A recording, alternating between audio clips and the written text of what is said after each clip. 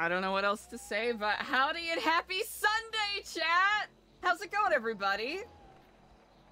Decoy! Oh, wait, Kitchfin! I said that out of habit. Kitchfin!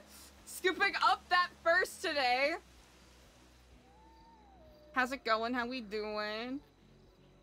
Atrick, thank you so much. I really appreciate that. That's so nice. Thank you, thank you. How we doing today, everybody? A happy Sunday. I hope y'all are having a lovely weekend.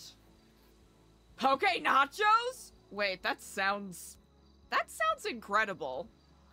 Are we talking tortilla chips, or is there... like, do they use nori sheets instead?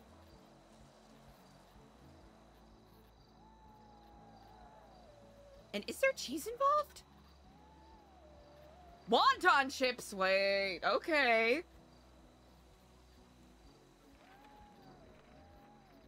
That sounds decadent, okay. Chat, I picked so many apples yesterday. Picked so many apples yesterday. No cheese? Gotcha, okay. Okay, so the extra loaded poke nachos. That doesn't sound too shabby. That don't sound too shabby at all.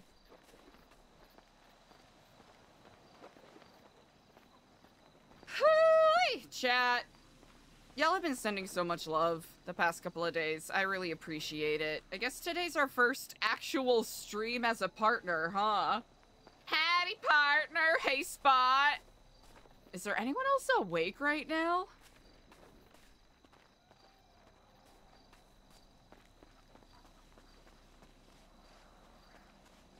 Hey, Kizzy D, what's up? Howdy, Spot. How you doing? Let's see. Huh.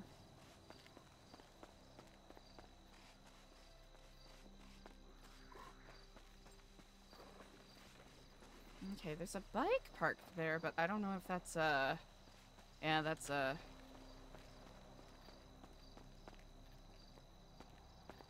they're working on that, it appears. Nick, I'm doing all right. A little tired today, so we'll kind of play it by ear in regards to where the energy is at and all that jazz. Okay, it looks like there's food all up out here. Okay. All right, so someone's... Ooh. Eliza's looking a little rough today. All right, so there's that. But I hope y'all are having a lovely weekend. I had a really busy weekend, so we'll be streaming for a little bit today, and then we'll be locking in 100% tomorrow. Hello there. Hello there. Hey, lizards, what's up? How we doing, everybody? How's it going? I haven't really played around with it, but I figured I would, play around with that, like, 35% off, like, community gifties, like, group community gifties deal, and see what's going on with that. But chat, I cooked up a bunch of new emotes, animated and regular. So I updated that. I also updated the Discord. I'll probably be switching around some more of the emotes. But you know, it's one of those things where the Bob emotes are kind of perfect. There's not a lot I can do to improve them, you know? Not a lot I can do with that.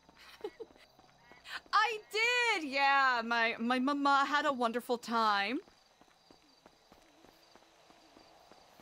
We had a lot of fun. We went to an orchard and picked a metric fuck ton of apples. We knew exactly where we wanted to go. We, you know, goofed around the orchard because it's one of those orchards that has other things going on, like a, you know, haunted house, corn maze, inflatable pumpkin. There were a lot of things for kids, right? It's mostly a family affair kind of deal. But we were there for the cider, for the apple cider donuts, and the apples. And we got there and we beelined. We marched. We had our order set out. The birthday mom made the decree, and we booked it to the Harrelson apple section of the orchard and picked like 5 backpacks worth. Like, think of a regular school bag, chat. Just, you know, your regular old classic school bag that a child may use for school. Chuck that full of apples.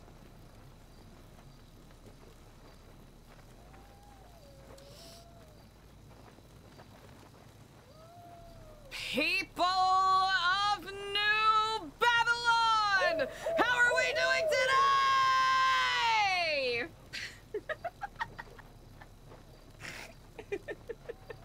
Long Luke, thank you so much for the prime. I really appreciate our Long Look.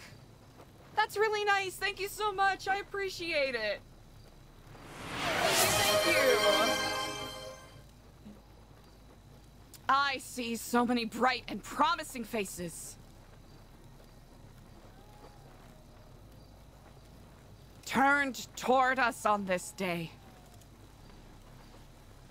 And this, indeed, brings joy to my heart, knowing that in the face of difficulty, of challenge, there are still so many stalwart community members of New Babylon who are so bold of heart that they will choose to continue to forge forth and face these challenges and show up, step up to the plate, be there for when we break through to the other side of these obstacles we are facing.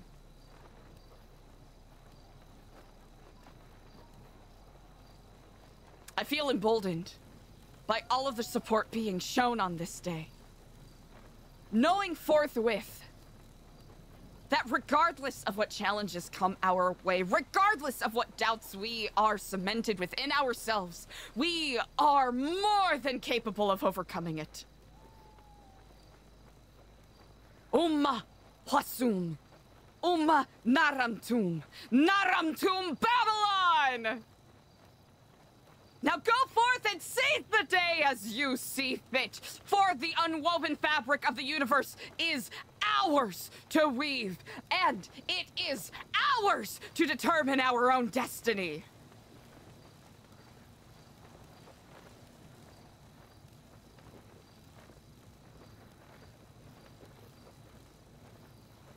And I'm gonna be honest, I'm sick and tired of you motherfuckers sitting around doing nothing.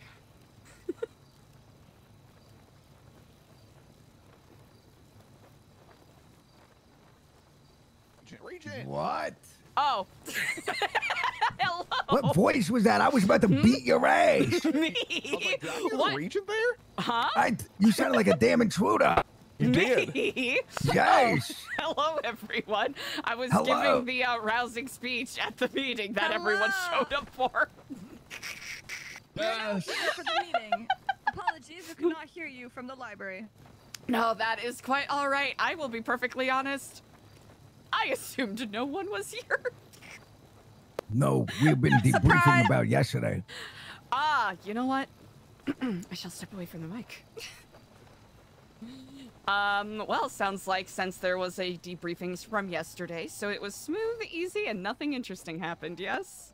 Absolutely. Surely. CJ, don't lie to her.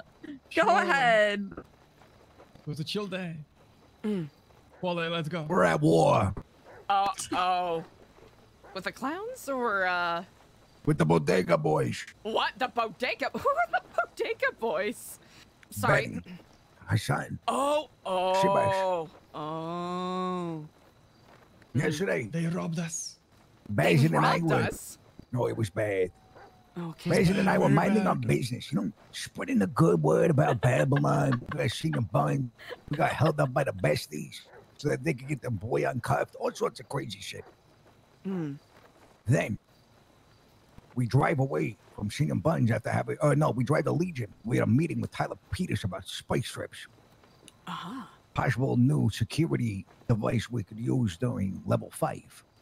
Good to know. Close the gates off. Now, That's pretty smart. meeting goes successful. We get down to the bottom of the building. The building actually, oh no, you went there, never mind. We see a guy laying there, incapacitated. I pick him up, bring him to the hospital. Guy's just laying there. While we're in the hospital, we come out. My buggy's going. I see Scruffy Doodle, who we had hostage, and I see Mr. Ratchet. I'm thinking, the clowns took my buggy, these motherfuckers. I confront them. They say, no, Paulie. It wasn't us, but we know who took it. We were about to go hit a 24/7 with them. I said, really? Bring me to him. They said, no, we can't do that. I said, okay, fuck it. I'll distract the buggy. Me and Baz and go looking around. We're trying to get some keys from some local guys. Couldn't find it.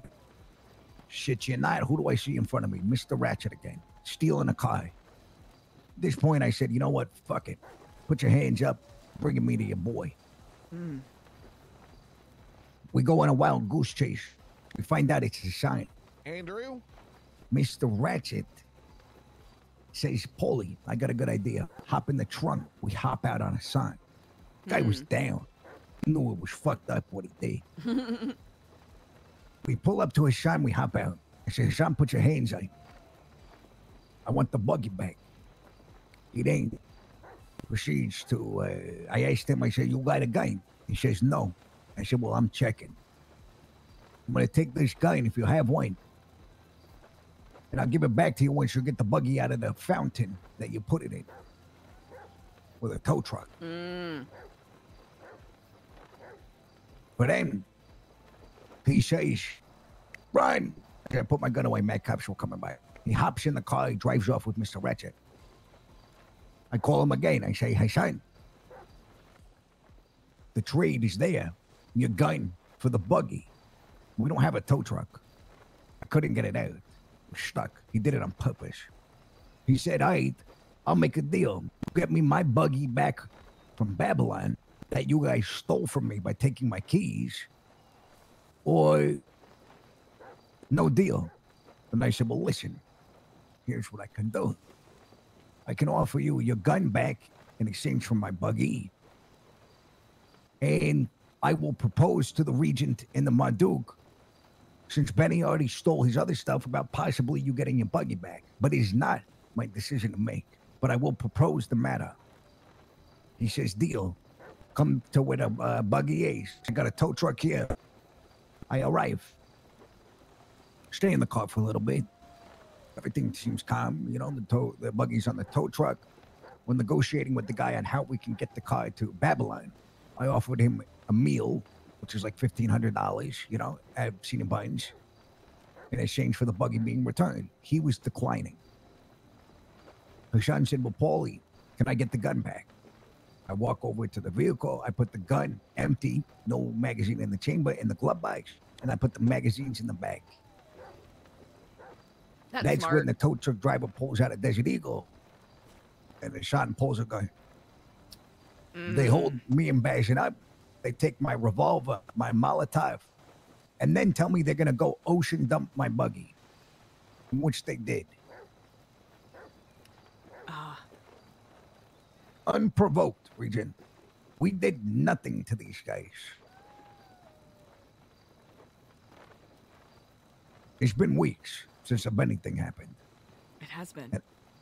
And I'm fired up about it. I mean, I just lost 19 fucking Babylonians yesterday. Another car. And all I was doing was just spreading the good word of Babylon. Sorry that you were met with such misfortune. Especially from those who would comport themselves in bad faith. Thank you. It means a lot coming from you. I also commend you for being stalwart. Especially when faced this, again, outright injustice, I would say. I don't It's think upsetting. I don't think it is I a wish I mystery. shot him. You know what? That is understandable. I don't think I it is tried to be a good Babylonian, make a business deal, you know? Of course. I don't think anyone would think less of you for doing such.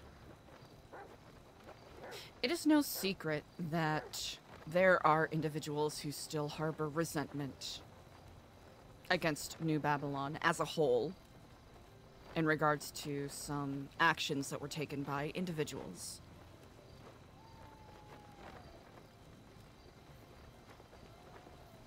And I would not be surprised if this is perhaps a cobblestone on their planned path towards further or a larger sort of retaliation. I wouldn't doubt it either. It seems so odd. It's been so long. Some people like to play the long game. I will recognize, as I myself have on occasion had my vindictive streak. If these individuals are still upset in regards to what happened, which from their perspective, I can understand to some degree why they would feel wronged or slighted simply because they do not understand that they also paid injury to Babylon as a whole. Which is why they excuse themselves. Better to do that than actually face the consequences of one's actions. People who have good intentions for their community do not purchase outside weaponry with the intent of using it against their fellow community members. That's the thing. I said something along the lines. He said, well, you guys did this. You guys started this by shooting Benny. And I said, well, maybe you should look in the mirror, see who you're hanging out with. Because Benny chose to have an outside gun. Benny chose to spew treasonous things against Babylon rather than choosing diplomacy. Should be mad at him, not Babylon.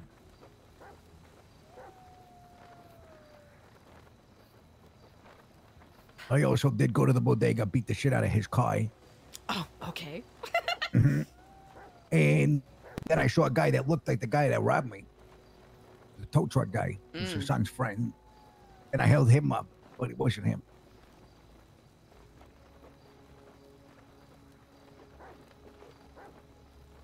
Good to know. But I want action. I'm not going to lie, Regent. I think that this was this is a huge escalation. I think it would be foolish of me to ignore the fact that this is an outlier and a singular action, as opposed to what will likely become a pattern. Now, do I think we should immediately go on the offensive? Not necessarily. Not at the present moment. But I do agree. I mean, they had lockpicks. I locked the buggy. So, you know, like the Babylonian vehicles are going to be targeted, and we can't rule this out. And we know how much that means to us, guys. Indeed. Especially They're by very the disposable. Exactly. Yes. He's taking advantage of that. That's why he put it in the water. He knew I'd lose that. He said a buggy for a buggy. Okay, well, he destroyed your vehicle, so I guess he's not getting his back, so... That's what I said. His vehicle is not here. That's It the is. thing. Okay. That's what he Maybe. said. Do we know for certain if his vehicle is here? I was We planning a don't. trip to the courthouse to verify. You mean after he broke our negotiations? I don't think his word means anything. Oh, of course not. Well, I can tell you what, if his buggy is here, Chrome, I'm going to approach Chrome, and I want his buggy. That's It's gonna be only good. fair. It is. Honestly, it's kind of short-sighted. If you're gonna say buggy for a buggy, you gotta, wait until you get your own buggy back. It's just logic. It's just The bad business. shitty part for me is, like, I didn't fucking shoot his ass when I could have just shot his ass. And I regret not doing it. But I tried to, like, be level-headed, you know? Like, I don't give a fuck about his outside gun. Like, I just took it off him, and I told him that. The only reason why I'm taking the outside gun is because I don't want you to do something stupid. LP, hey! You're holding somebody up in exchange for something. It's safer for everybody to just de-arm them. Because that's when I come to you guys and say, hey, I had to shoot Hassan, Ratchet, his friend. You know, let's avoid that from happening. That's my mindset. I was giving him the gun back. I did give him the gun back, which is just bad faith negotiations. As much as I'm loath to say this,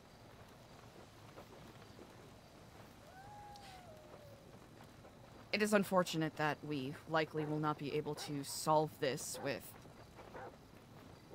firm words, firm boundaries, and kindly negotiations. Especially with individuals who are more than happy to directly go to violence with little to no provocation. I think you are more aware than many others. Yes. Are you referring to our wed wedding? Among other things.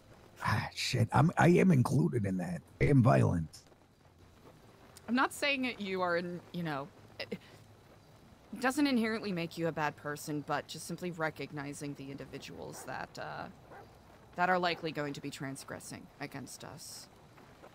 And it would be incredibly irresponsible of me, especially with the bizarre situation we are in this coming week, to allow people to be sitting ducks for the sake of maintaining a sense of peace. I want to be strategic with it, though. I don't think we just, like, fucking roll out there. Like, I want to come up with some ways. Maybe we fuck with the bodega. Like, I think there's ways without this going there and shooting them that we can get our get back. Also, in preparation, mental warfare. I hope you're doing collected great, the LP. Babylonians. I shall present to you as Ratatouille's has been quite empty. Ah, I didn't want to leave it out in case the sun came while we were sleeping. I appreciate it. I will make sure it gets into the correct hands. Thank you. Thank you very much for that update. It's, I can imagine it can be incredibly difficult to try to keep a level head, especially with the intensity of the emotions at play here, so I have to commend you for that. Well, I didn't have another gun, and I don't have access to the storage. So it was kind of like embarrassing. Went to bed, so it was just me. So me and my hammer went to the bodega, and we, caused some mischief. Okay. Reach, I do have a slight maybe issue concerning Ratatouille coming up. You know, Yaya hasn't been around for 2 weeks now, and no one's really paying out these Ratatouille contracts. And from the Merchant Guild, people can only do so many Merchant Guild contracts in a given day. This is I feel true. like people are starting to run out of money. Then And then paying for food, but not doing any Ratatouille contracts because the book is full. It's been full for quite a while now. Indeed. No one's getting paid out. So just something to bring to your attention. I appreciate that. Thank you. Then, until I can have a conversation with Emo tomorrow, we're going, wartime meal rations. Take what you need. You do not have to pay. Out of the Right. Babylari I have upon me, who paid for meals yesterday? I did, but I have Babylari, so I'm fine. Are you sure?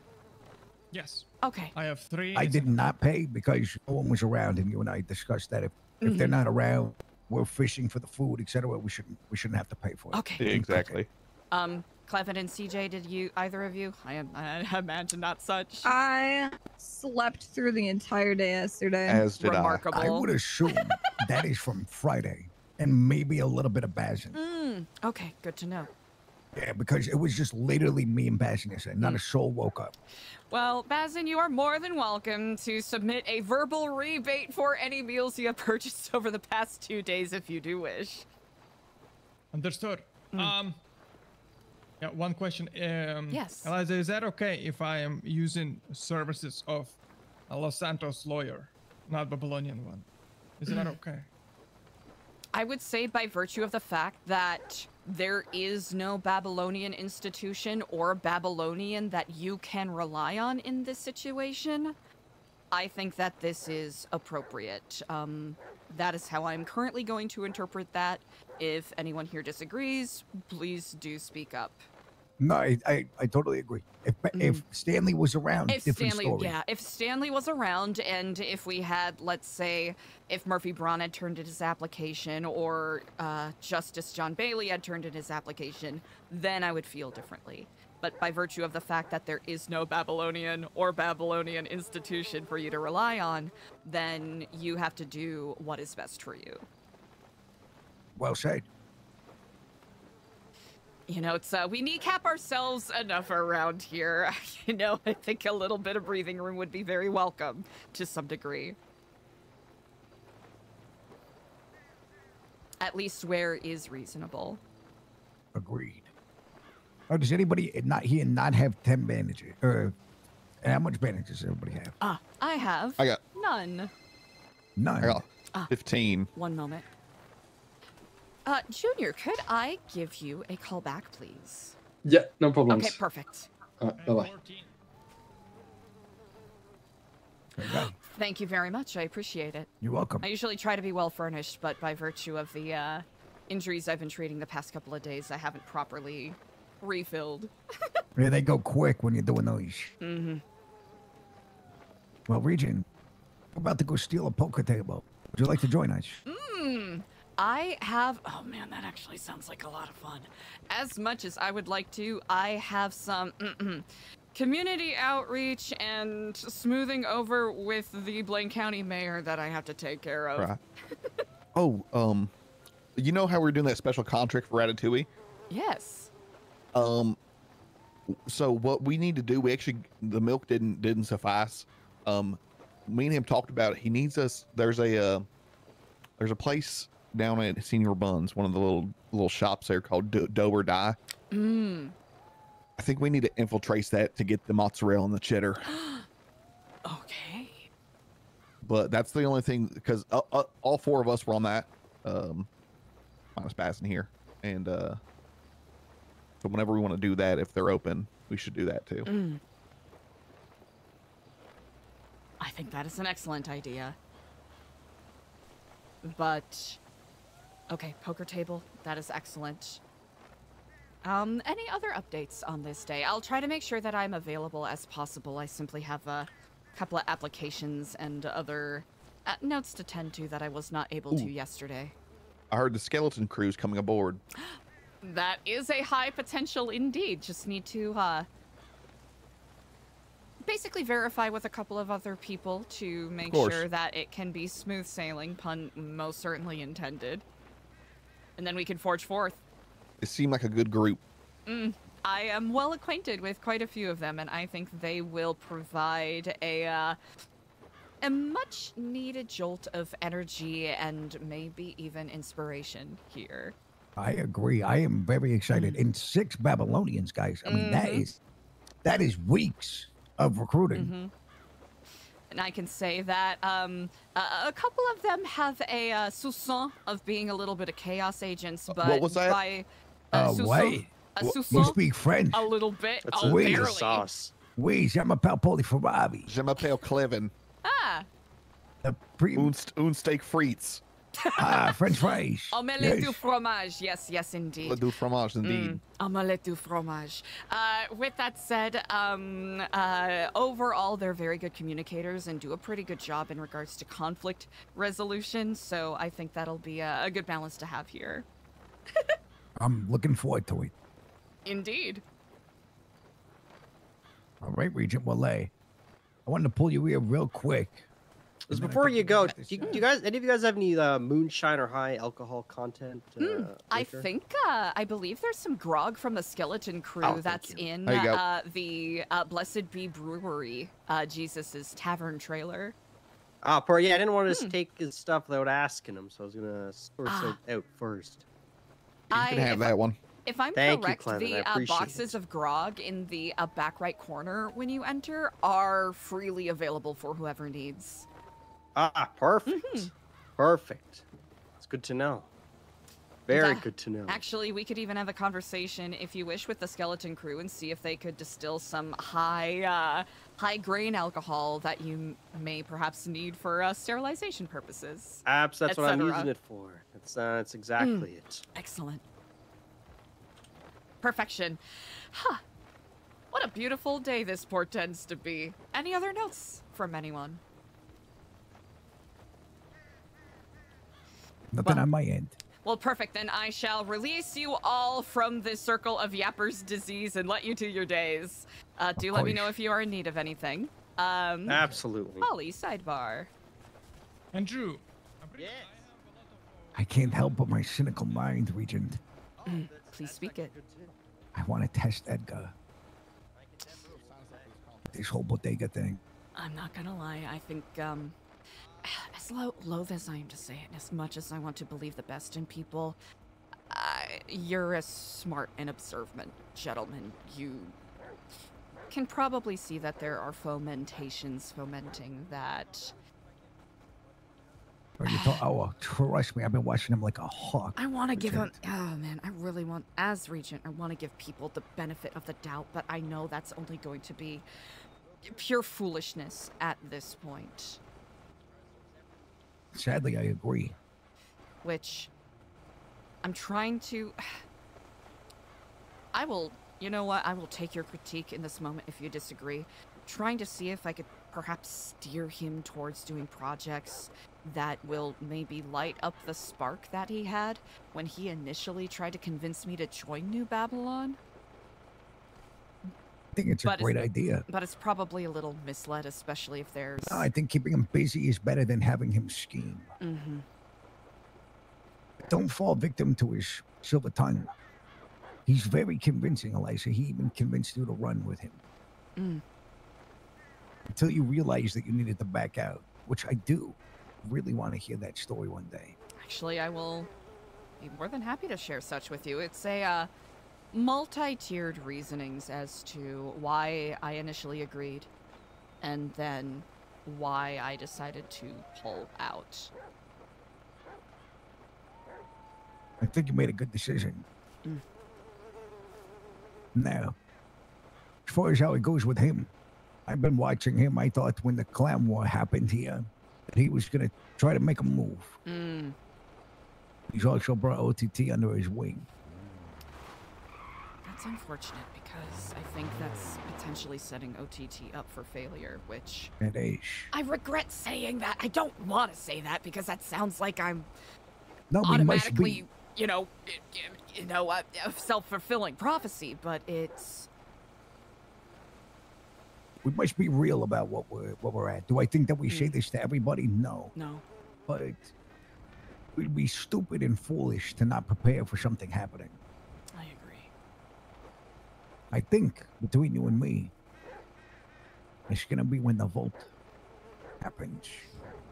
He was very adamant that he wanted to be out of jail by the time that the vault opened up. So it's either because he was very eager to be a part of the trial, or he was planning on doing something. He was very upset when he found out that Daniel had left. I think, and this is just a hypothesis, I have no evidence. I'm saying what I would do if I was in his shoes. Checking that door is open. And have my bodega boys come. Bodega boys. Make sure that we're the ones in the vault. No one else. All of our hard work, the food, the impounding nuke that's gonna come. How are we gonna get them out of there? If it could stop a nuke, it's gonna stop us too. That's what they want. Why else would he be in Babylon? His family isn't here. He has no friends in Babylon. Every single person is sus of Edgar. The only reason why he's here is because of what we're building. I need to talk to my Duke about this on Monday. I have not had the chance. But security needs to be higher than ever at that door. It's a dangerous time ahead of us. It is. A lot of uncertainty afoot. I'm hoping with the decisions made at the trial and in the coming days will help us forward these challenges. I hope so too. I shall take my leave. It's always a pleasure, Regent, and I will say, I do appreciate time. The fact that I can talk to you freely, even when I'm mad, and you're willing to compromise and move forward. And I think that's very respectable and shows that you're a good leader. That moves me. I'm honored by that. Thank you. Many people can't do that. It's a good talent you have. If you ever need anything, I'm always here for you. And you. You be safe. Thank you, Polly. You as well. Bro, Jukebox is so fucking good, man. I need to... Okay, we'll talk to Andy. Eliza does owe Andy a conversation. We'll check on Fish, maybe? Hey, Eliza. Mr. Mayor, how art thou on this day? You can call me Junior. We've known each other for how long Mr. now? Mayor Junior Huntley. I think that's the first time I've called you Mr. Mayor. Yeah, it probably is. How are you? Quite well on this day. A tad busy, but I do believe we all are to some degree. Yep, yeah. I was wondering, this is a bit of a long shot, right? Is there any chance I can get a tour of New Babylon? Actually, yes. I would be more than happy to do such. Awesome. I will. I'm in the city at the moment, but I can be by the gates in 5 minutes. I'll give you a call. 5 minutes? Easily enough. I shall meet you there. All right. Thanks so much. See you soon, Eliza. Incredible. Is it just you, or will you have guests along? Just me, if that's okay. Oh, nope, that's more than welcome. I'll see you shortly. All right. See you in a bit. Bye bye.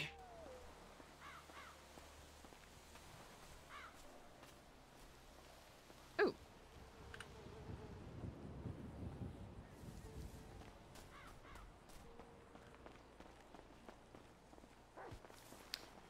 Dr. Andrew. Eliza, how are you doing today? Quite well. How are you on this fair day? You know, pretty good. I just sent you a text message.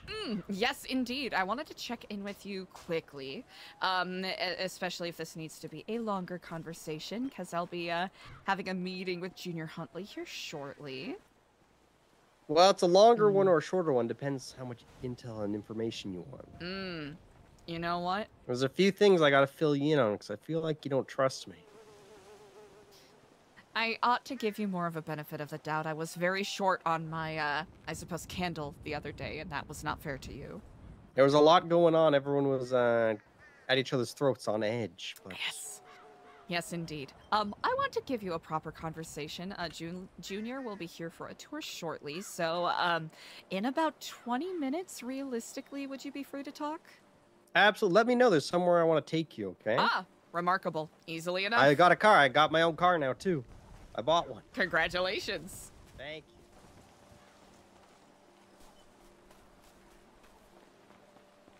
Smiley Salamanca? That's a good name.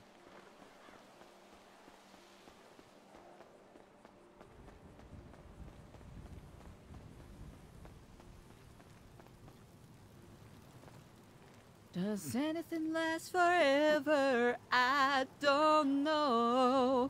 We should probably get some food. Maybe we're near the end.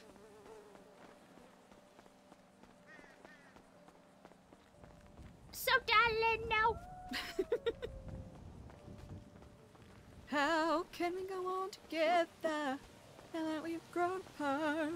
Really, the only way to start is hand to hand. Yeah, especially if people are not getting paid out for contracts and stuff. Eliza wants to make sure people are actually able to eat, since that's what Eliza struggled with so much when she, you know, when she was kind of going through it. Okay, we're good. Probably need to sit and eat. Ha! Chat, today's gonna be a good Sunday. We'll lay down the stepping blocks for the coming week. Tomorrow's probably gonna be bananas. That's gotta be Junior.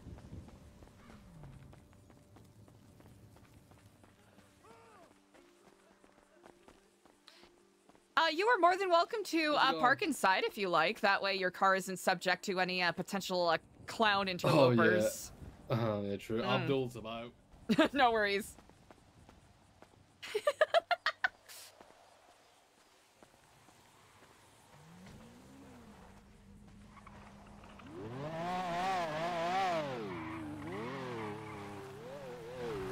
Alright, perfect. You can park to the left over here. There are a couple parking cones.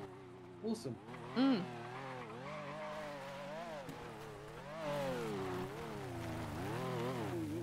You okay? Right here is perfect. Lovely. Incredible. How are you doing today? I'm doing good. How are you? Quite well, indeed. Quite well, indeed. Here, I'll make an announcement on the mic, letting everyone know we have a guest it's a here. Sunday. I thought CJ was You know, it's I would say it's about you know, medium kind of day. Hey, welcome to Babylon. Is that Mr. Junior Huntley? How's it going, buddy? Nice to see you. Good again. afternoon, new Babylonians. We have a guest touring with us today. Make sure to extend your warm and kind regards. Thank you. Living in a peaceful existence. Good to see you. Junior. How's it going, Paulie? Dude, what the fuck? What are you, like a man of like different personalities? What you mean? Okay, so last time I seen you, you were like the Joker. Not today. What? No suit, sweatpants, pullover sweater. Like, what's going on? It's a Paulie, good I have fit. no idea what you're talking about. You know, it's a Sunday fun day. I thought, you know, just dress down a little bit today. You know, you look good. I didn't recognize you. Yeah, you know, I try. How you doing? You're always so buddy? dressed up that I almost didn't recognize you. Yeah, I appreciate it. Yeah, I'm trying. It's drippy, as the kids would say. Things have been great. Appreciate you asking. I hope we can set aside our differences from the courtroom that one day. Yeah, The new man. All water under the bridge. Oh. That's what I like to hear. You know, I gotta say congratulations. Blaine County's on the up and up. I Yeah, must say. we're trying our best. You know, somewhere in between. You know, working hard and hardly working. Things are working out pretty well. Well, I can tell you this: you keep doing what you're doing, you got my vote for the next time. I appreciate that, sir. I will come and speak to you guys as a collective at some point, but that does mean a lot. Thank you very much. Hey, when is the next election? Oh, we've got like 3-4 weeks or so. Oh, so it's still a little bit away. Yeah, it's a little bit, but you know, Damn, time does fly. Holy time shit. does fucking does, fly. doesn't How many? Was it 3 months? Yeah, 3 months. Melissa, Holy fuck, happy dude. Sunday. But then yeah, you Chan, know we you got the some first new couple of weeks emotes. settling in, and I then cooked you know up some by the new time emotes. the I hope last you month is enjoy around, them. people are talking about running, and you think, fuck, okay, election season again. I got to start cooking. I see. Mm-hmm. Looking forward to your speech when you come. We're about to go out and Yeah. get some stuff. Oh, awesome. I enjoy your tour of Babylon. All right, thank you very much. All right, Of you guys have course. a lovely rest of your day. You too. Indeed. Best of luck with the cows. I think that went well. Yeah, milking tasks are the most arduous, simply because the cows usually aren't particularly cooperative. Yeah, I can imagine. Mm-hmm. It's that, and funnily enough, mushroom We know all foraging is rental also ones, but the pretty thing is tricky that by people wanna virtue go of, out. even though we have a pretty good guidebook in regards to, you know, the good ones, the bad ones, it still can be a little tricky to tell the difference.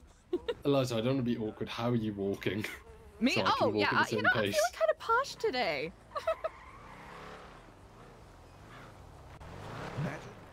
Okay. To wit, with this walkabout here, feel free to toss out any questions you might have. Oh, awesome. How have you been, firstly? Me, you know what? Busy. Good. But it's been a good kind of busy where feel like I'm being challenged, which is nice. Busy's good, right? Indeed. But as you already are likely well aware, we are a self-sustaining community. So everything we eat, drink, wear, drive, we make ourselves. You can see a couple of the fair examples in the Bodhi you see here, and the buggy right there, and other vehicles that you have seen driving around. They're all made from recycled parts and decommissioned vehicles, and honestly, wreckage that we pull out of the Alamo Sea. Yeah, what's with the skull there, if you don't mind me asking? Oh yeah, that is the domain of Chrome, who is basically our guild of blacksmiths, metalworkers, and mechanics. Oh, excellent.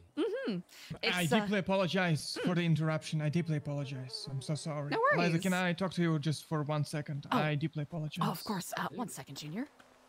Feel free to avail yourself looking upon the beautiful plants we have here. Lovely, I will do.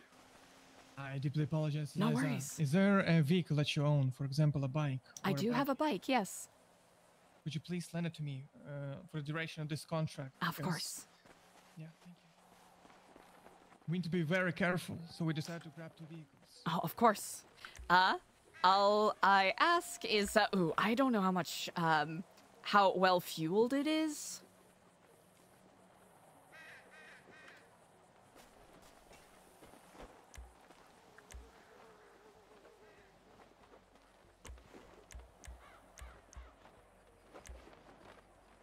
All right, there you go. It's very good fueled. Oh, okay, Thank you good, very good, much, good. Eliza. Thank you. Drive well.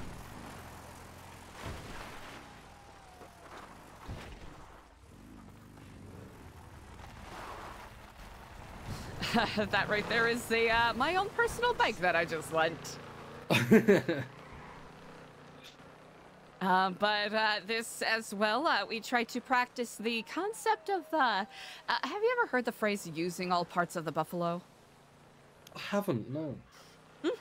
It is an indigenous term coined from the Lakota, if I'm correct. I do not recall what the original phrase was, but essentially it celebrates our relationship with the natural world, and anything we take, we do not waste. So we use every part of anything that we, forage or hunt or fish to give it purpose and reason so that we're not wasteful.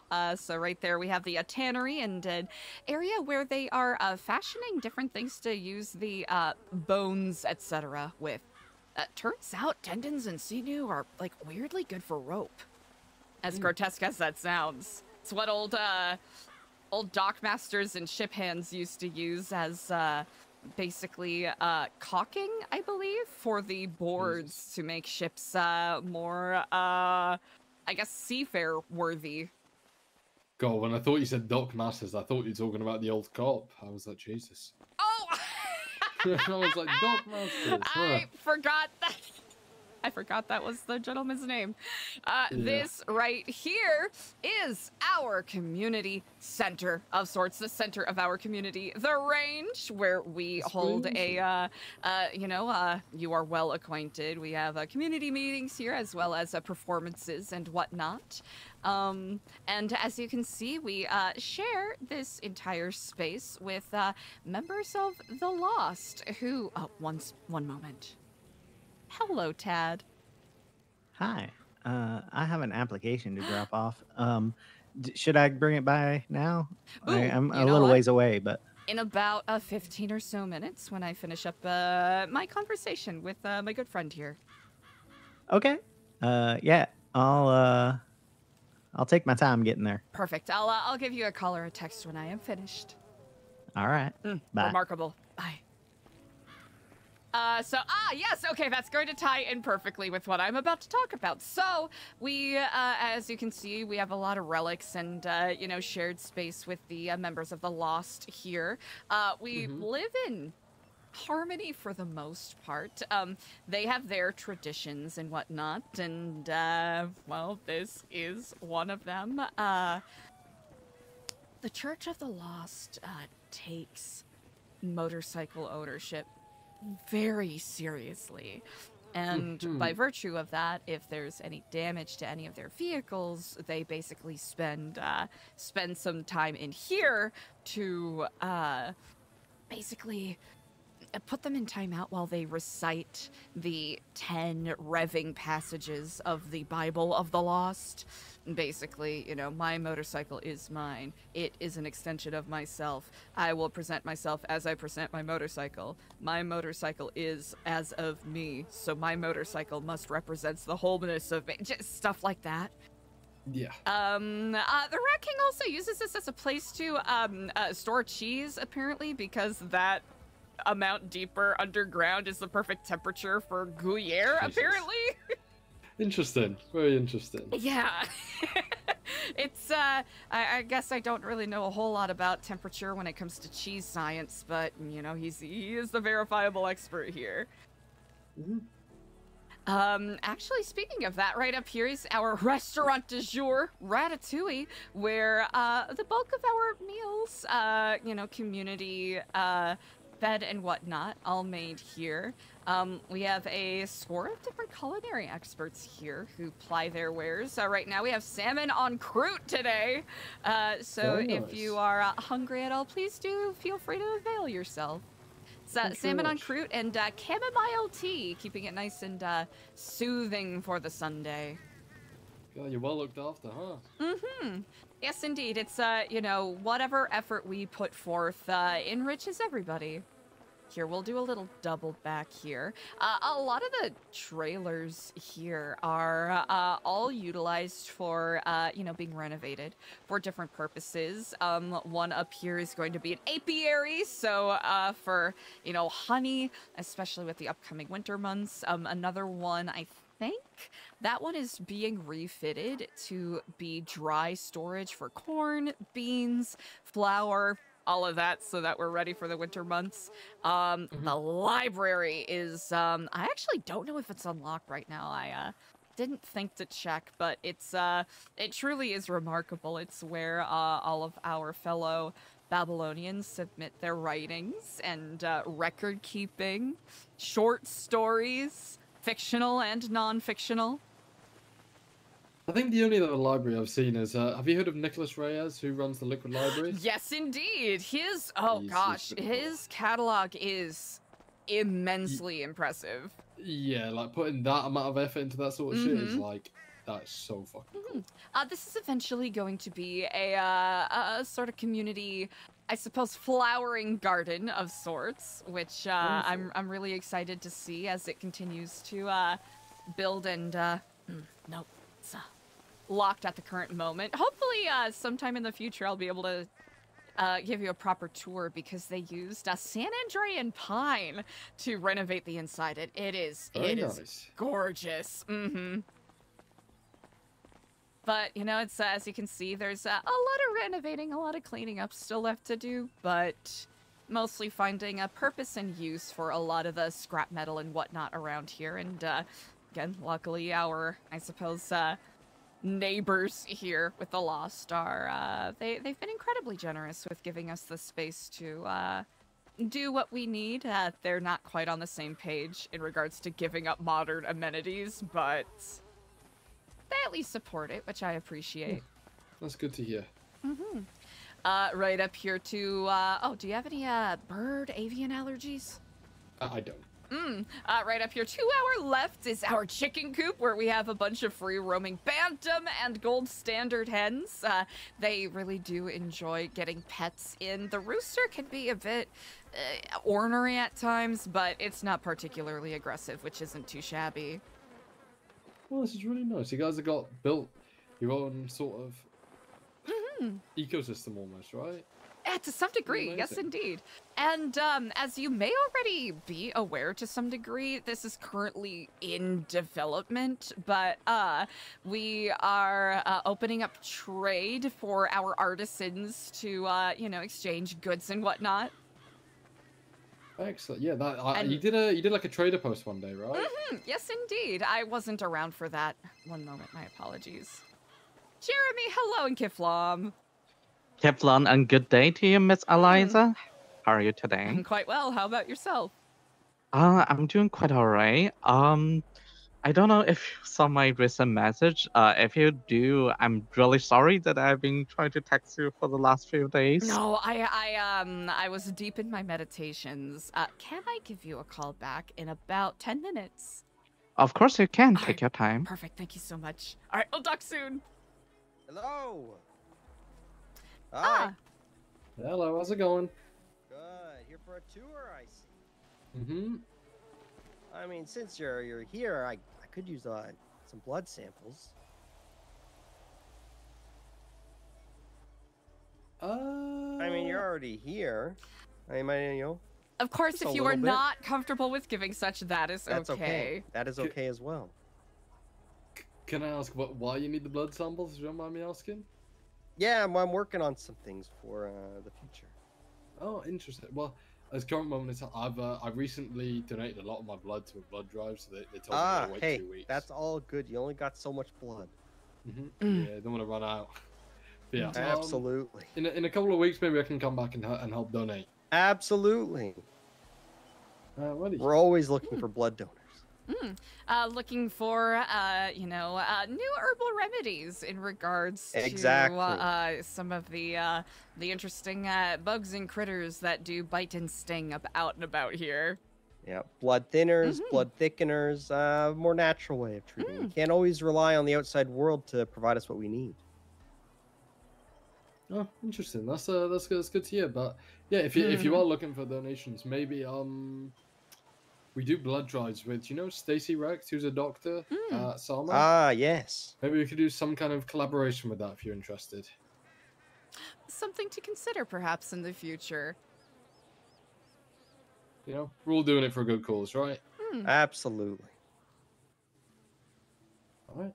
Excellent. People get hurt. We got to take care of them. Medical care should be for all. Nice meeting you, sir. Indeed. Especially with Mount Josiah over there being the most vegetatively diverse in all of San Andreas. It's been pretty neat to have a lot of different plants to sort of compare against other, I suppose, educational texts and get a little more context as to why they've become so popular for different reasons, like mallow sweet or chamomile or thistlebrush and whatnot. Let's see. I think you are already quite acquainted with the area that we are building boats upon, and then of course the fishing docks where we have certainly had conversations.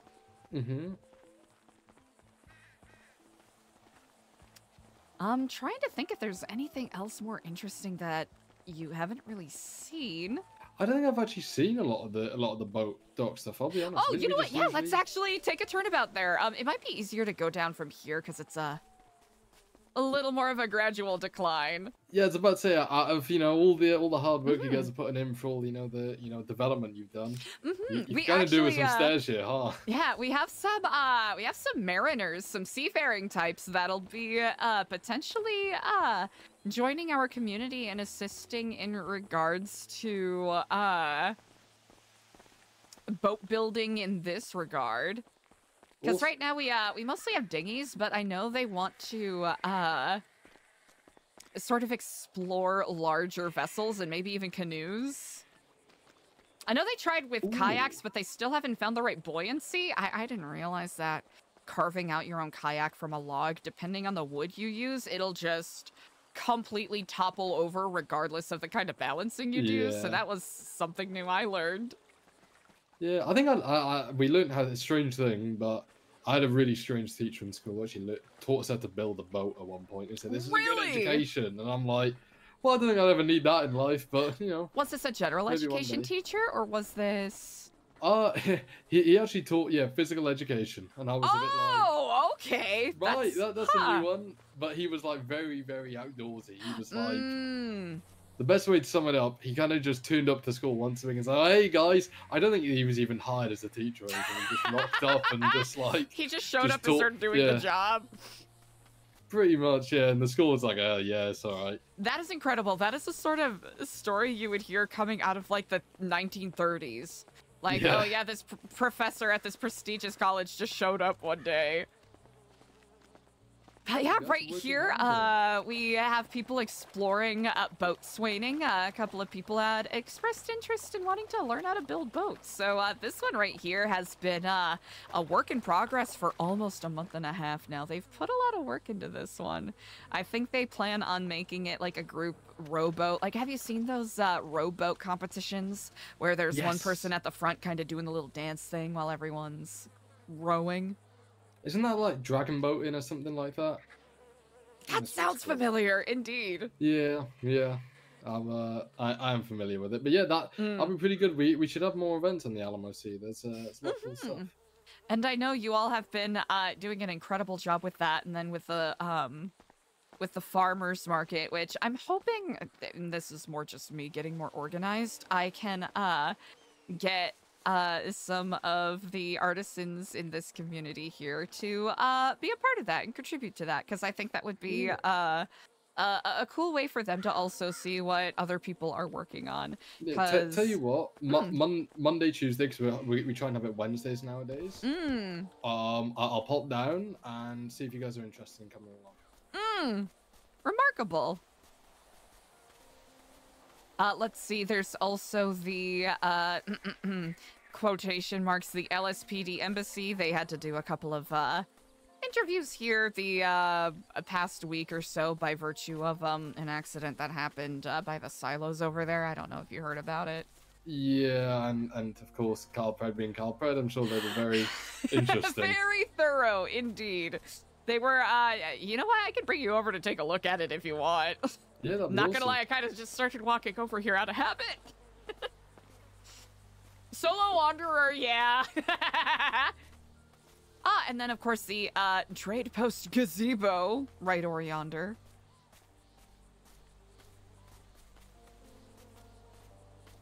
But it's something that we've been working on because it's, I think it's, you know, an interesting thing I've been learning about, especially in regards to people melding different lifestyles, is that it is surprisingly easy to become quite insular, even if you are not consciously doing such.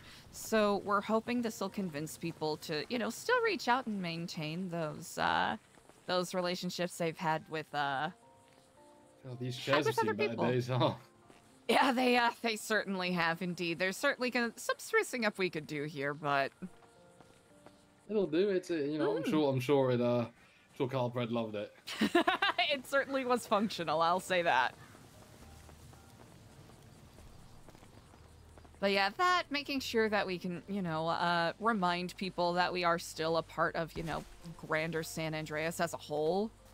Yeah. Like, simply because we are, you know, we are a community, we are trying to eschew those modern comforts, does not mean that we are Philistines, so to speak. Yeah, I think, like I've told you quite a few times, people see the jumpsuits and they see what you guys are trying to do. It's like, oh my god, it's a cult. And then you probably had to live that life twice now. Oh, 100%. Yeah, Here's the thing. It's feel for you. I do consider it a part of the same path, and one could argue, if we wanted to be hyper pedantic about it, one could argue that this is essentially a cult by virtue of it is a group of people that is living by a singular determined purpose in a way, and that purpose being self-sustaining, you know, lifestyle. The ways we're not a cult is the, you know, I guess brainwashing, telling people to stay away from the outside, etc. Those other common trappings. Yeah, this is the funny thing, right? I think from this is why I think you giving tools is such a good idea, because from the outside looking in, like, people may see that, but I know you well enough, and I know people like Basim well enough to know that, you know, things can be really positive here. It's, you know, there are a fair number of challenges that pop up. I will be very blunt about that, just by virtue of the, varied and myriad amount of personalities here, all with, different levels of, conflict de-escalation abilities. So, inherently, there are gonna be conflicts. There are gonna be things that crop up. It's just whether or not people are, dedicated enough to taking this step towards change to continue forth and learn from those mistakes. That, I would have to say, is the biggest, I suppose, flavor change from... There is, yes. There is a couple of things I'd like to speak to you about, if that's okay. Yes, indeed, yes. Would you like to go somewhere for a proper conversation? If that's okay. Yes, indeed. I'm not gonna lie, I'm kind of addicted to looking at the Alamo Sea, so we can choose a different spot if you prefer. I'm fine with the Alamo Sea. I'll be real. Since I've been mayor, I've obviously never spent more time up north. It's so nice up here. It's so nice. Never get taken hostage. You're like, there's a good community. I'll have to say that's the biggest change for myself, for certain. It's you know, it's a nice shift going from the you know, 2, sometimes 5 times a day. But also, you know, that's when back when I posted up at Senior Buns more often. Yeah.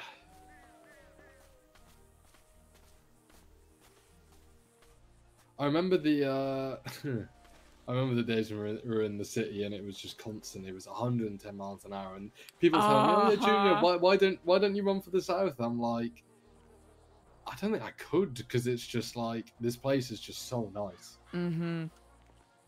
Yeah. I have 2 things to speak to you about. One is kind of interesting. The other one is a bit less so interesting. Which do you like? You know what? Let's go with less interesting into interesting. We'll ramp it up. Okay. So obviously I mentioned it to Paulie briefly. I'm gonna be, and I mentioned it to you, I'm gonna be running for the north again. And I'd really like to come speak to you guys about some of the ideas I want to implement. I'm sure I'll. Oh, can I show you my campaign book? Is that okay? Yes, yes, please. Let me hand you this. There you go. There's some interesting things on there. I'll give you a plushie as well. Back to back.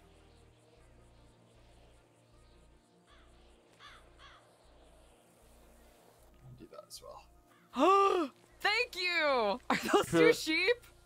Yep. You know, remarkable. Second time, you know, second you gotta sheep. back to back. Huh. I really enjoy how personable this is. Thank you. That's a really good team. It is. That's a really good team.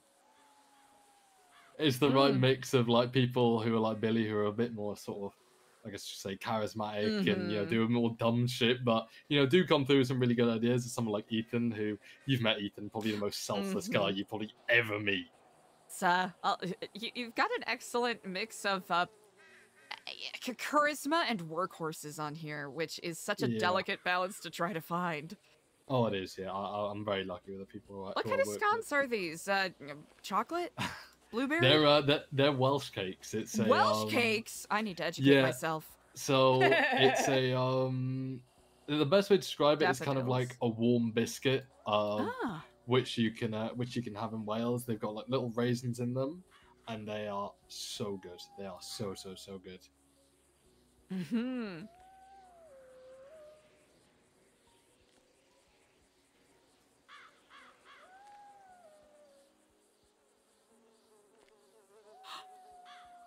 Buns and Bullets is really good. Yeah, I think a burger shot will be really good. I think people will love that. Shotgun licenses. Culture, events, and tourism.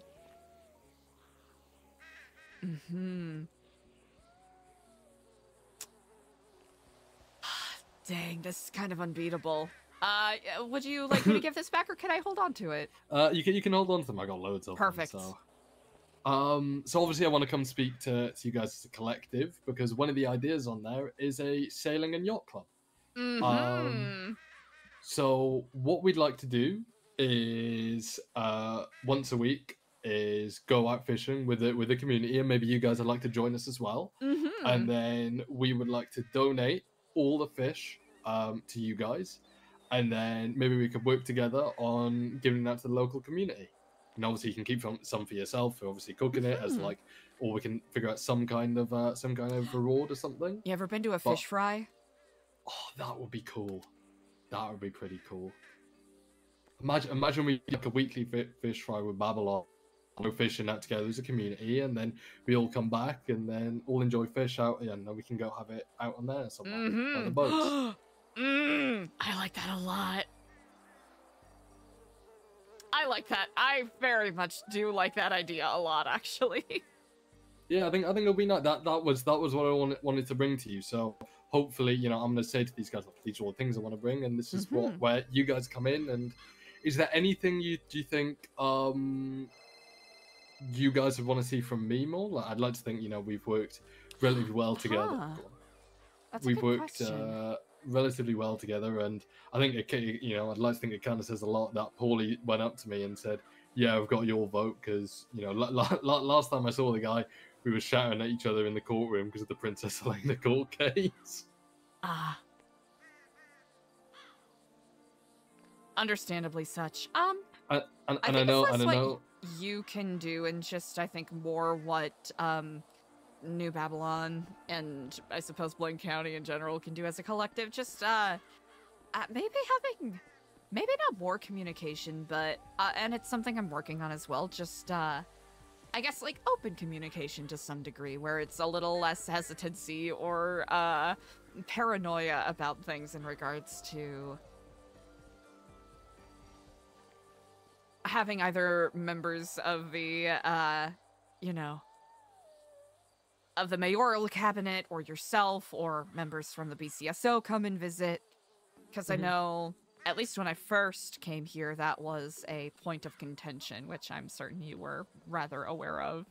Yeah, and this was part of it, right? I had a long conversation with Edgar about how things are going up north, and I don't think we're on pretty good terms now. He's another one. When I was up in Sandy having a cabinet meeting, so hey Junior, how'd the fishing tournament go? Oh yeah, really well. I said, that's good. Fair play, you know, like you really changed my mind, and you know, you've proven a lot of people wrong, so that means a lot.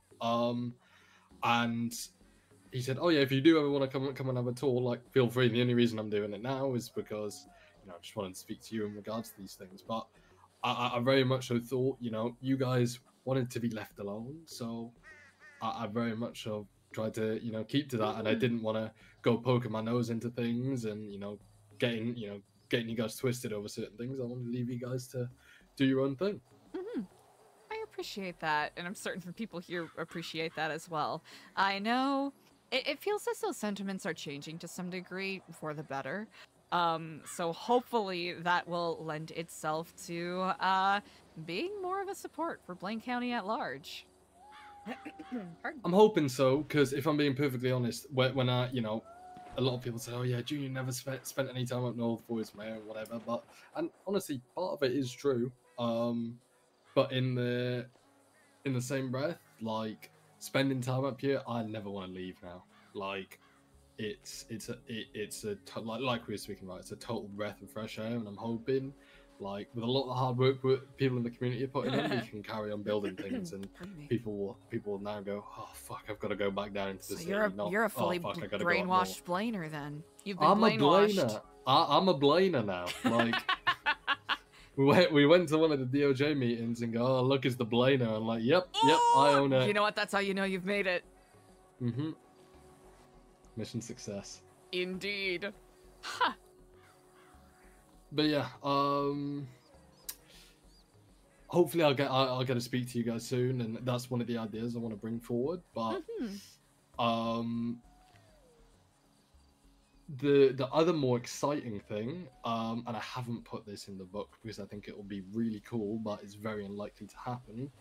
Have you know the village up in the hills? I'm moderately familiar, indeed. I know you can actually get inside one of the properties in there, right? Yes, indeed. I've seen the inside myself. Yeah, and recently, you won't be familiar, but over in the Sonora Way camper park, where there's loads of camper vans set up there. I'm pretty sure I've driven Starter past a homes. couple of times. Yeah, so over there they've got a specific. We set up a little group called the HOA. Are you aware of them? Is this new Mirror Park that I've been hearing about? Yeah, this is New Mirror Park. Yes. Ah, I see. So I let them rent out Sonora Park for $10 a week, and they could essentially just have full access to do whatever they want because they rent it, right? Mm-hmm. And I want to try and do that for the spot up in the hills, but I don't know whether there'd be a group diligent enough or potentially even creative enough who could make a home there. And I was wondering if you had any recommendations, because I think it's a really cool spot. That's a really good question. There's a good opportunity for someone to build something up there, but I don't know who. I'm going to think on that a little bit. Because I think there might be a couple of options, but I guess it depends on what the group as a whole plans on doing. That's a really good point. Informing as it's currently shots fired. We're looking into it. Do keep your head on a swivel just in case, okay? Not sure if you heard those or not. Thank you for the heads up. Thank you. Okay, good note. Good to note. But yeah, if you do know of anyone, I think it'll be a really cool opportunity for someone to be set up in the hills. I'll happily pass that your way. All right, thank you so much. And the last thing, Osvaldo gave me a call and said you guys and him made a deal in regards to building a wall around Grapeseed, right? And you needed my clearance for it. I'll be honest, I wasn't a part of that. I haven't had an opportunity to check in with our merchants to see what their intentions are. Yeah, I'm happy for you guys to go ahead with it. I've drafted the contract and I put I'm assuming it was Sab who did it. Who does a lot of that stuff, but the contract is there for everybody to go. Oh, I'm sorry, one moment. Yeah, all good. Polly. Hey, I just want to make sure I was right up in Babylon. Andrew called, said there were shots fired. Yes, he did say such. Everything seems to be okay at the moment. They're just keeping heads on a swivel. I think it's likely a couple of the Lost members popping off about the panther that likes to roam around here. But I'll let you know if anything else comes up. Thank you. I wanted to check in. I appreciate that. Thank you. Talk to you soon. We planned this out. We should be all right.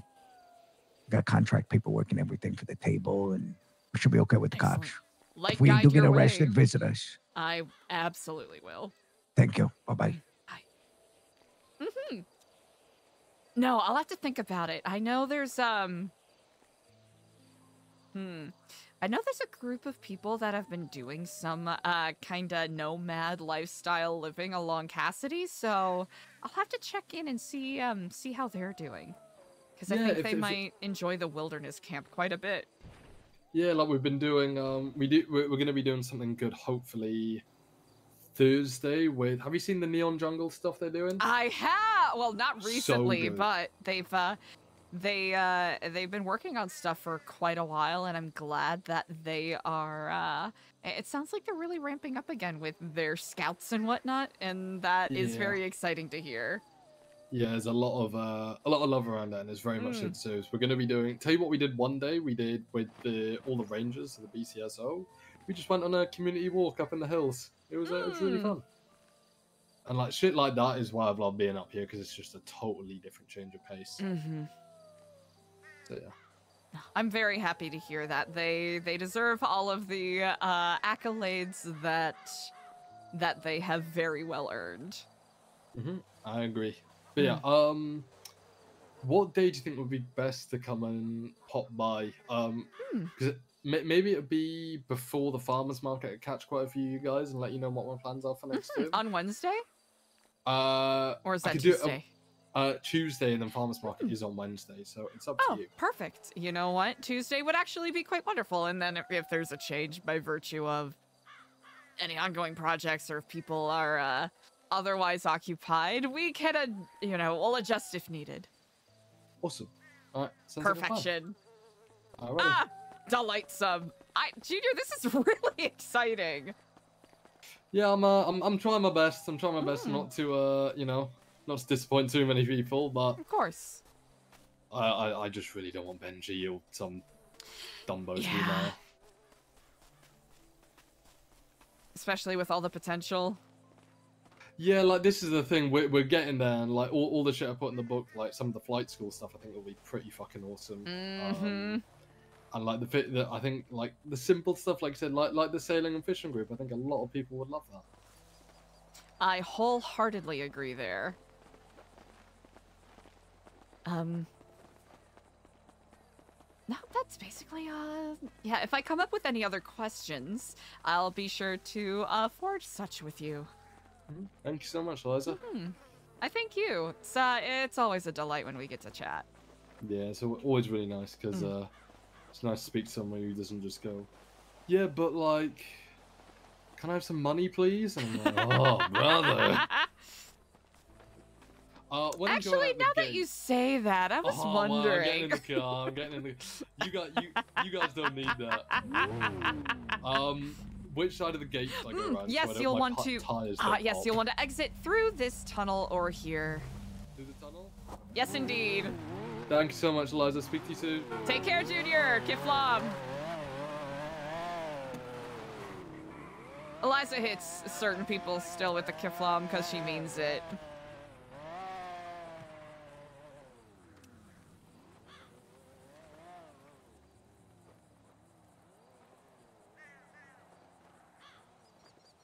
Oh.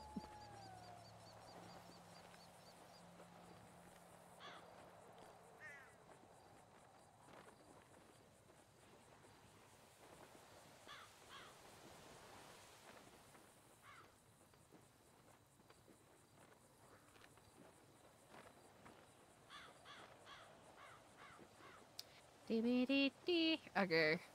Jeremy. Frank. Whew! Yeah, it's one of those things where Eliza is trying to play a good... It's simultaneously Eliza wants to play a good diplomatic game to at least set up New Babylon for success, even if shit goes down. And also, you know, for Eliza, it's just nice because she does consider Junior a friend.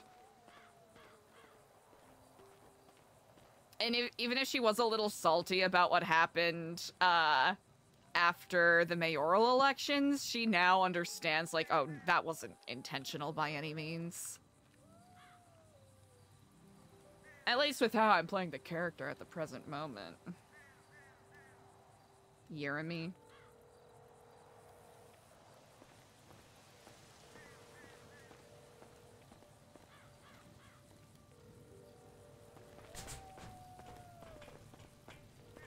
Can I get on top? I'm not allowed. That's fine. Ha ha ha. Ha ha ha.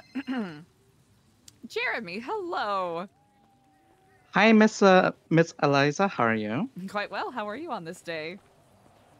I'm doing quite all right now. I'm on duty, just staging for a scene. Yeah, I still got a few more minutes before I need to start helping other people. That's quite all right. If you need to focus on that, don't worry. I didn't realize how much of So I was gonna say, are you busy at the moment? At the moment, a little bit. It's one of those days where I'm having one meeting after another.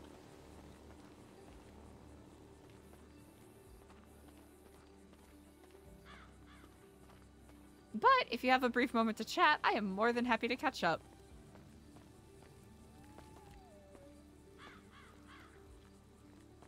Oh, wait, did our reception cut out? I know not if you are speaking, for I cannot hear you.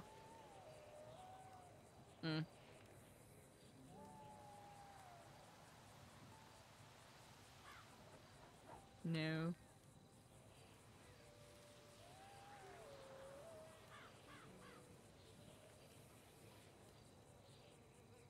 Bummer.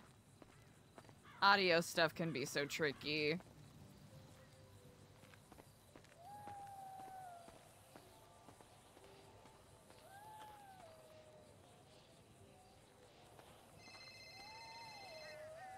Hello. Hi, can you hear me? Yes, I can now. Ah, sometimes I swear my phone service provider has been quite bad lately. So it probably doesn't help that I'm up here in Blaine County where the reception can be a little spotty. I see, I see.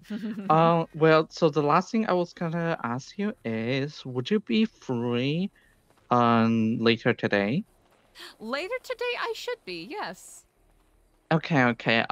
If possible, I kind of wanna meet you in person, if that's all right.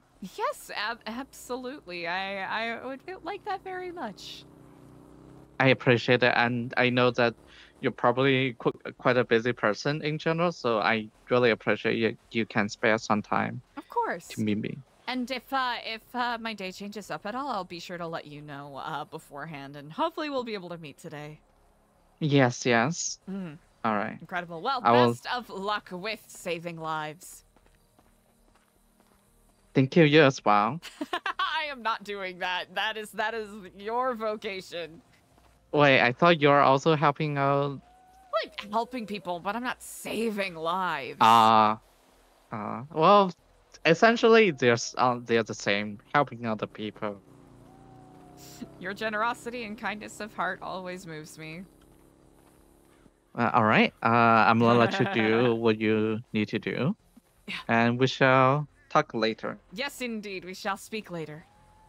All right. Keflam. Bye-bye. Zweller! Thank you so much! Thank you, thank you! It's kind of bananas, isn't it, huh? Who'da thunk chat? Ha! It's so bananas! Who'da thunk it? Okay, gosh, Tad in New Babylon would be interesting.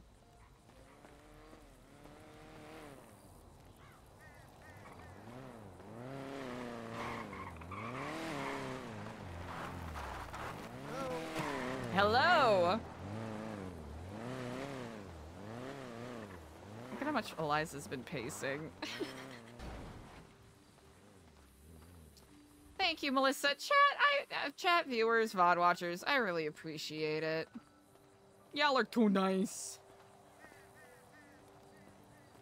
I'm still, like, I think I got a lot of my sentimentality out of the way on Friday there, but man, I'm still smiling like a goober. It hasn't fully sunk in yet either.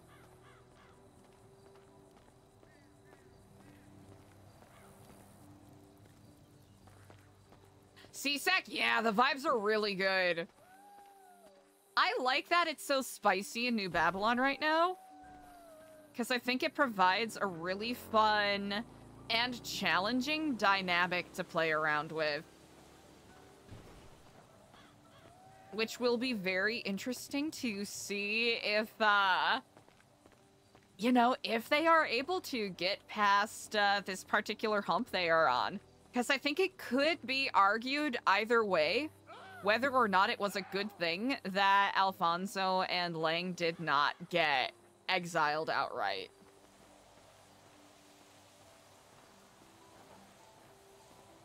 And I think the potential fallout from that, also in conjunction with the Mardukes that were promised, CJ and Skipper, I think will be pretty fun and pretty spicy.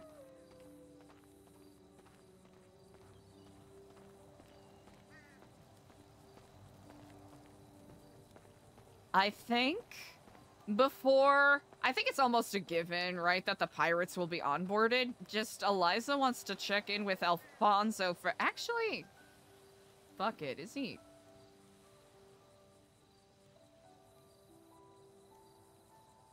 I don't know if he's awake or not. He wasn't at the fake meeting. Yeah, I'm selfish, or, you know, I'm a little selfish. I'm biased because I really enjoy Peachtree McGee's RP. Babylon does need a navy. In the navy.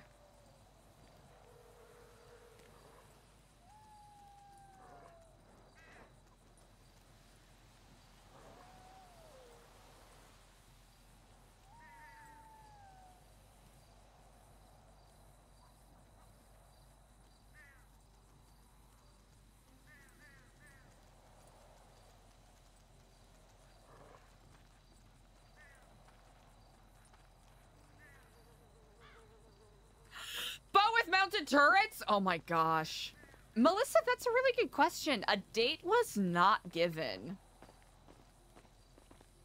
Let me know when you're good to go. I'm yes, ready indeed. I am in a bizarre position where I am waiting on 3 separate people that at one point said, yes, we need to meet immediately.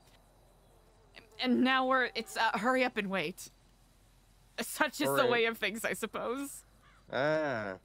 Raging, you shouldn't be waiting for people. People should be waiting for you.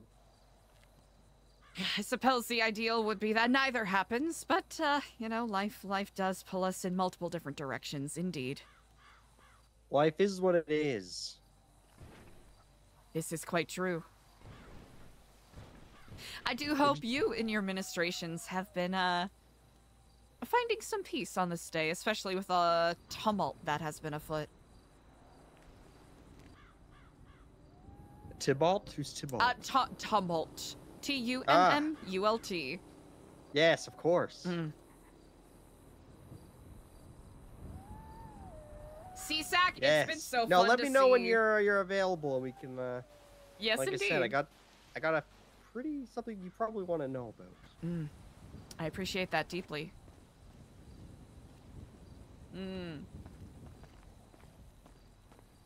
I like how cryptic he's being. Yeah, there's a lot of just incredible role players who are a part of this arc right now. And the way that it seems like everyone kind of has a different agenda makes it that much more spicy.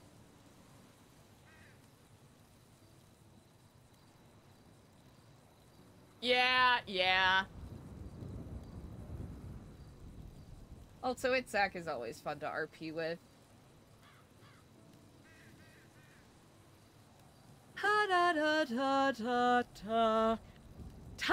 Excuse me.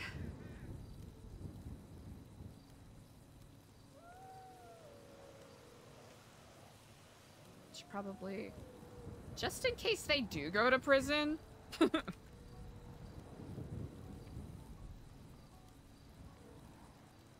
Hello, mate. How you doing? Good day, Frank. How are you? Yeah, I'm very good. Hey, I'm still alive, so I can't complain. That is much to celebrate. I had to go to Mosley's, put like a luggage thing on top of my car. We've put all our suitcases on top just in case, you know. Sounds like things have gotten very interesting. Yeah, so far, horrifically quiet is the way I would describe it. I'll have to say I've been feeling the same to some degree. Yeah, I don't like it at all. It's very interesting stuff. Some details that I can't go over. Over the phone? The phone is in the right place. I'm not really free right now either, but I will be in a little bit. Okay, excellent. I find myself in a similar position, but I wanted to give you a call back just in case. That's okay. I will say to you, and I don't mind saying this over the phone, if we can get together later, have a little think. I got a very exciting text yesterday. Really? I don't know if you remember this name that I told you. Gareth Graves. Really? Yeah, he's around for the first time in a very long time. That's interesting. So have a little think about what questions you would want me to ask about Halen before we meet, and I will. Because he's already said to me, yeah, he's quite happy to meet. So.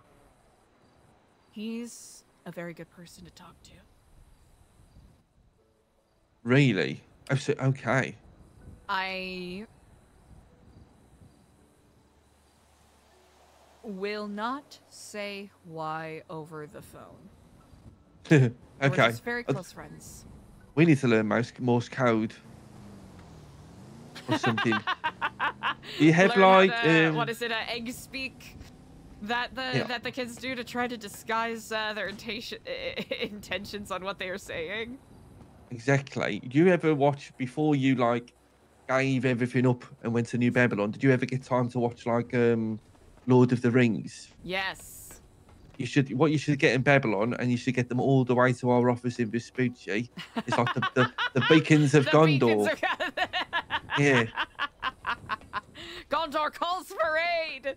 Babylon, the City Chronicle calls for aid. Babylon shall answer. And we'll be there. Vice versa. We can be there in a heartbeat. Incredible. Well, I shall let you to your work, and hopefully we'll have a proper conversation a little bit later when you are free. Yeah, we'll do. I'm just about to have our things have grown a little bit, Eliza. We're about to have our first ever staff meeting. A staff meeting? That makes me very happy to hear. Bloody hell, you're a lot more excited about it than I am. I think it's amazing. I'm shitting myself. I think it's amazing. I think it's well earned. Here, you can park over here by the cones. Unless you have other things you need to do. Right, go on, mate. You get back to sorting your car parking out, and I'll catch you in a little bit, okay? All right. I shall speak to you soon. Okay, see you later, mate. All right. Goodbye, Frank.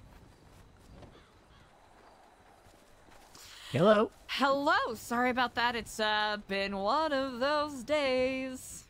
Yeah, I hit a ghost rock. A what? A ghost rock. I started my bike and I started driving, and then suddenly I was on the ground and I looked back and there was nothing there, so I don't know what I hit.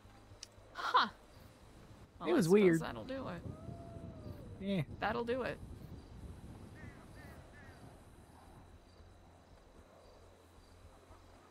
Interesting. Well, outside of the ghost rock, I do hope your day has been going smoothly. It's been going okay. Talked to Tiny a little bit. Oh, good. How did that go? Not too bad. So I do have one little question. Mm-hmm. Okay, so Ken's not going to be around, and he's at a place that I would need to take a flight to. Mm-hmm. How would that work if I were a part of this community?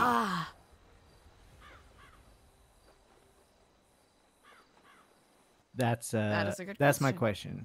I mean, it would just be like, the occasional day trip, but it like he brought it up to me. He's the one who thought of the potential conflict there, but he is aware that I'm applying here and he has no problem with it. He's encouraging it because he's not going to be around much, so He's not? No. No, he's taking he's a new not. path. Yeah. I don't think the smileys are a thing anymore, but I did mention them in there. I wrote it before I knew for sure, so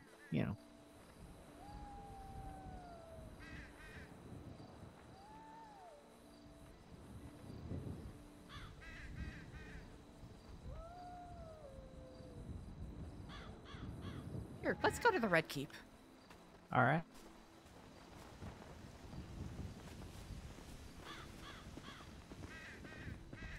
I still haven't actually gotten an actual tour. I know where your really? restaurant Wait, you is. haven't? I know where your restaurant is and where your pier is. That is kind of funny. And Hold on. and where parking is now. And how to exit and enter.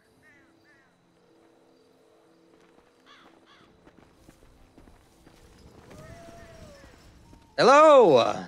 Dr. Andrew, what are you up to right now? I'm just out on a drive checking on some things. Want me to come back? I wanted to know if you would be interested in assisting me with conducting an interview for a potential Babylonian. Absolutely. I'm on my way back now. Wonderful. We shall be atop the Red Keep.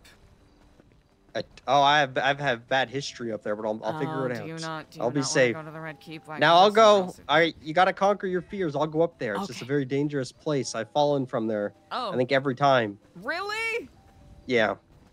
So I'll figure it out. I'll just I'll just jump off into the water this time probably. You know what? That's another methodology that could. I'll figure it out. Yeah. Okay. Well, we shall see you here shortly. Sounds good. I'm on the way. All right.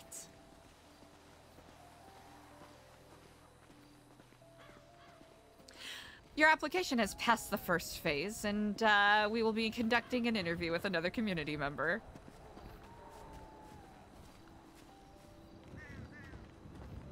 I'll give you, either myself or another community member will give you a proper tour after this. What makes you think? How do you feel about that? That's fine. Are you sure you read it all? There's 11 pages there. Mm-hmm. Yeah. Okay. Yep, your application has passed the first phase. All right.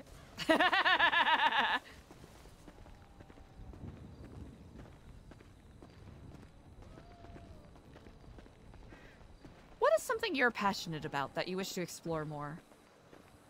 Well, I mentioned it in there. My passion, I want to kind of like a bard kind of thing where I find people's stories and I write them down, a little bit of history and a little bit of mediation, a little bit of town crier news sort of thing. Just a bard, you know? Someone getting the stories out there to the people, you know? Ah! So a lot of the shale around here is rather fragile. Yeah.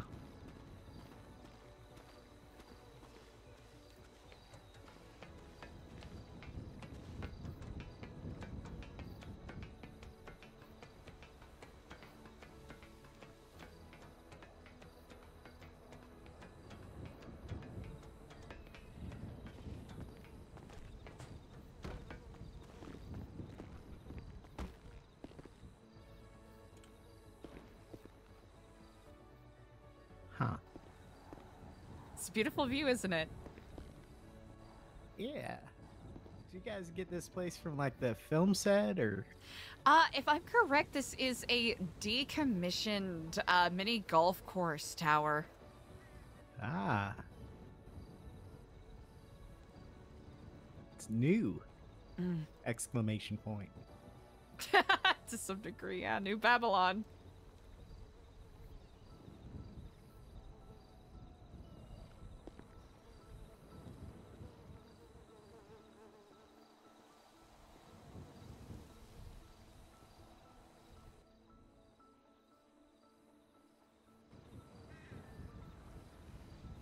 Yeah, I thought a lot about what I talked to you about a lot about trying to get deeper with people. That's good. Ah, yes, indeed. I'm on the way. Of course, take your time. Ah, remarkable. Hello? This here is Dr. Andrew Fisher. Hello, Dr. Fisher. All right, that should be, Oh. this here is Tad. Tad. Mm-hmm. Yeah. Thaddeus Dankersloot. Tad Donkersloot. Dankersloot. Donkersloot. Okay. Yeah. Is this his application here? Indeed, feel free to look that over. And then, if you need to, we can take a few minutes to either discuss beforehand or we can just launch into some questions. I just want to start off by saying trauma dump. All right. Well, my trauma? Not really, considering the trauma dumping I've done in my. Yeah.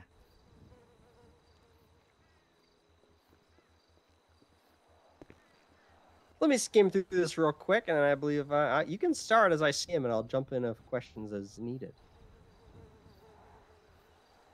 Excellent.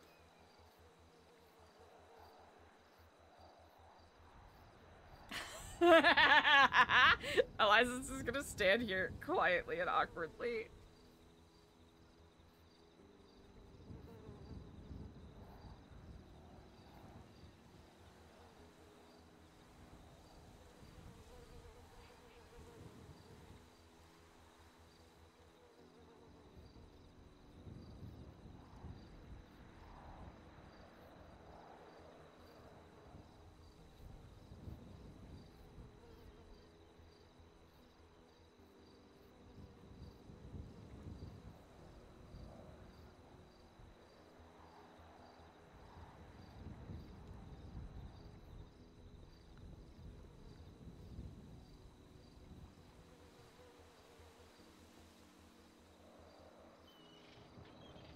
Especially since Tad is kind of Eliza's ward at this point.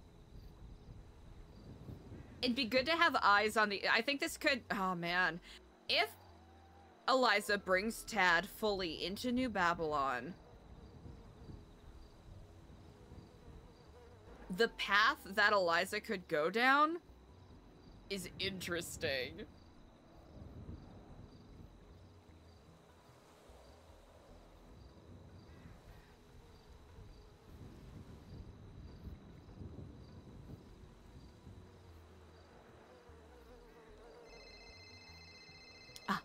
One moment. I hope you can forgive me. Tony, hello and greetings. Hi.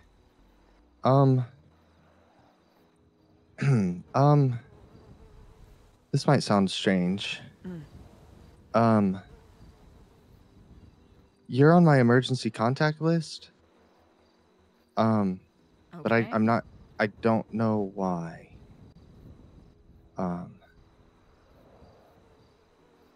Sorry there, Tadlin. I'm just going through your stuff here. I can't.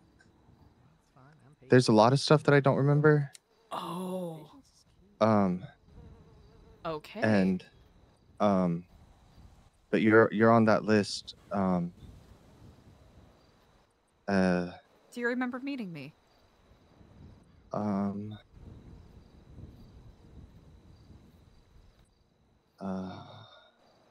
I okay. think you gave me you gave me a tour of New Babylon one time. Yes, indeed, I did. Yeah. But I'm not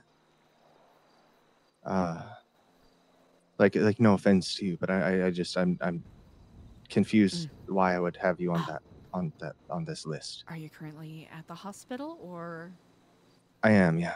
Okay. I'm like on a day release program thing, I guess, where yeah. I want to give you enough proper time for the conversation that will come from this.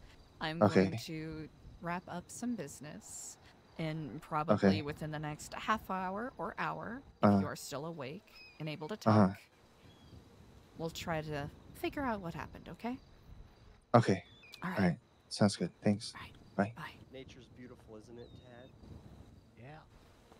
Yes, indeed. The Greater Cormorant, basically the lifeblood of the Alamo Sea here. I was fine with him being part of the interview, but decided to leave. Indeed.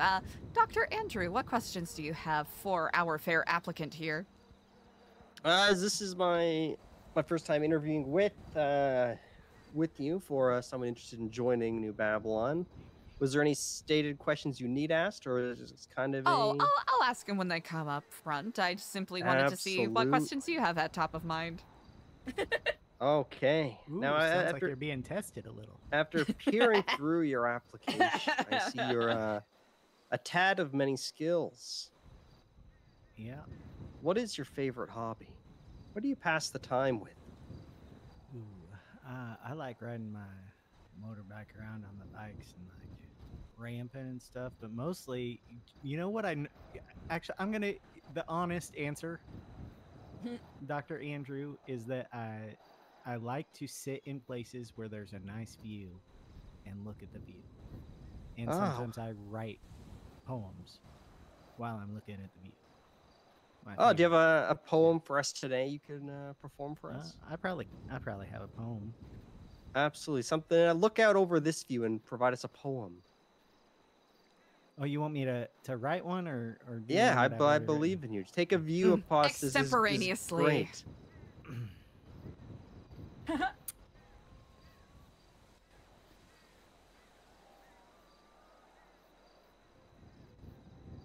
Hell yeah. That's good. Chiliad looks gray against a blue sky,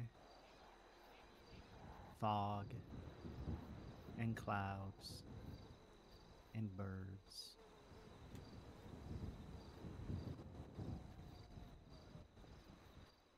Yeah, I usually take a little longer to do my poems, but that was a very short one.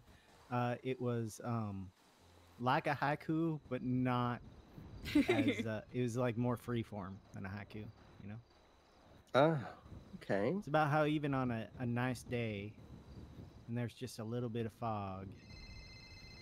Yeah, you know, things can look just like flat. Oh, you can forgive me. And lifeless, you know.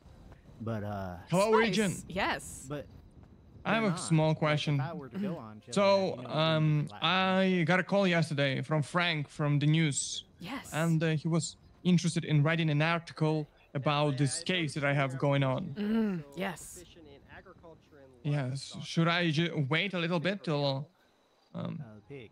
We have some more information about the docket case. I think that might be a good move. I'm also going to be meeting with Frank a little bit later, so I can maybe get an idea of what they're trying to, what angle they're trying to go for.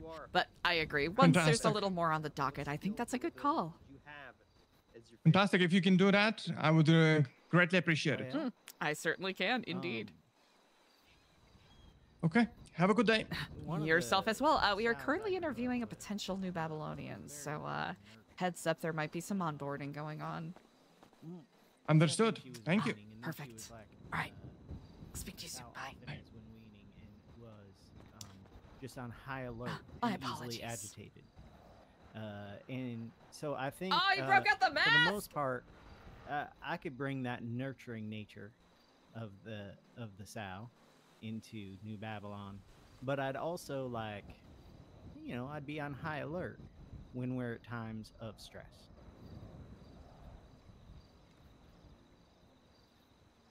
Okay. Yeah, I know that mask is a little lot, but now I want you need to understand something. If you are accepted into New Babylon, you must leave your old life behind you.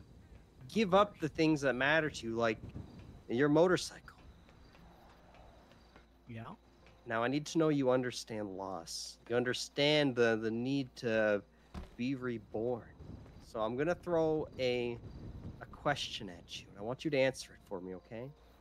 But don't answer it to me as a question. I want you to be the question. Be the answer. Be the answer. Can I borrow you for you're 45 giving seconds? to us. Of course. All right. Okay, I'm gonna set a scene.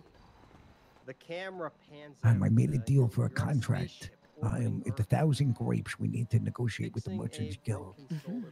There's a lady named Eliza. We used to do business with her. She's a part of the Chaos Legion in the Merchants Guild. The barter she offered was, at their wedding, they want a musket fired after they the vows are done.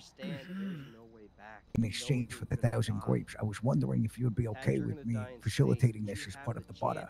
It said labor or services. You know what? As long as it is okayed with Alfonso, since it falls within the purview of the Merchants Guild, I do not see why not. Amazing. I'll check with him tomorrow. Incredible work. Thank you. I told her I just needed to get some permissions before I fully commit. Of course. Amazing. Thank you. I'll see you tomorrow. Indeed. Rest well. Sorry about that, sir. It was just a brief thing. Good luck in your interview, okay? Thank you. I'm Paulie. It's a pleasure to meet you. Hopefully I see you in Babylon. I'm sad. Oh, Tad. That's your message home? Yep. Just I love you. So far from my questions, I've come to understand something about you, Tad. You're a very literal thinker. Mood. You take things for what you see them, not what they could be, not what else is there. Now, I want to throw another scenario at you, okay? And I want you to embody something. You're not yourself here. Okay? You're a field mouse, burrowed in a den, sleeping. I don't want you to tell me what you're doing. I want you to do what you're doing. Act for us. Be the star of your show. Embody this field mouse in emotion and all. As you're sleeping, resting away, thump, thump, thump. You hear a rhythmic beating from above your burrow. As you poke your head out, you find yourself in the middle of a Beyonce concert. Feet stomping around you. Begin.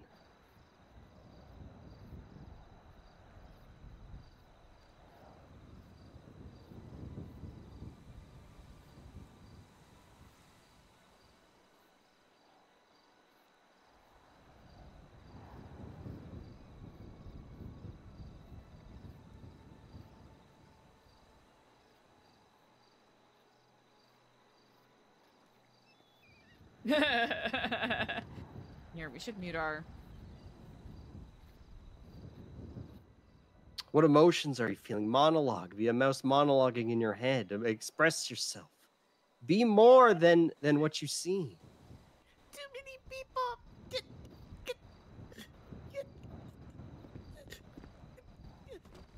Oh.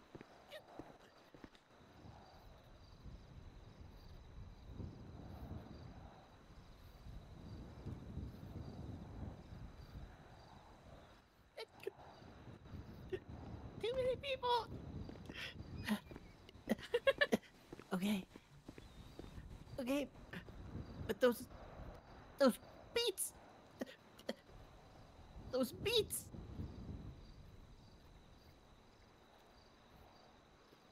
I just gotta dance.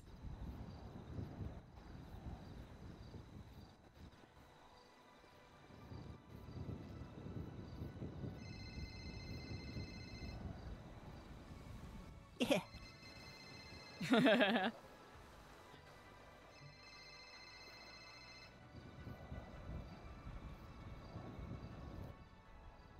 What? Wonder if there's food up there. I love how it's an acting exercise.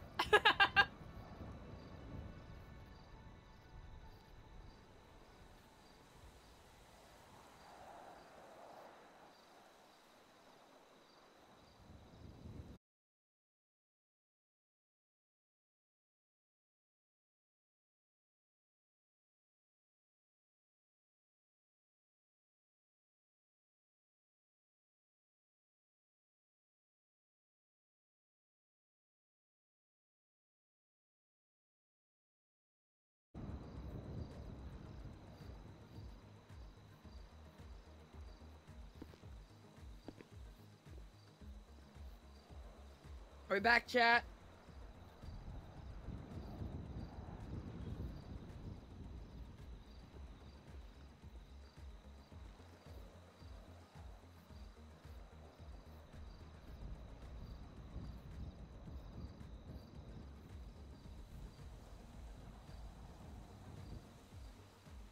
Hold on. Oh, goodness. You know what? All right, good, good, good.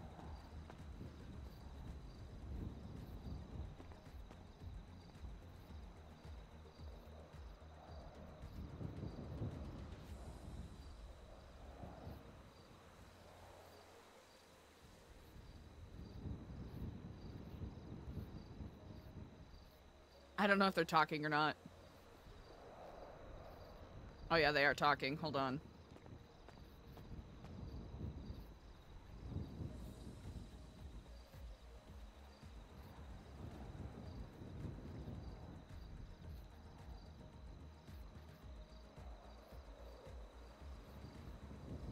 Oh, classic. Thanks for hanging in there, chat.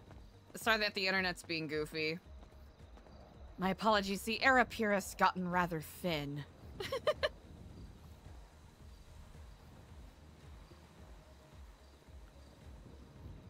Here, I need to, perhaps get some different air. I shall return. Here, I'll try this. Maybe this will work.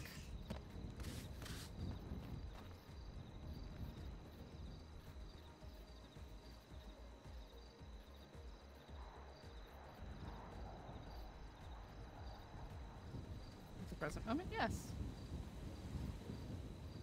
Hi.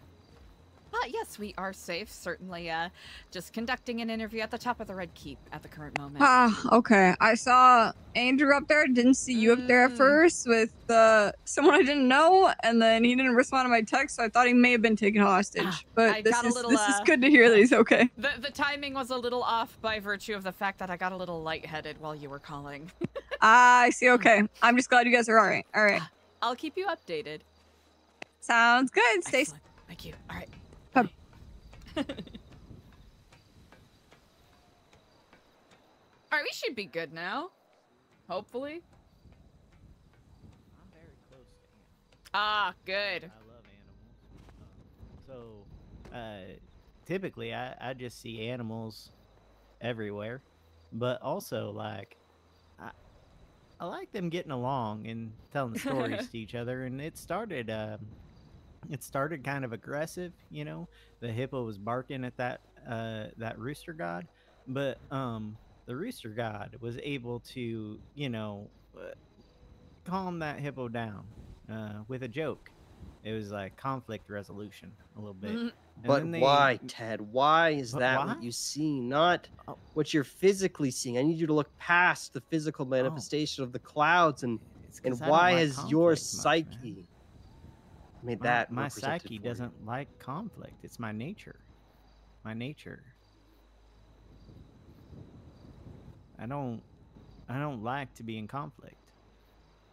I don't like to feel the need to hurt people. I don't like to I don't like when people feel the need to hurt me. I want to make sure that everyone understands each other and can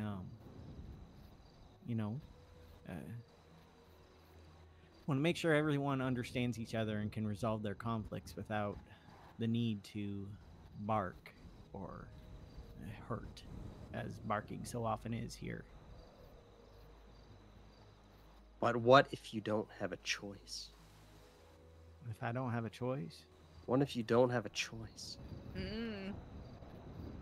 My impulse is never violence, man. I will protect people as much as I can without violence. But if it comes down to, someone dying or me being violent, I'll take a swing, I won't like it though afterwards.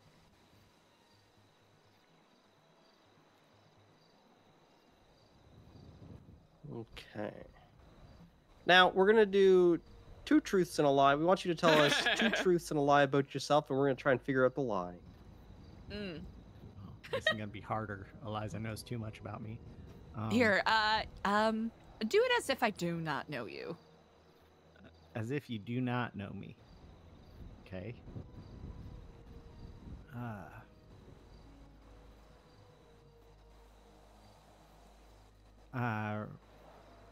Let's see. I'm trying to think of things that weren't in my application too. So it's gonna be, Dad was very thorough. I am what they like to call in the medical field a chimera. I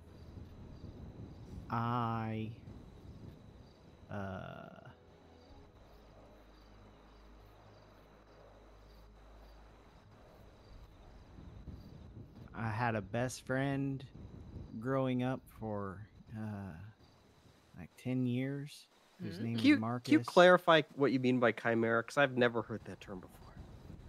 That means I have 2 sets of chromosomes in one body.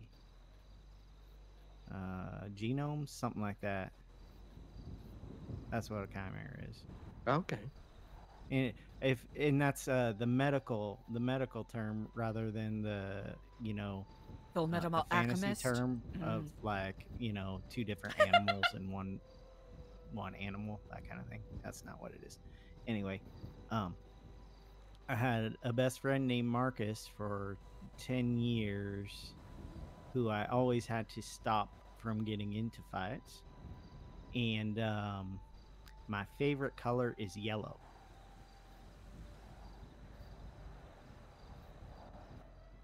I don't think your favorite color is yellow.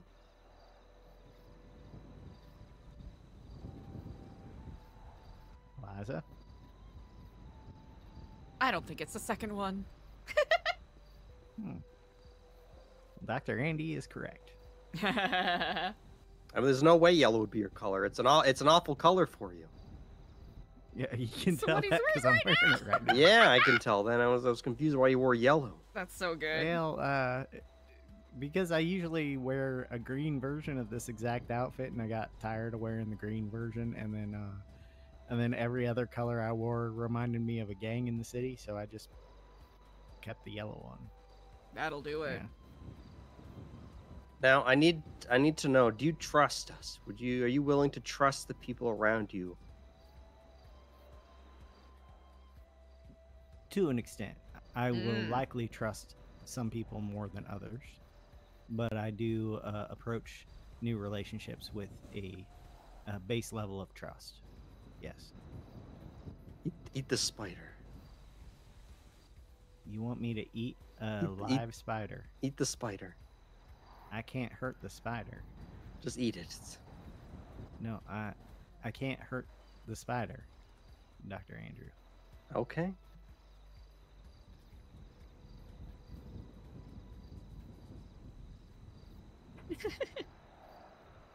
That's all the questions I had.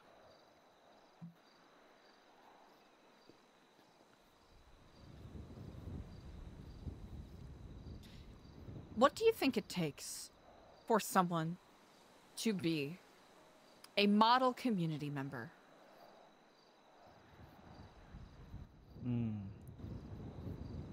Someone who sees what needs to be done and goes about doing it, or finding someone who has the abilities to do it, I think. And that's both, like physical tasks that need to be done and interpersonal resolutions. Interpersonal resolutions. So you had some I had some questions in regards to conflict resolution from Dr. Andy here. Curious, how would you try to resolve a situation if there was a conflict? Well, first, you usually want to separate the two people in conflict. And then you'll need to talk to them one-on-one, or a small group on one, so they don't feel like they're ganged up on, but so enough people are hearing their story and understanding their story and tossing questions at them that maybe they hadn't even thought of. You get each side of the story, and then you determine if they've calmed down enough that they can come together and relate their stories to one another after they have felt heard by the unrelated group, the group that was not involved in the conflict. Usually people just need to understand each other, where they're coming from, to get through a conflict, even if they still disagree. Disagreements are fine, but when it lays way to anger, it just needs to be dealt with. If happiness was a flavor, what would it taste like?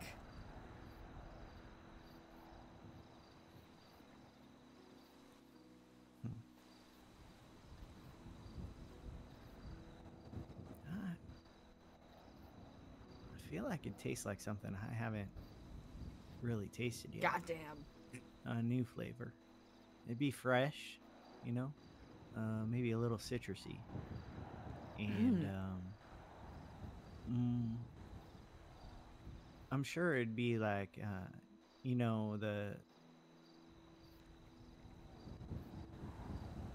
it would be like perfectly well-rounded, but it would be something that you can eat really quickly, because I think it's dangerous to sit in happiness for too long. It makes you complacent. It makes you contentment's the same way. If you're content, you're not looking around you for things that need to be accomplished, or things that are falling apart around you. You're not looking, so then those can take you by surprise. So therefore happiness would have to be something that's like bite-sized, something you savor and you want, but you don't want too much of, or it's going to give you a stomach ache.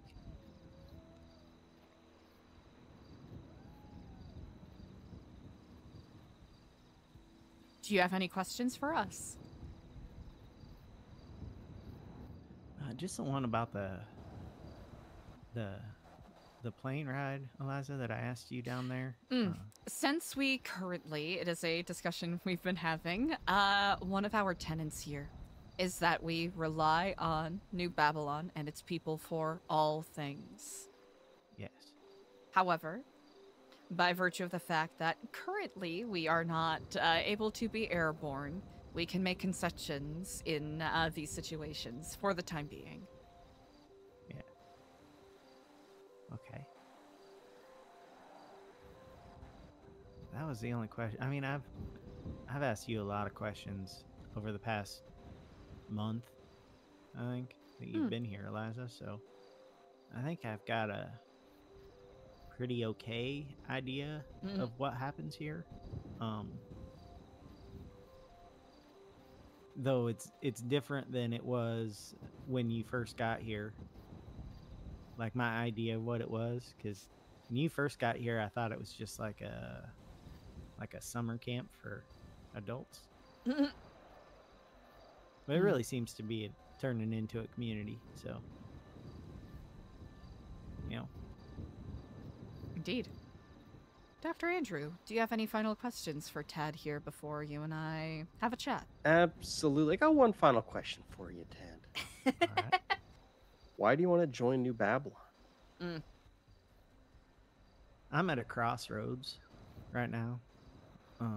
My family has kind of withered away recently, and I keep looking back at Los Santos going, do I really want to start over again in the city?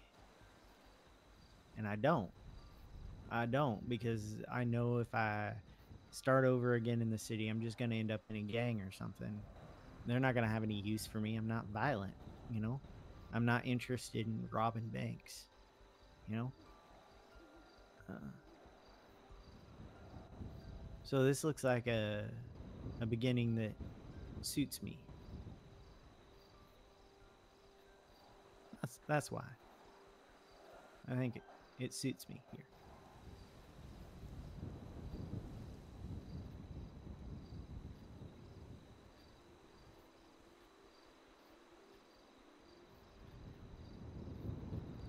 Okay. That's all I had. Wonderful.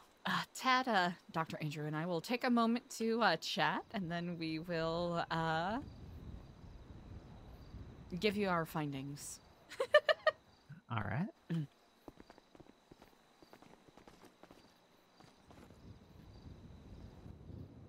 Now, I hope you don't mind my questioning. Every question has a purpose and a reason. No, I'm glad you did Why such. I asked them. I believe in you only truly get to understand someone when you take them out of their comfort zone, put them into a space where they must think and behave in ways they wouldn't normally. Of course. No, I appreciated your methodology. I wanted a different perspective, perhaps, since I do know Tad quite well, and I want to make sure I'm not being biased. Yeah, he seems a very lateral thinker. He sees what it is. You know, could be some concerns about you know, believing people for things on face value in the future, but that could be a bridge we cross when that happens.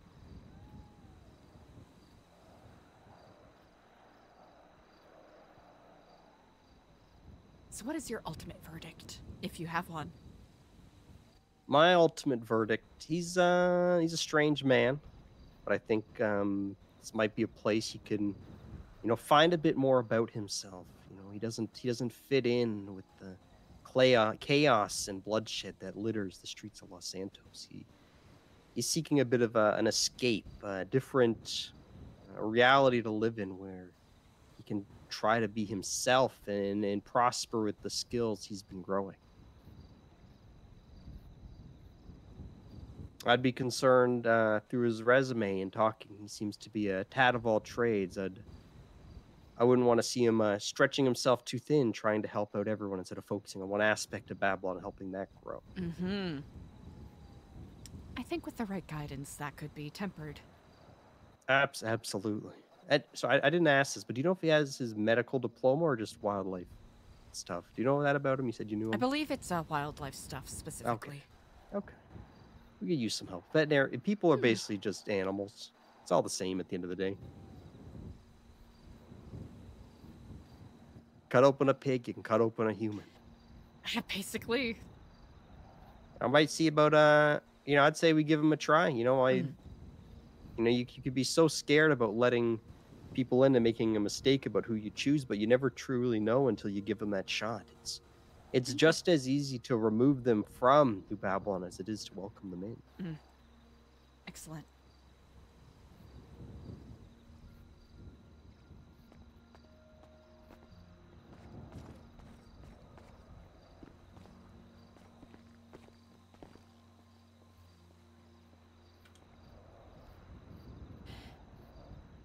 Taking a step onto the path of this lifestyle can be arduous and even treacherous at times. The uncertainty of self-sustaining living, coupled with the oncoming winter, and the inconstancy of the embraces and buffeting blows of Mother Nature. Smooth sailing and tempestuous storms alike. Both within, without, above and below. And among fellow community members is only to be expected.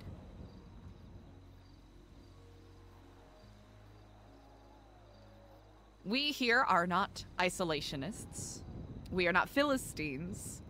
However, we do have a code and creed that we stand by. It is a code and creed that helps guide us on our path every single day, directing us towards the flow of progress, exploration, and self-betterment.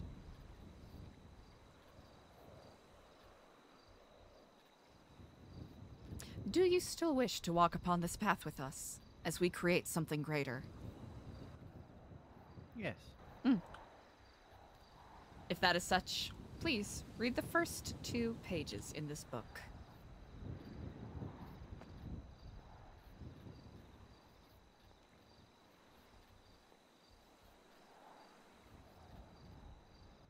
Do you want it out loud or? Out loud, yes, please. The New Babylonian Creed. I am a New Babylonian. As a New Babylonian, I have begun life anew. I leave all material possessions, modern addictions, and old quarrels behind me. I shall be impeccable with my word and actions, behaving with integrity and honor. I shall wear my vestments with pride and decorum. I shall be proactive and dedicate my time to bettering and building New Babylon. I shall only take what is needed and waste not, for Marduk provides. I swear to uphold this creed and this codex in all I do. Anaku halaku ana watau uma wholesome uma nisam Babylon naratam. You'll have to teach me how to say that. I was lost. Here we are found. I swear to give. I swear to live. For Babylon, my beloved. On reading that aloud, how do you feel? I feel good. Do you feel as though you could say the words written there sincerely? I feel like I did say them sincerely. I felt it as such. Welcome, Tad. Thank you. Now, let us get you befitted, shall we? Be very careful. Everybody be very careful. So you want to be very careful coming over this board here, and then just go directly to the ladder. Very careful, okay? I've never made it. I'm not gonna lie, there's a part of me that's kind of waiting for him to fall.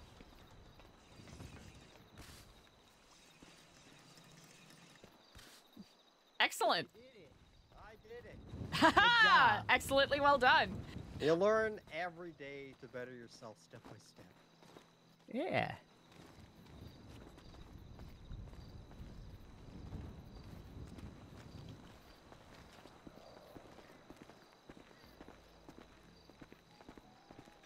I'm gonna see if Clevin is around. If not, I'll do the first half of the onboarding here.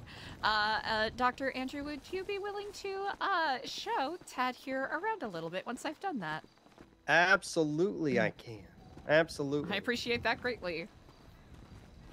Listen, Tad, a lot of people are going to be looking to get you to help them with their endeavors. My recommendation, spend a few days. Get to know the people around here. Find where you truly think you'll fit. Don't jump at the first opportunity that awaits. Feel it out a bit. Find your true purpose, your true goal. But we do need help with the medical kids, so think about that. Yeah. First, we will get you suited in your vestments. Then I will get your get some information and take your picture for your Babylonian passport, which will be what helps you get in and out of Babylon. It also works at the Cuban embassy as well. And please feel free to ask any questions that come to mind. All right.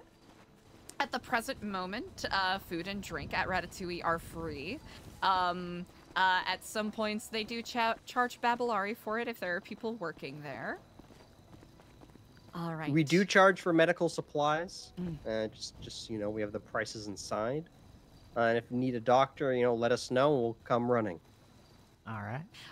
Is there anything on your person that you wish to relinquish or leave behind before moving forward? Yeah, there are quite a few things probably that came from outside. Indeed. Yeah. Here. Make sure they are disposed of thusly. Eliza, can I talk to you real quick? Oh, of course. Just real quick. Yeah, We got a little bit of an issue. Now what's up? We got a bit of a problem in here. What's that? It's all gone. What is? Everything. All our medical supplies. Really? Everything. Actually, if you check right here.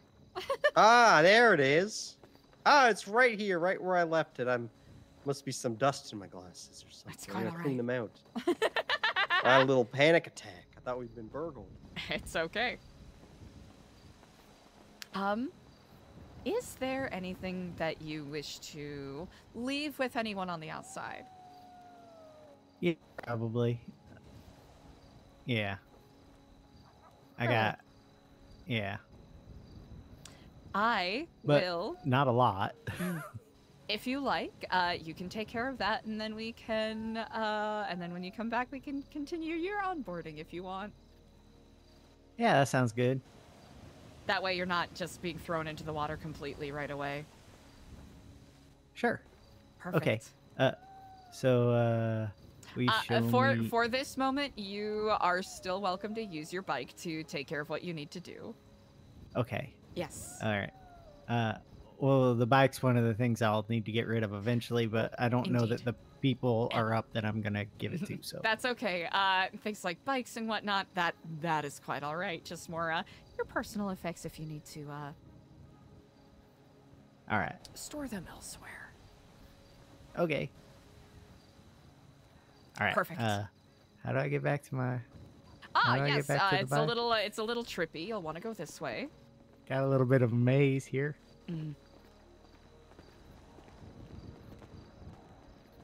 I'm finding it's a little easier than people, you know, basically still walking around with outside stuff when they haven't had an opportunity to get rid of it. Yeah.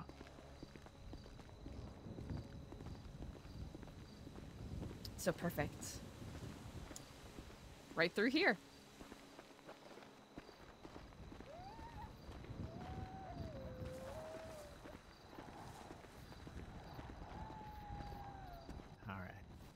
Excellent. I'll be attending to a couple phone calls, but feel free to give me a text or a call when you get back. Okay. We'll get you set up. All right. Perfection. Indeed. Hell yeah. I wonder if Tad joining breaks one of his directives. That'll be interesting.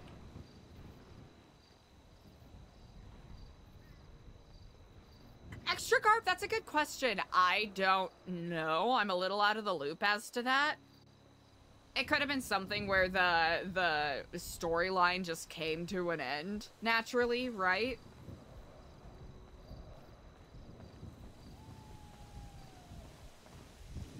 He is offloading a couple of his vehicles at the present moment, and I figured we would easily be able to continue onboarding once he has done that.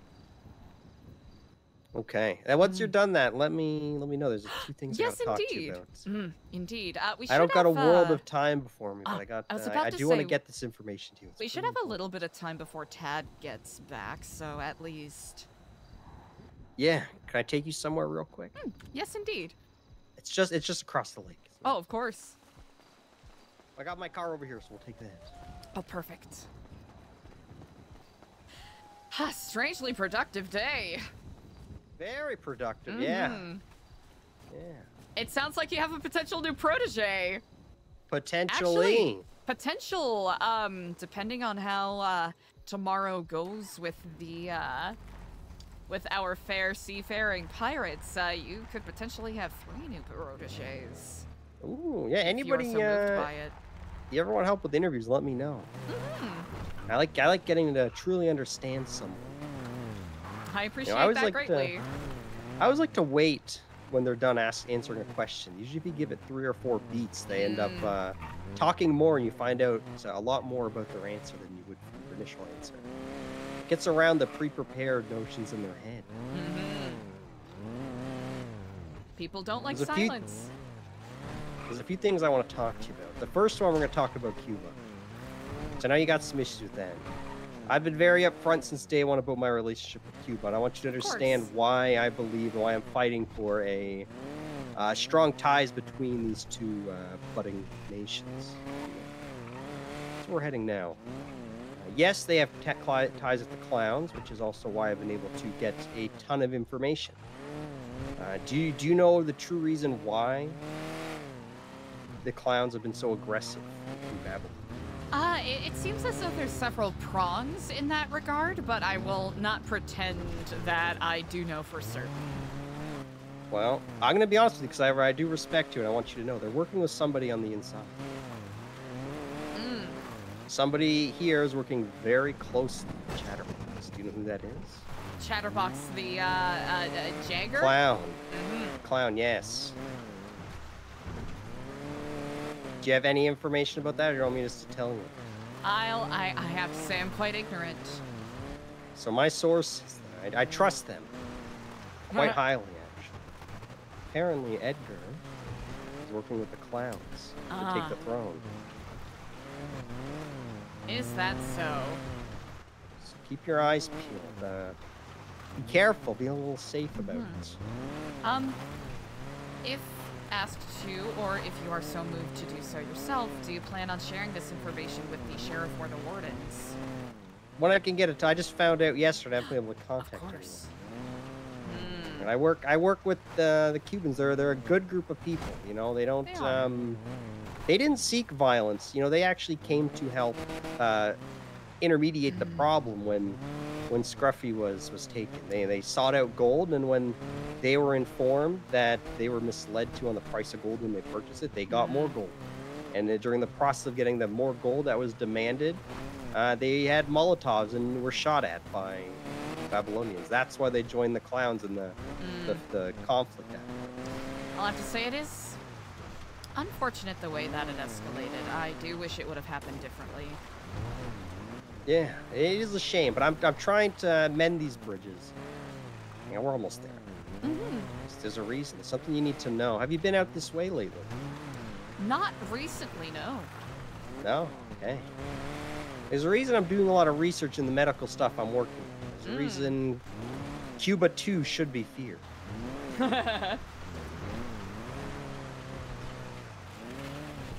Oh.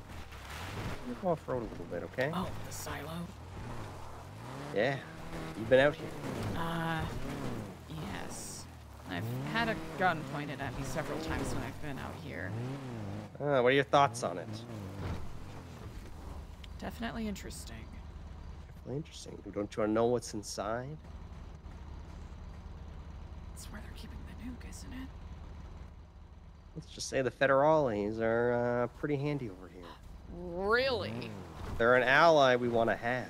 That is interesting. Oh. Oh. Honestly, I should not be surprised by virtue of their connections. I'm working closely with them. I want good times. I've been working on a lot of stuff in regards to radiation. Really? Oh, I imagine yes. those barrels in the middle of the range might come in handy. That's why I've been getting so many blood samples. I'm working on different ways to, help remove radiation from the bloodstream. That's quite the challenge. It ain't easy, but, if things play out, this could be a, I don't want to end up in a Cold War situation. But the big thing I wanted to warn you about is Edgar. Do with that as you will. Now, by virtue of the heavy charges being levied here,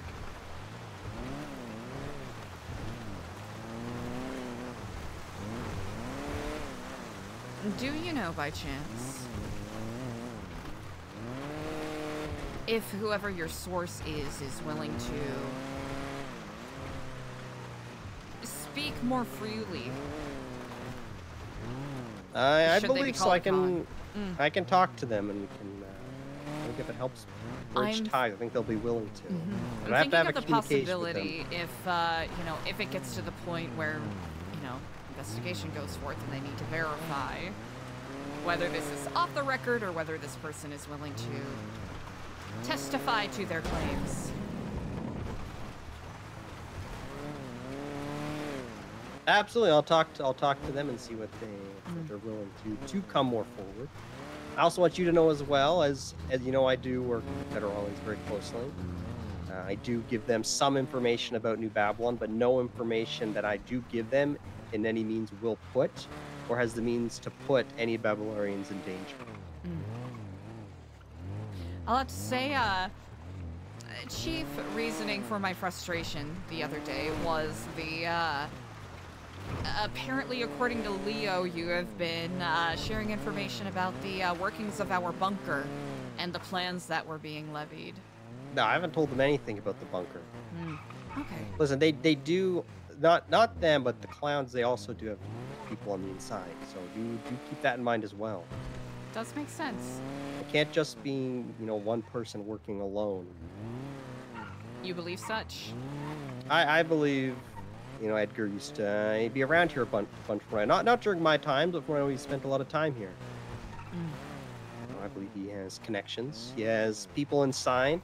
So I think there should be eyes all over against the place. Edgar. Everyone should be careful. Well, I appreciate your observations. Be careful at bunkers. That's one of the reasons that we've got to stick close with the Federales. That bunker. There's a lot going on there. A lot more to come, too. This is true. Huh. Interesting. I know not exactly when Tad will return, but at some point. If not, I can easily do the onboarding, the rest of it myself, especially if you are in need of getting some well-earned rest. Absolutely. Remarkable. In regards to potential, I suppose, I don't know, apprentices under you. I know not if there's a better term in the medical profession. Absolutely. Residents? No. I know Dr. Gigi she's willing to take people as medics and stuff like that. She said she only wants people who have proper medical training to be marked as doctors. That's a good call. I know it was. Maybe we could do a training program or something. We could do something, but I think some more hands in the medical tent will be good. We are trying to get people to start paying for their bandages and stuff. Because contracts we got to do to get all the resources and materials, and it's a lot even of as doctors, a lot of time we have a tough time, especially on busier days, getting out to do contracts. I've had to take a loan out to buy lunch the other day.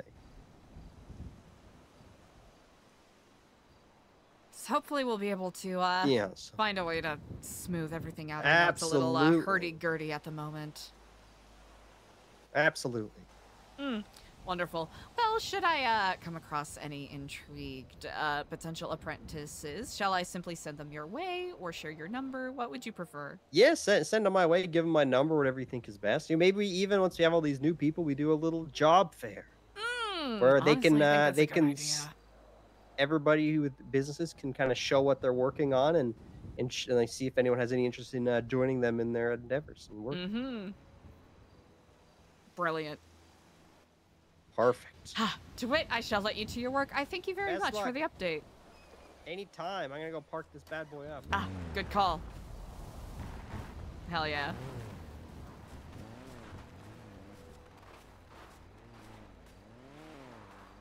Yeah, they're pretty heavy allegations. Amongst all the other oh man, chat, it is so tricky. Maybe in some universe, our characters will be able to work together as a team, but it seems as though Eliza and Edgar are just gonna simply be in contention. Potentially. Who knows? This is spicy!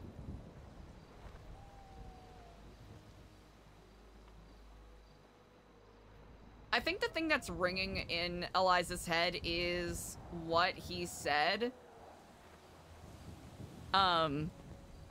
What he said during their conversation in prison, the things that he allegedly said to Daniel, the fact that he relied on outside help to try to escape prison time, the fact that he seems to be still in contact with some of these individuals that are, you know, allegedly faceless assets.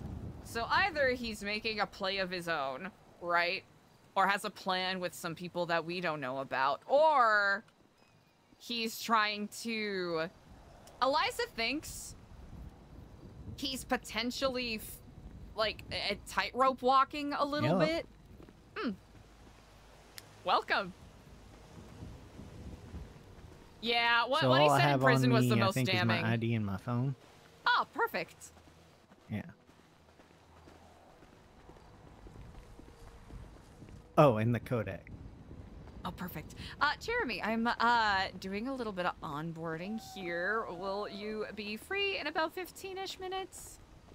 Oh, absolutely. I also just got off duty, so I'm free now. You're welcome to stop by New Babylon right now if you wish. Of course, I will stop by. Perfect. I'll see you soon. Bye-bye. Bye. Yay!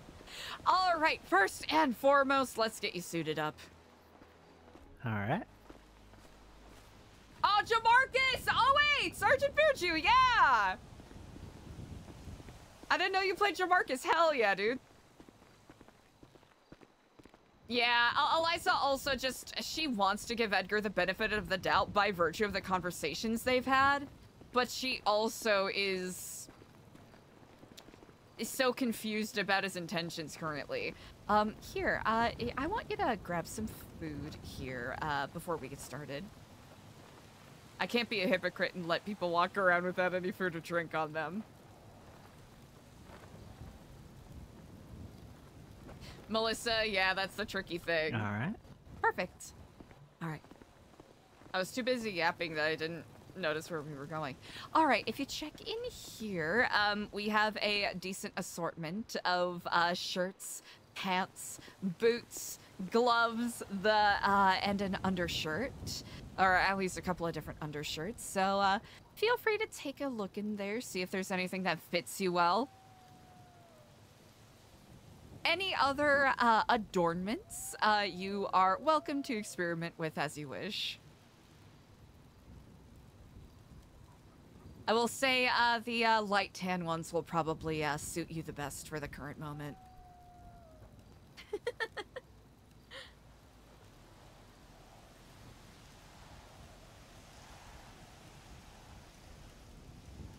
Yeah, here's the thing. That's what makes Edgar such a fucking good character, right?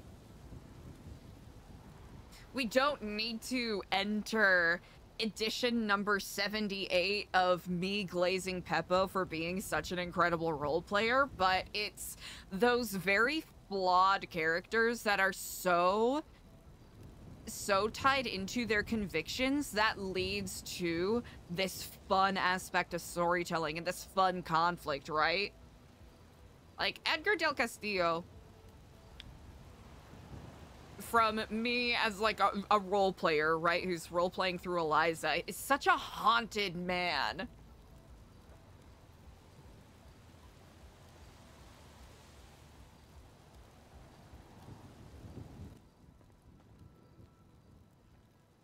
All right. It's a big game of telephone. Excellent. Do you feel comfortable? Yeah. Perfection.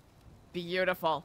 Again, if you know, there's other, you know, cobbled together, you know, like hats and glasses that have been, and, you know, scarves and whatnot if it gets a little chilly. So feel free to express yourself with such. Right. Perfect. I think over here the lighting's gonna be best. I am going to take a picture for your Babylonian passport. And also take an opportunity to take down your information for such. Here, do you need a bandage or anything at all? I don't think so. Do I look like I do? Yeah, it looks like you have a little bit of, you know, blood and whatnot on your face. Here, let's check in at the med tent really quick. This might be a good first demonstration. So right over here, if you get food poisoning, attacked by a murder kitty, take a tumble, you can check in with any of our fine medics here in the tent. There's a more state-of-the-art tent over there, but feel free to take a seat here. All right, perfect. Let's take a look at you here.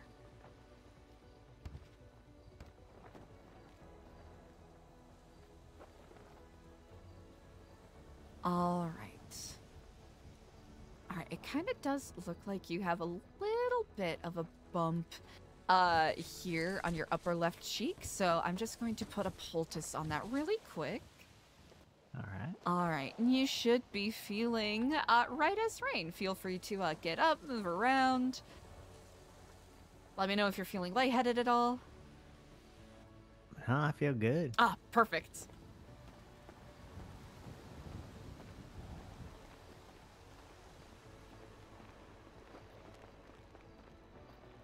Yeah, that's what Eliza feels. She's like, she feels bad because he basically, like, all of his primos are gone, right? All right, perfect.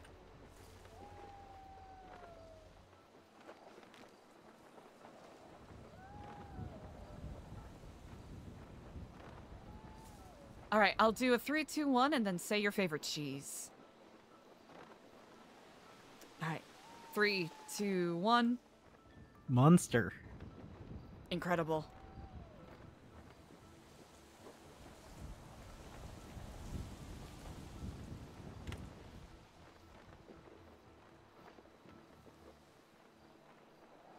All right. And then I'll send you this. How do you feel about that?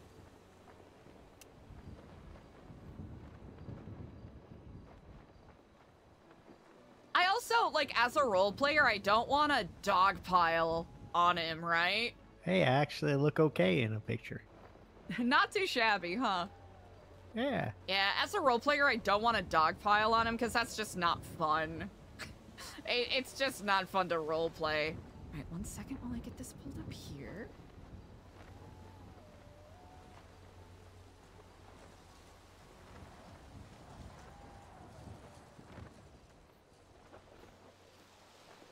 You okay?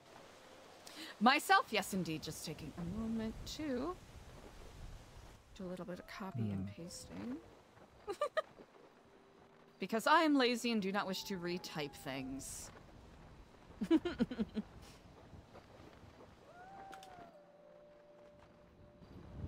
actually going to do this because this will make my life easier.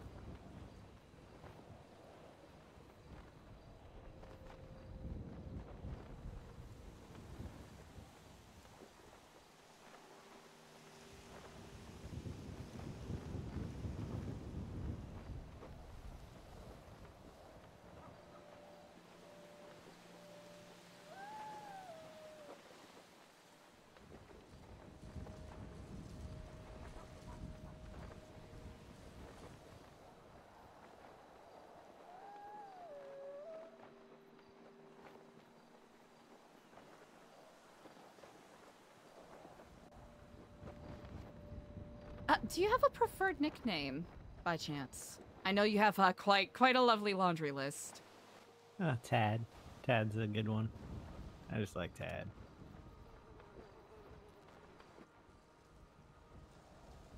I'll answer to Tad no matter.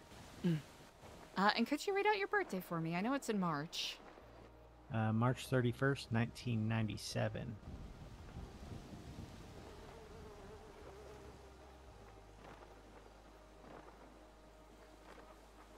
Height? 5'8.5", I think. I'm a short king.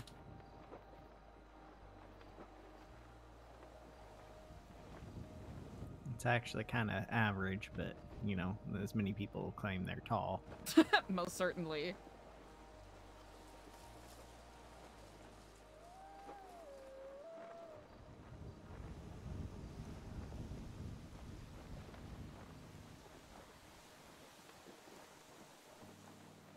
All right, how would you describe your hair color? It's pretty orange.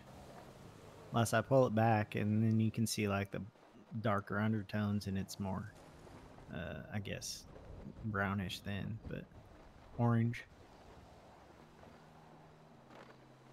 How would you describe your eye color? It's like a hazel. It's like a green. Sometimes they're light blue and sometimes they're light green. So does that make them? It's not really hazel. It's kind of hazel adjacent. Yeah.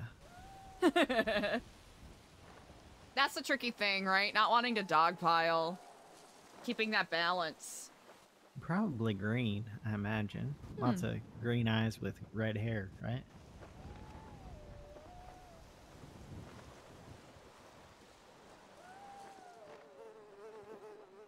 And state ID. Well, that one I don't know off the top of my head, so let me check here. Well, I think it's 18471. 18471. 18471? Do you know that for certain? Yeah, 184. I do know that for certain now. Okay. It's 18471. Okay, I am good. Positive.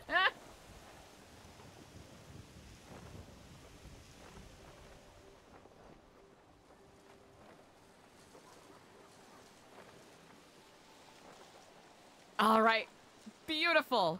So, in the next couple of days, you'll get your new Babylonian passport, which will, you know, basically give you free travel in and out of New Babylon. By virtue of, you know, they're just, because of some of the clown stuff that's been going on, they've been cracking down on making sure that the people coming in here are actual community members, unless they're escorted otherwise. Ratatouille. At the present moment, food is free, and as a part of your welcome package, you will receive a bag of Babylari, which is essentially our bartering exchange currency. You can use that to purchase vehicles, you can use that to purchase food when we have people working at Ratatouille, etc. If you are of the mind to engage in the commerce of things, you can either come to the Merchants Guild right here and take out a contract. I would recommend at your leisure reading over the rule book. Alfonso Sebastian is our guild master, and he is excellent at answering any questions that you may conjure up. If you find yourself wanting to be on board with more of the agricultural line of things, you can get a contract from in here with Ratatouille. You'll be able to see any, you know, the grocery list of sorts of contracts that are available. I think they're full up for today. But you're able to be paid out by the chefs here, which is decent. Let's see. We'll just do a turnabout here. And I'll show you the key places, and then I'll give you an opportunity to explore as you wish. Should I have a notebook on me? You don't need it. Okay. In here, you can find just about any material you need. for any of the contracts that come up. So this is basically where the Merchants Guild leaves all of their stuff. So you can find, you know, pickaxes, rakes, shovels, axes, all of that. And that's usually the drop-off spot for any materials gathered. All right. Right over here is Blessed Be Brewery, which is being headed by Jesus Lord and a couple of other people. It's in progress of being renovated and whatnot, but it's making some really nice progress. Also going to be brewing wine, mead, among other things in here. And, oh, it looks like they have a kettle on. Remarkable. You won't be able to, as of yet, if you ever need to, you can use Ratatouille to cook your food, but a couple of these, sort of improvised grills that you see around, you can make yourself food and drink in the meantime. For food, we have, you know, fish and meat that you can get from Ratatouille. And then drink, you will have to... I don't think you'll be able to do it for the time being, but we basically get wood logs that we get from the forest reserve, where the lumber yard is up north. And then here we craft up wooden buckets that we use to get the water that we boil so it's potable for drinking. All right. At around 2 p.m. Central, 3 p.m. Central, we have our daily town meeting. So that is where all the updates are shared. If you're not able to be around, that is perfectly fine. Usually for people who are around later, we try to make sure people are caught up. And if there's enough people around, we just hold a formal meeting for those who are around later. Great. Mm-hmm. Also, please feel free to interject with any questions you have. So far, so good. This here's Lucia's locks. You'll probably get a outside lice check if you get a chance to meet Luciano.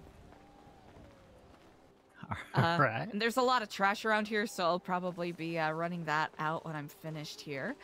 Right here is the library. I know not if it is open at the current moment. Also, we have a couple of our members making up a Zen garden here, which I'm very excited to see the direction it goes. Hello, hello. I know not if CJ is here, but CJ is our librarian and historian, and has taken up the very hefty mantle of keeping record of our histories. So if you want to catch up with our histories and other texts, you are more than welcome to do such here. And you can also speak to CJ about getting a library card eventually, if that so moves you. Definitely. Indeed. Well, so I'm gonna drop a couple of these off. Some more copies. Feel free to review the Creed and the Codex at your leisure. It'll give you an idea about the community standards we try to uphold here. We have a variety of short stories, copies of maps, etc. that you can also review at your leisure. Give you a bit of an idea about the sort of cultural standards that are being set here.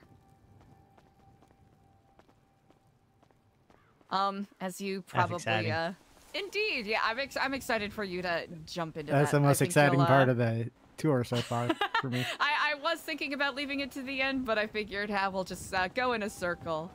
This right here is the administrative building. You probably won't be in and out of here as much, but if there's, when Sophia is around or anyone else who does more of like the bookkeeping, taking care of that stuff, this is where you would meet them. Let's see, what else? There is, that is Stanley's tech trailer. It's under renovations because it's been set on fire multiple times, so... oh, no. That, and then there's the 5G tower that we built. As mentioned before, it's not that we are not using technology, it's that we are focusing on building it ourselves. I see. And then right over there to our left is the tannery. We try to make sure that we respect nature, both flora and fauna, and use every part of whatever we get. This that sounds right good here. to me. This here is materials and scraps that are used by our fair mechanics and blacksmiths here at Chrome. And here is where a lot of the magic happens, where our fair smithies do their work, because all of our vehicles are made here. The furnace can be pretty brutal, so I usually try to keep a little bit of a reasonable distance. Scared of a little heat, Eliza? You know, today I'm being cautious. Right here is the Babylonian Bank, but I haven't been around when it's been open, so TBD. All right. Ah, here. And here's Jeremy. Jeremy, hello. Hi, Miss Eliza. I'm outside the New Babylon gate. Perfect. I will be right up with you shortly. All right, take your time. And of course the fishing docks, basically all the materials we need for fishing are all on the shelves over there. And then the boat docks, where we will be building boats and maybe even, you know, getting airborne at some point. Fingers crossed. Have you met Jeremy before? Probably. Is it the EMT, Jeremy? Yes, indeed. Probably when I'm unconscious. Of course. Or hurt. Jeremy, here. I don't want you to get snapped up by a murder kitty or your car to get accidentally ran into by any Lost members. I'll show you a good place to park it inside. Oh, okay. It'll be in here up to the left.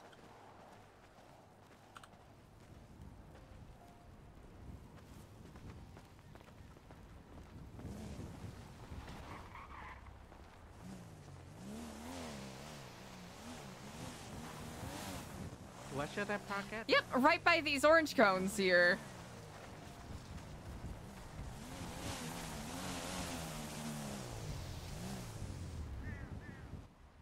Perfect.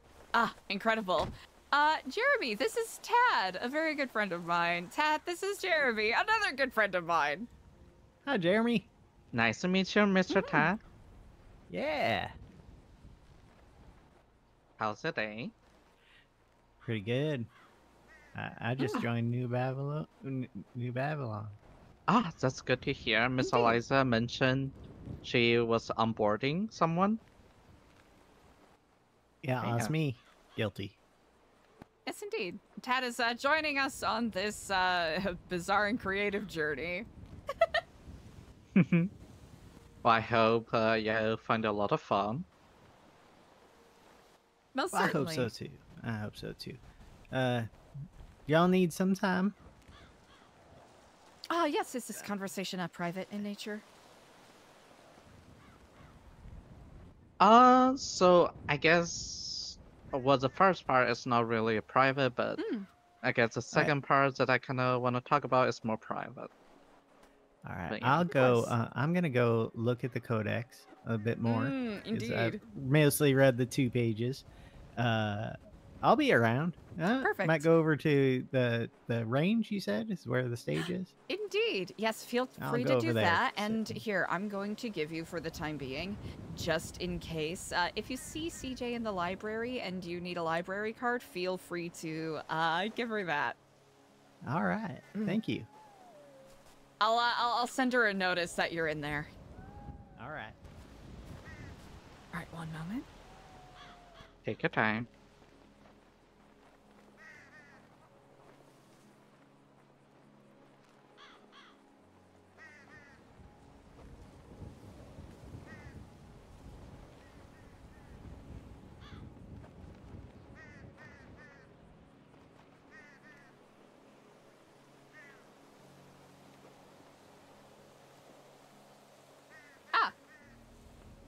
Oh, perfect. I was about to text you. Hello. I will make this brief. I currently we have a new Babylonian that is going to be reading some stuff up at the library. I gave them 3 Babylari to give to you if they need to avail that for a library card. Ooh, okay. I'm actually not currently doing library cards just as we have no new literature, so I don't want to make anybody, pay for what they already have. Makes sense. But I will and make sure that the door is unlocked. It is at the present moment, yes. Ooh, are they in there? They are on their way to be in there, yes. I see a boat. Who's in this boat? Boat? Don't know. Let me look. Don't know about any boats. Where are they going? Who is that? Oh my god. They sunk. Oh no. They're gone into the water. They're probably dead. That's alarming. Yep. Oh, to Davy Jones' locker they go. Yes, indeed. Okay. Sounds good to me. Perfect. And they are also probably going to be interested in speaking with you at some point because they themselves are a writer. Ooh, who is it? Thaddeus Dankersloot. It's someone I've been mentoring as of late as they've been making some lifestyle changes. Ooh, well, I look forward to speaking to them. Yes, indeed. He goes by Tad. Tad. Got it. Yes, indeed. Okay. Sounds good to me. Perfect. Well, I will let you back to your business, and I'll let you know if there's any updates. Awesome. I will speak with you soon. Remarkable. You take care. Perfect. Where would you like to chat? We could go to the, the classic dock if you would like. Oh, sure. I always enjoy the view of the water. I'll have to say, I'm addicted to it. It's my favorite spot, I'll be honest. It's either that or the Red Keep over there. And this is where you guys go fishing, right? Yes, it is. There's another spot I haven't visited in a while, but it's up in the up on the hiking trails. There's one that overlooks the Alamo Sea, and it's beautiful. Oh. I heard that was a fishing tournament a while ago. I heard, yes. I was actually right before this. I was having a conversation with Junior Huntley about potentially collaborating on the fishing tournaments, and we could have a fish fry here afterwards. Oh, that would be fun. Kind of like a Blaine County community thing. Yeah, so it's kind of like not just like a competition, but also like a cultural exchange. Is that the idea? Yeah, to some degree, yes. If anything, it's just more to foster community, Yeah, that would be fun. And it also gives purpose to the fish that have been fished. Yeah, and also I don't know if you heard about the a rising new community called the Jungle Scouts, which is a program. I have heard, yes. That's with the Neon Jungle, yes? Yes, it's a program hosted by them, and it's open for registration for the general public as well. Clown College Dropout, thank you so much for the Prime! I appreciate it! Now, they have put a lot of work into that program, and I'll have to say, I am super biased by saying it is wonderful to see a nonprofit like that thrive as much as they have. Yeah, I get you. Thank you so much for the Prime. I appreciate it. What's on your mind? Today, so there are two things. The first thing is inspired by the spirit of the new episode. I've been found myself of doing some kind of making small knickknacks. Small dolls. Oh, really? Singing, yeah. Love so that. I kind of want to show you the first thing I made. Yes, please.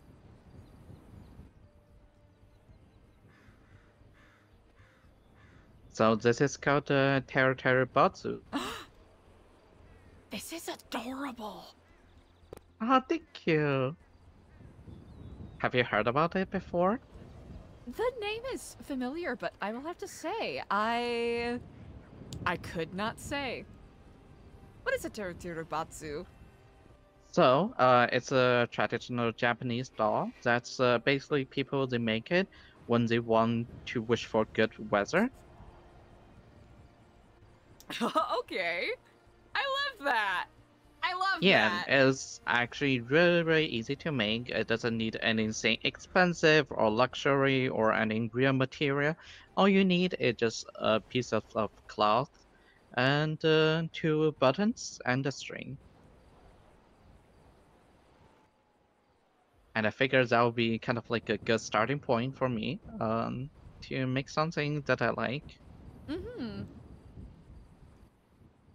And the entire reason that I want to make it is I want to give it to my friends. I want them to have a lovely day. I hope no bad weather occur to them. That's very moving. Yeah, with that being said, the reason I kind of wanted to talk to you for a little while is because I do want to, as you are one of my friends, I want to present this to you. Go ahead. Oh no, I was gasping out of excitement. Okay, yeah.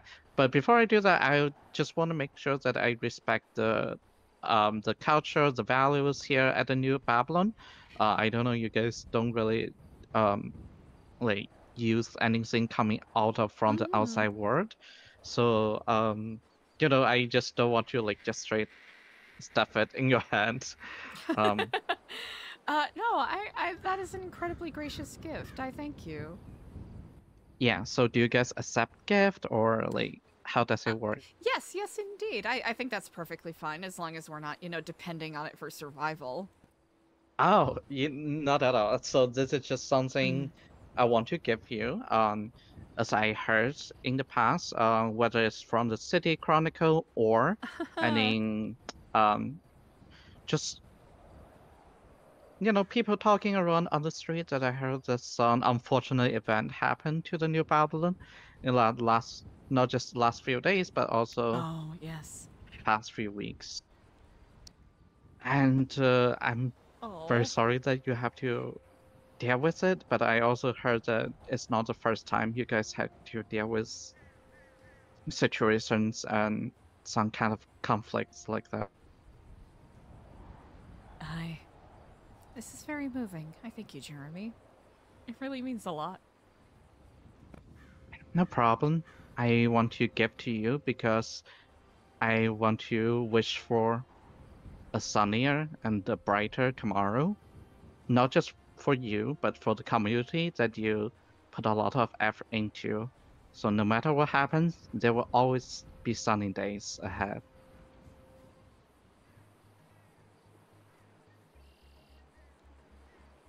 I really appreciate that. Thank you. There's definitely been some very strange challenges that we have been facing, but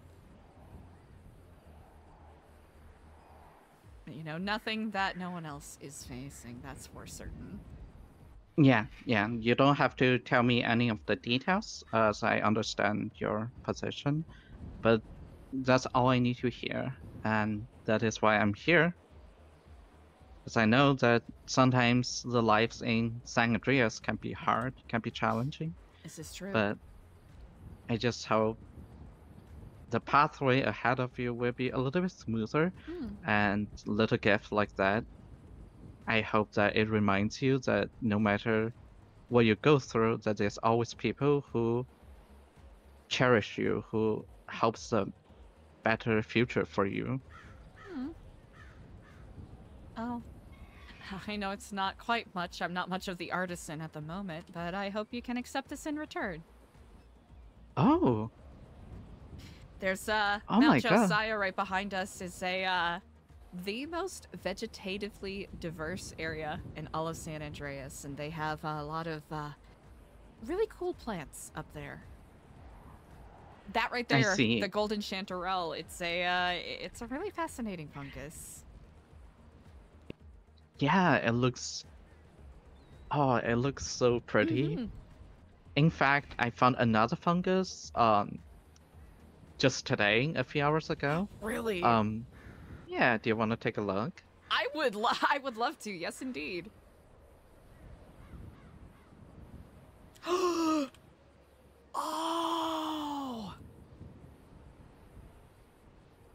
I know this is one of the edible ones. Ah. I think usually the ones that are, you know, golden in color and kind of fan out like this, you can eat them and you won't get sick. The ones with the, like the brown long ones or the ones with spots, you gotta be careful with those. Oh, I see, I see. Oh, sounds like you're quite an expert on the mushroom. Oh, I would not say an expert by any means, but, there's a couple of people, well, Elena's not with us anymore. She went back to Rallowin, but she was very kind and actually took me out a couple times to teach me about plants and mushrooms. Firstly, it's something she studied a lot as a princess back in Rallowin. That sounds really delightful. Mm-hmm. I'm hoping to have a booklet for people who may be curious at some point in the future. Oh, you know what that just reminds me of? Mm. So, a few weeks ago, Neon Jungle, they reached out to me in regarding to design like a first aid, but for wilderness specifically kind of course. Yeah. So why I'm designing this module, the training module for them, and because it's gonna cover a lot of things. It's not just gonna tell you like how to improvise some of the medical equipments you can do in the wilderness. Like you can make some makeshift tourniquet with some like, let's say maybe some cloth and a stick. Yeah.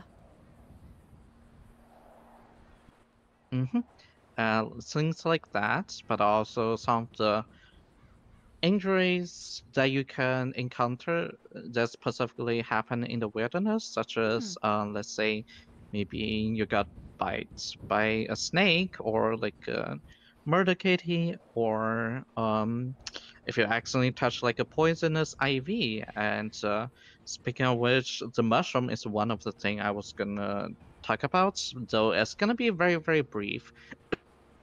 Because the general rule of thumb that I wrote was just like, do not attempt to eat a mushroom unless you're an expert. That's a really solid call. Yeah, I know that a lot of the poisonous mushrooms, they might share some of the common traits, such as their stems might have some kind of their stems might be a little bit spiky, or they might have like a white spot on the cap, or they have like white gill. But also I know that a lot of the poisonous mushroom doesn't have any of those traits, and they can just look as similar as to any of the edible mushroom we have every single day. So yeah, I figure it's probably easier to just say, just don't attempt to eat it unless you're an expert. But after listening to what you describe, I feel like, you know what, maybe I can learn a few things from you guys. It truly is remarkable. Indeed. Is there anything that we can do, maybe, to, if you need help with any of that at all, or if you need, you know, like case studies or something like that? So, this is just something still kind of in the process of baking. In the future, I think they do want to make kind of some kind of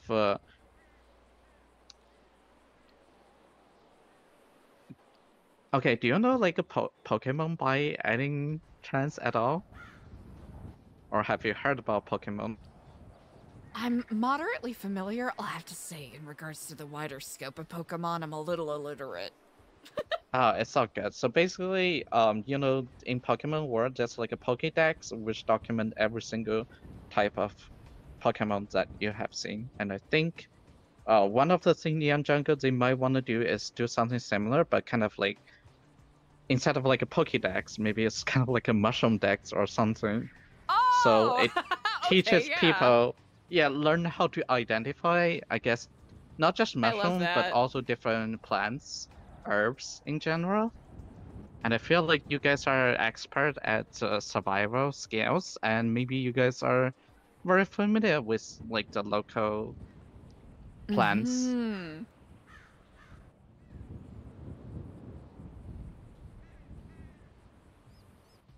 And I feel like that if that's something that's feasible to do in the future, not like anytime soon, but maybe in the future, I feel like that would be a great kind of like cultural exchange, you know, between New Babylon and.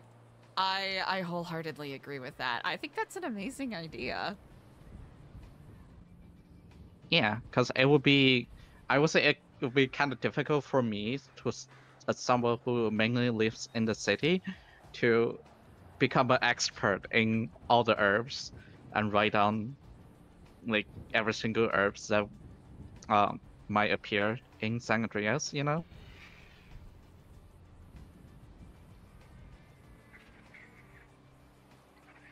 I am so sorry. Could you repeat that last part? Oh, I was just saying, so because I'm just someone who just starting up writing like the first aid course, obviously there's like a lot of things I can learn from other people, especially when it comes to different plants, herbs, mushrooms, or anything adjacent. So I feel like maybe in the future that it could be some kind of like cultural experience, cultural exchange between New Babylon and the Jungle Scouts. Not like this is just kind of like I'm just throwing out an idea because I don't know if the staff at Neon Jungle will agree about that or not, but this is just something pops up in my head as you were talking. I think it's something worth exploring, at least. Yeah, we can explore the idea and see like what we can do, what's like you know possible to do, and I feel like that would be really fun. Incredible. Don't mind me, I'm feeling a little bit hungry. Just shuffle this taco in my mouth. Worries. It's best you take care of yourself. Yeah. So yeah, that's about Ahoy, that. the jungle stuff. Oh, and also if you guys ever, let's say, maybe if you find like any injured animals were alive, also don't feel afraid to like reach out to the Neon Jungle staff for animal intake. I'll make sure that I remind everyone in regards to that. I know that with all the cormorants in the area, they you know, tend to get a sprained wing once in a while. Yeah, especially bats because of the climate change. During summer season, a lot of bats, they get really dehydrated. They might pass out on the side of the road and accidentally injure themselves. So we have been doing bats intake in the last couple of weeks. I didn't know that was a problem. That's actually neat. I know Dr. Andy Fisher had a couple of bats on him about a handful of days ago.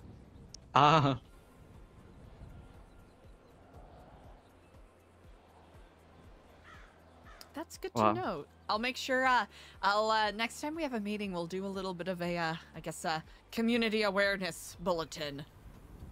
Oh yeah, and sometimes in the wilderness, if you guys find any eggs that you feel like it could be pretty rare, they could be from some kind of either invasive species or maybe the eggs that could use some help with incubating. The Neon Jungle, they also help with that as well. Remarkable. Yeah, I feel like it would be kind of nice to let the people here know as well. Maybe we can do a demonstration someday, or, you know, if anyone from the jungle is willing to stop by and give a demonstration to anyone who's willing to learn. Oh, that's a good idea. I will pass the words along to them.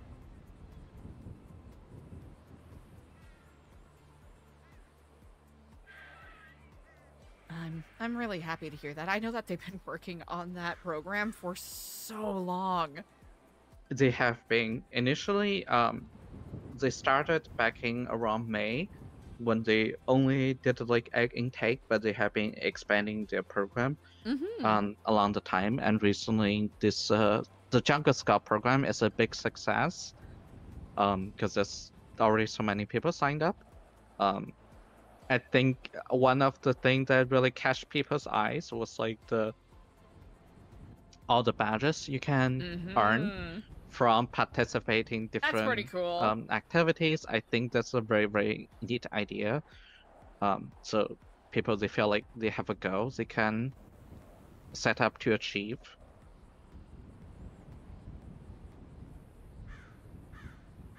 Excellent indeed. Thank you so much for sharing that with me. And of course, I'm very, very glad to tell you all of that. This is something also I kind of wanted to share with the New Babylon for a while, but I don't really know too many people from here, so I figure you're probably the best person to approach in this regard.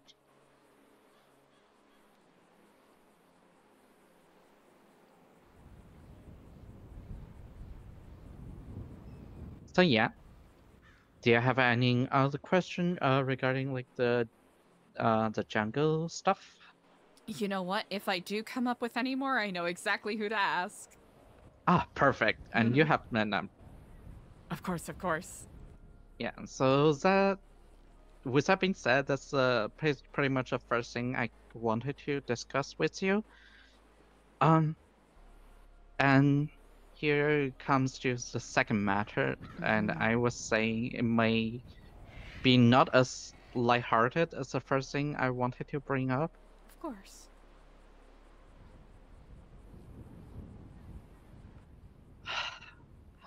Where do I even start?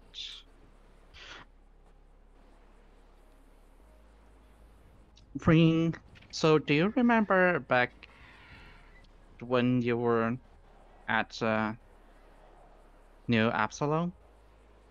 We had a talk, having a spiritual counseling session. It was, I believe it was back in May. I do. Your dreams. Yeah, exactly. My dreams. Yeah, my mom, her voice often appeared in my dream. And I always try to look for her voice, but I was never be able to see her face. So, a couple days ago, I had another dream of her voice appearing.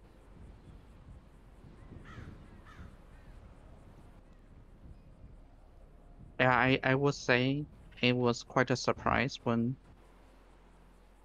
she called my name by not Jeremy, but another name, a Japanese name. As many people wonder why me as a Japanese have an English name, it is because I changed it after I moved to the States. I remember he mentioned that. So when I heard my mom calling my Japanese name, I had a feeling that was her. That was actually her. It was no one else. It was not just an illusion or someone pretending to be her. I answered to her voice, and she told me to do something. She told me, find lullaby.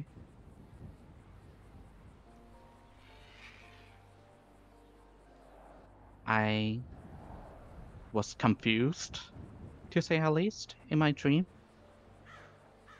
Despite it was all foggy, but I was very confused because my mind and all the voices around me told me that that's something I exactly should not do. But my mom is telling me to go find him, so I asked her why. And all she told me was, I'm running out of time. I don't know what that means, but before I could ask her even further, I woke up.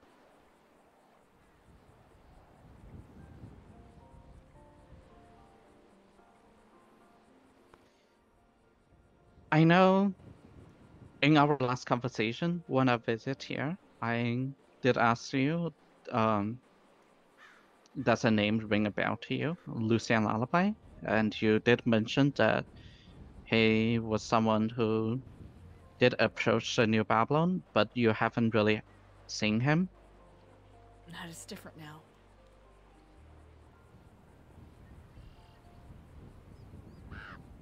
He is currently a community member here. When I was a part of the interview, I voted against it, but the vote of the other people present outweighed me. So I've been taking this opportunity to keep an eye on him. And he's been asking a lot of people about his dreams.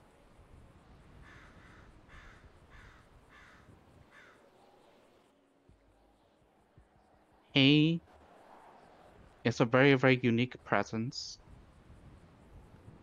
I had a phone call with him back in July. I know that it was probably not a good idea to pick up a phone call from him, but during a brief conversation with him, I was asking what he really wants. And he said his goal was to extend human being to their full potential.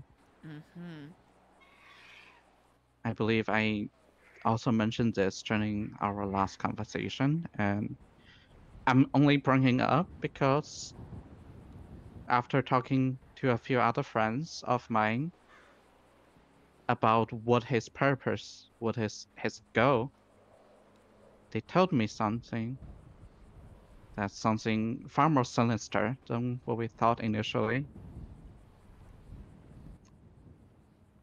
That is the exact same quote from another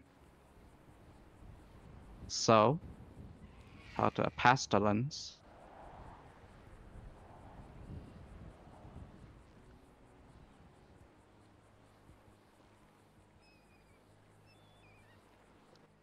Now, I don't really think, well, to be fair, I have never met a pestilence himself. But it doesn't rule out the possibility that they might be colleagues before. Since they both share the similar goal, and they are both scientists, one way or the other, or doctor.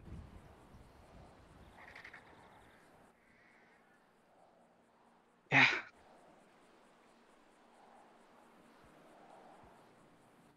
To this day, I still don't believe what he's after. But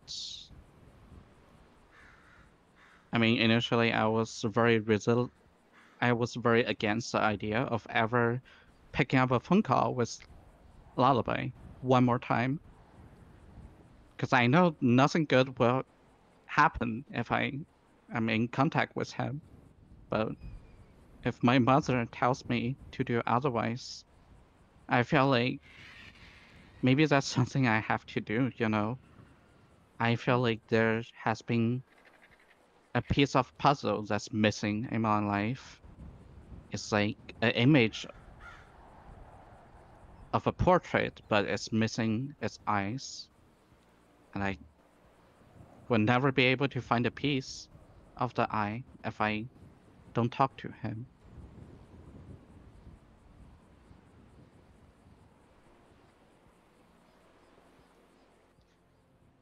So I did attempt to call him, but I don't believe he was around.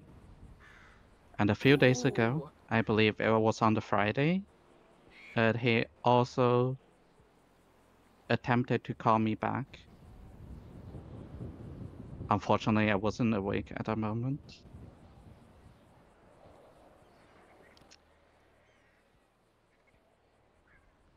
When I saw he was trying to call me back, I had a very, very mixed of feeling. I had to tell about this to the closest friend I have, because I know she is the only person that would understand my situation, rather than just trying to brush it off, like just don't call him back. Looking at his phone number and trying to press the call button makes my entire body trembles, to say at least. But I mean, luckily I don't know if it's lucky or unlucky, he wasn't around to pick up my phone call. The entire reason that I'm telling you all of this is because I want you to know that I do want to speak to him, but with extremely caution. Of course.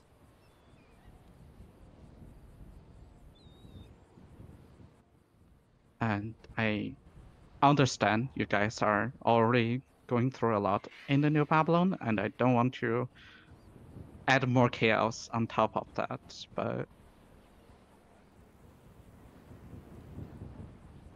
if it helps, we can find a way to maybe facilitate this conversation between you two, so that there's people who are nearby who can keep an eye on things. Would that make you comfortable? absolutely, yes, that would help so much. Thank you. Thank you. Especially if you are feeling moved by these dreams, these premonitions. Of your mother giving you a direction to go. The only way to go is forward, in my opinion. Yeah. Maybe it'll give you the clarity you seek. Yeah, absolutely. I'll do what I can. If he's really around tomorrow, that. hopefully we can find something that works. Tomorrow I will be around. Perfect. Okay. I cannot say anything else, but thank you. That's all that's needed. I appreciate that. Yeah. I just hope whatever happens next between me and him won't escalate anything further. Oftentimes I would spiral. This is not a good habit of mine, but I'm quite nervous about talking to him. Of course. I think as long as you do not agree to any sort of hypnosis,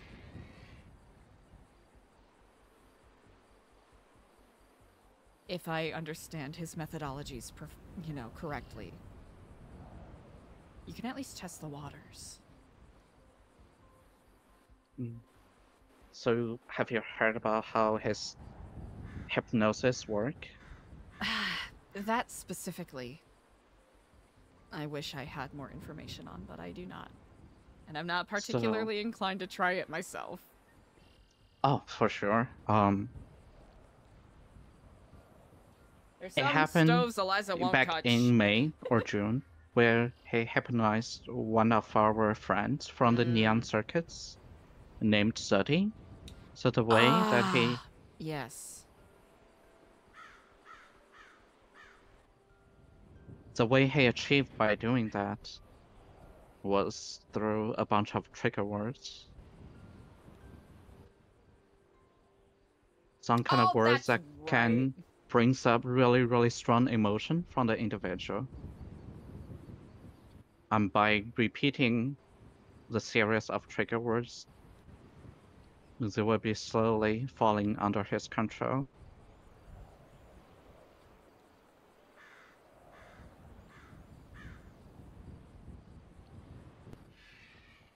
I remember one of the key details was that this all happened voluntarily with most of them. For one reason or another, because they thought they were either getting something different out of it, or they were misled. Yeah. Sooty, Wendy, Ursula, Idle, Bringle, and a couple other names I'm not certain of.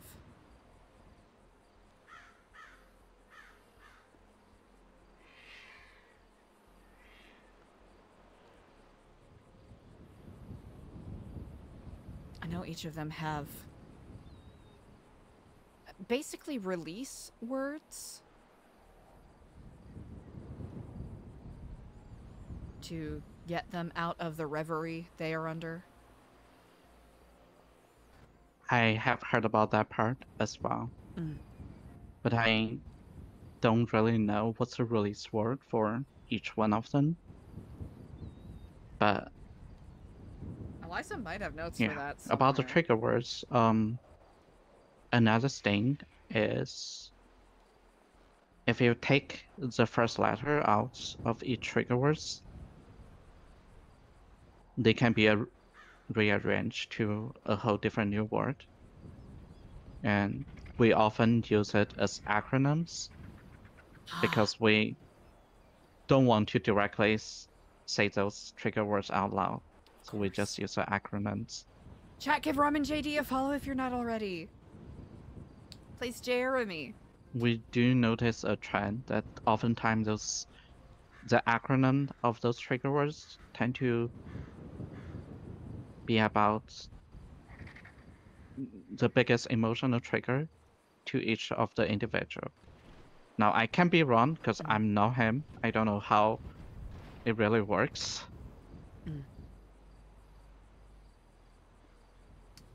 I know Diego's was Oracle.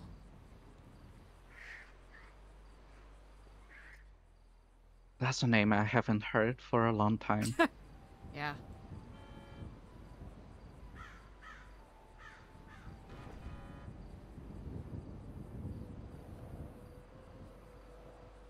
I know in my dream that once or twice, Lullaby did appear.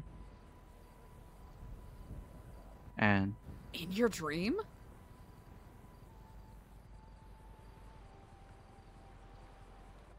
Yes. Oh. Unfortunately. Not that often, but twice in total.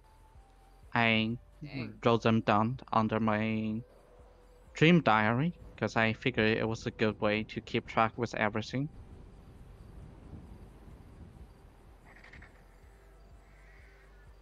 In the dreams that he appeared, he did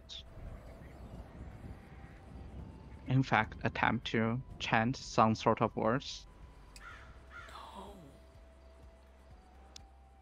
But luckily I was able to wake up sooner than everything went bad.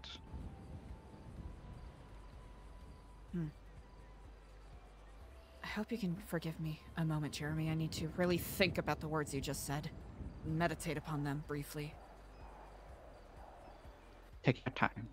Sorry, Chad, I have to take care of something very quickly. I'll be right back. Go send Ramen JD some love.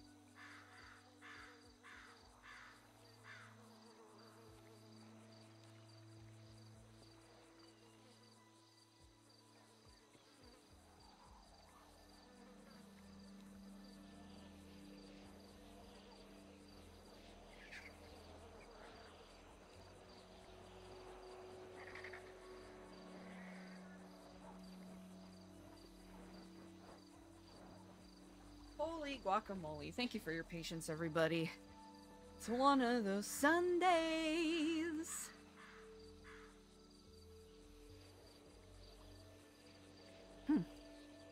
Funny thing about dreams.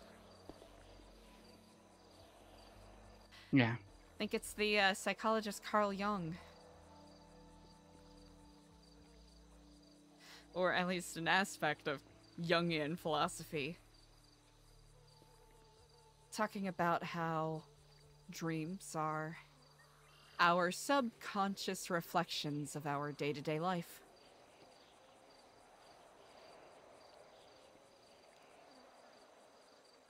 It's very intriguing. Must be some very heavy thoughts weighing upon you.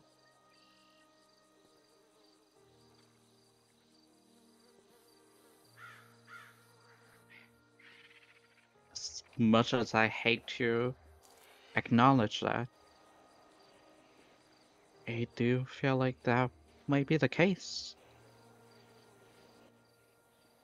It might be the first reason why I even reached out to you back in the May when we had a spiritual conversation.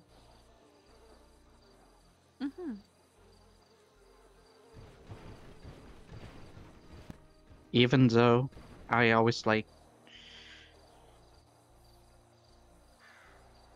to deny that I have those kind of struggle, because I always think I have seen quite a lot of malice of the people throughout the wars, throughout the plague, throughout all the people I have treated.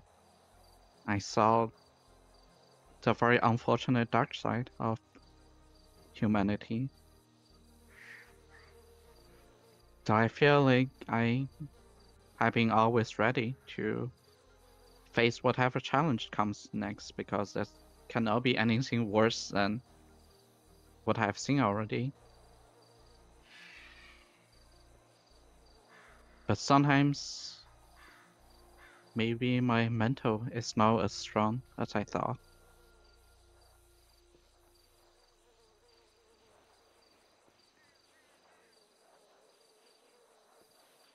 Maybe that's why I've been carrying some really heavy thoughts subconsciously throughout my life.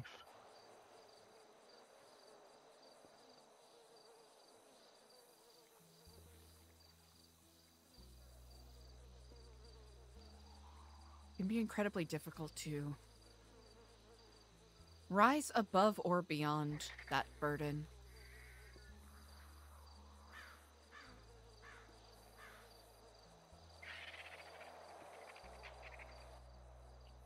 I agree.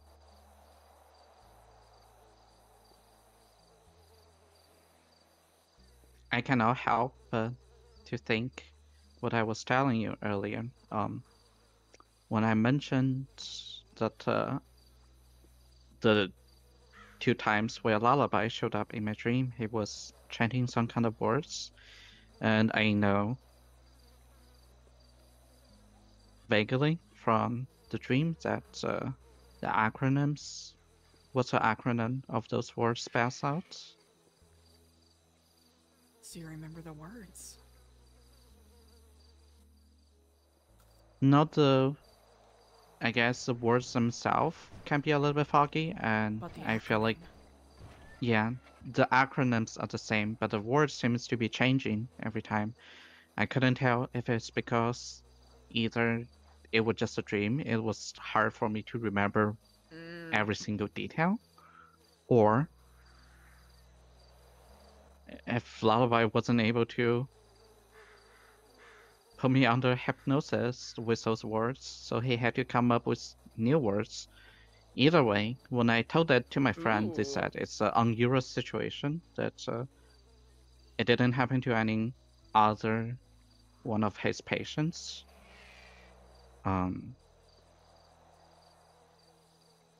But regardless, the acronym of my words are mercy,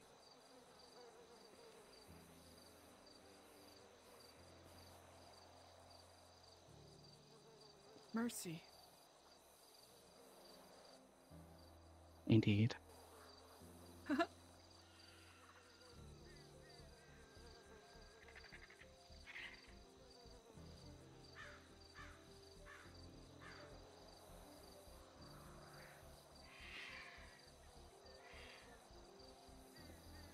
That's heavy.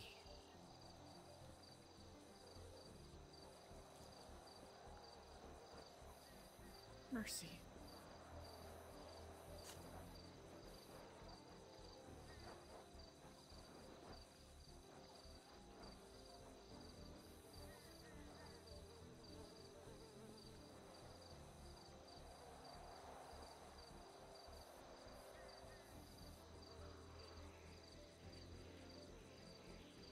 How do you feel with that word reverberating throughout your dreams and your waking days? As much as I hate to admit it, because I would rather choose to believe that what Lullaby thinks of me is wrong, and he doesn't know me. But the word mercy is quite fitting.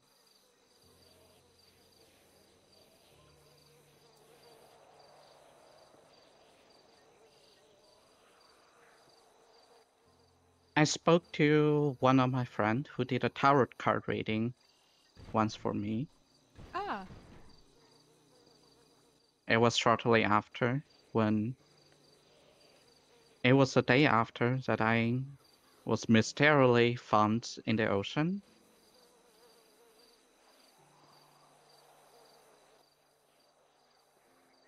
In the end, whoever did that to me, they confessed to me. Wow. They feel bad from the first place for putting me into that situation. I was debating on whether or not I should talk to them in face, but I didn't have the courage at that time. So I talked to my friend who did tarot card reading. In that moment, the first card I got was always Empress, which of cards that means it's a card about nurturing, about helping out other people. Mm-hmm.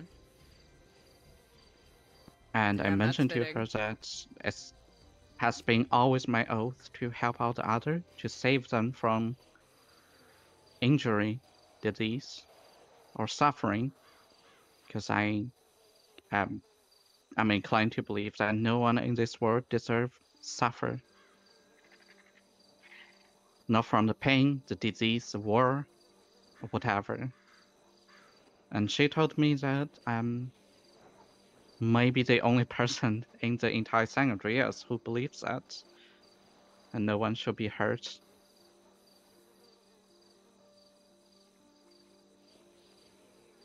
So,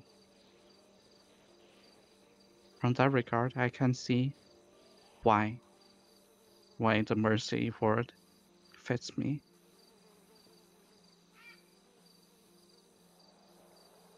It's very fitting.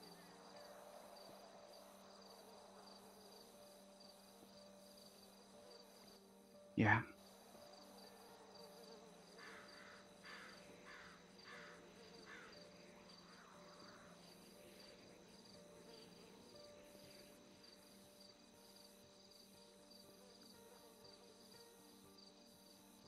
You're on a very challenging journey right now.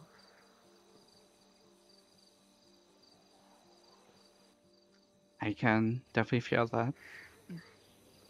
I have been feeling that way since the moment I joined the EMS.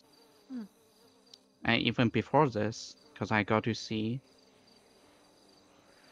some of the worst of people. Well, it's not always the case for every single call I attend to, but I have seen how people, they were maliciously hurt in very, very bad shape. But my mental was my focus was solely on getting the patient treated. The worst one I have dealt with was the war that happened back in, I believe it was in June or July, where the mime and the clowns, they had a huge war happen in Creepseed. I was one of the few medics that helped out during that war, and I saw some of the horror that I have never witnessed in my entire life.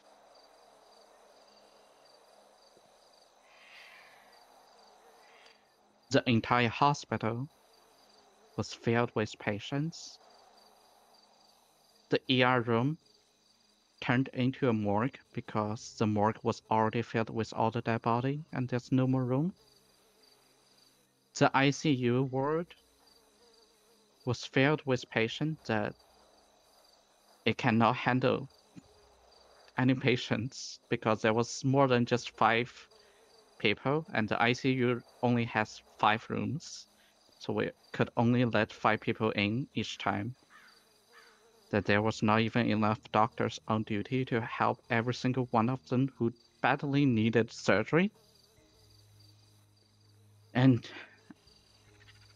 even I had to start doing some really advanced treatment in that situation because every single one of them was dying really, really badly.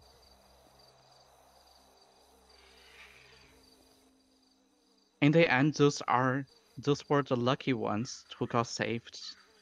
But what about the others who died in the Grapeseed?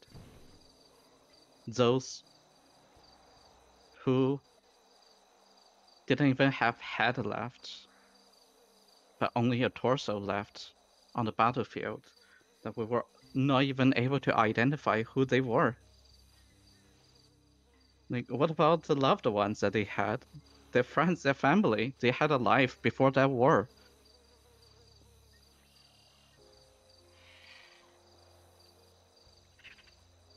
Sorry you had to witness such. It's okay. There was no time for sorrow. At that moment, all I could have done was just keep helping out the patients. There was no time to feel the feelings, you know? There's no time to process whatever emotions that I went through because all the busy job, it kind of helped me stay focused in a sense.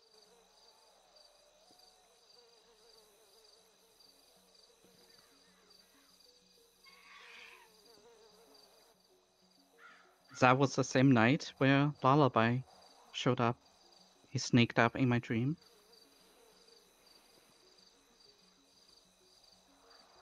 I fell asleep in the hospital after the last patient I helped because I didn't have time to eat or drink or even take a shower, but I simply just passed out in the hospital. And the first thing I saw was him in my dream. He was standing in the grip seat where the battle happened, smiling at me.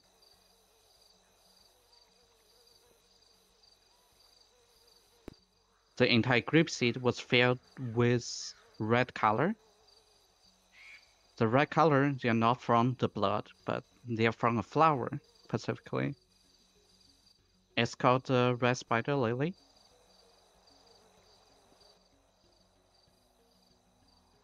This red spider lily has bloody red color on its petal, and the overall shape resembles a spider, hence the name spider lily.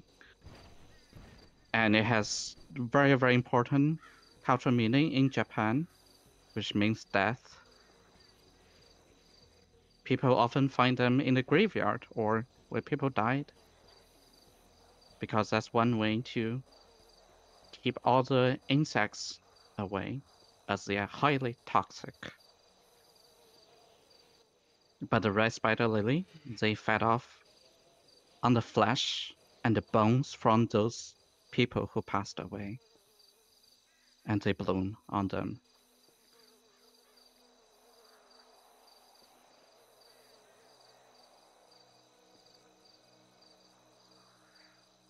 And that's how Lullaby showed up in my dream.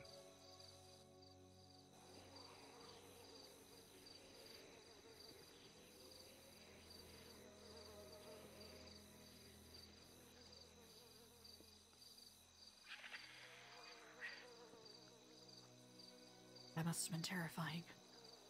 Yeah. Yeah. And that's how I found out my trigger words, at least the acronyms, maybe not the words themselves, was mercy. I still vividly remember, despite it was a dream, that in that same dream, once he started chanting those words, as I was walking towards him in the field of red spider lily in the grapeseed, the tears started dropping off from my eyes. I wasn't feeling sad, but they just started falling like a natural reaction. Like I said, I couldn't really remember much about what are the words themselves, but that's what happened.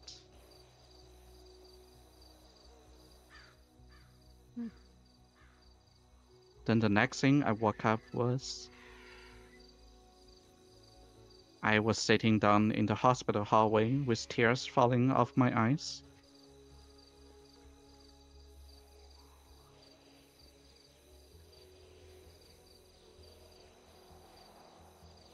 I know this is a very, very heavy subject to unpack here. And forgive me if I really sour the mood here, because I didn't want to make everything so sad. I'm honored you would share such with me. Must be quite the burden to carry. For sure. Whenever I feel like there's a lot of emotions that I need to go through, the best way I do it was to keep myself busy by attending to more 911 calls, helping other people who are injured. It naturally made me feel better.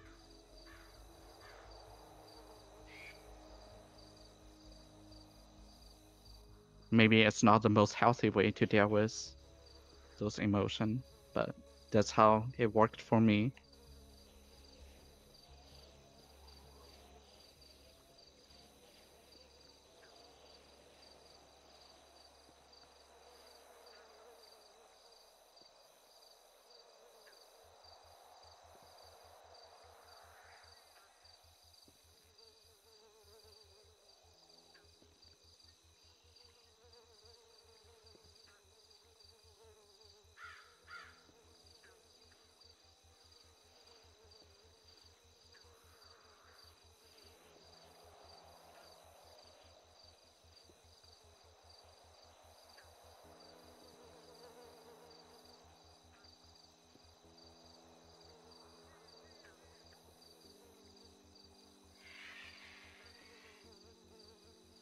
This is a world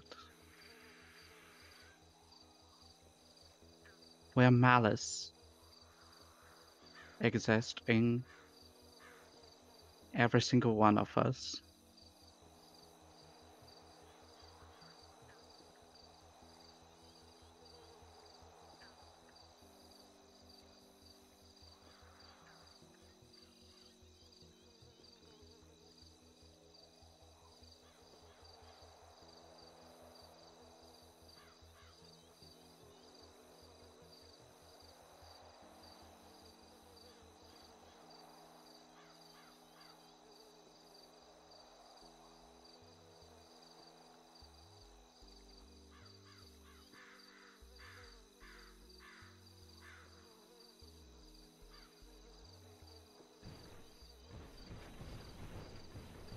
And as is the fundamental aspect of human nature.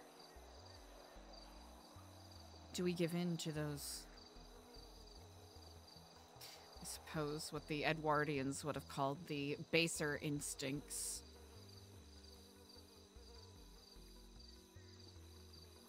Indeed. Or do we rise beyond it? Sometimes that answer isn't so clear.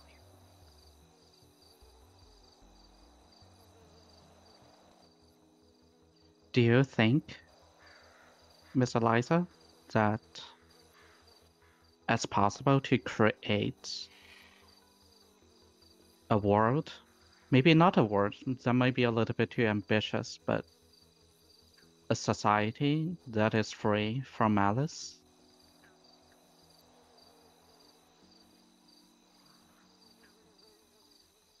I do believe such. It's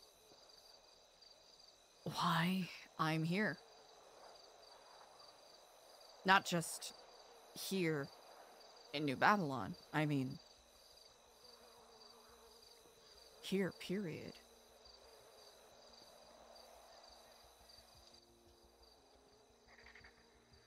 I remember now. I remember that's what you told me back then. That this is why what it brings you here. Is that correct?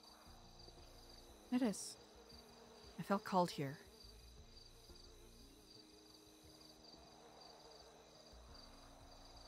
I know some people may not put a lot of stock in doing something because you had a dream about it. Often I have dreamless nights. Sometimes I have incredibly vivid dreams. Could either chalk it up to my copious drug use in my youth, or perhaps my subconscious trying to tell me something, or a higher power communicating something to me.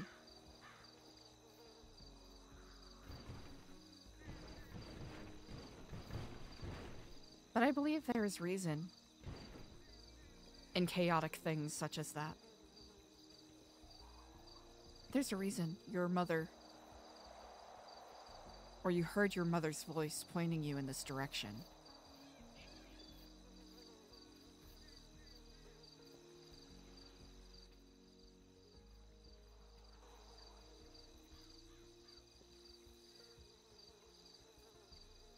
Yeah.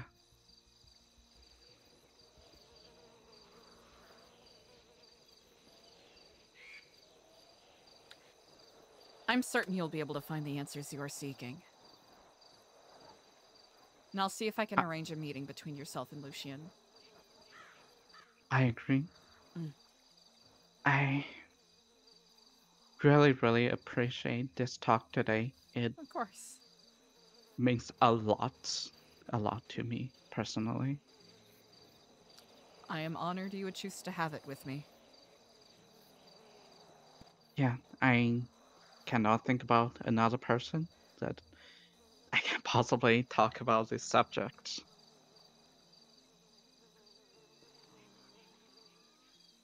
I'm certain you will soon see that day. Yeah. That world without malice. It won't be easy, but we'll get there.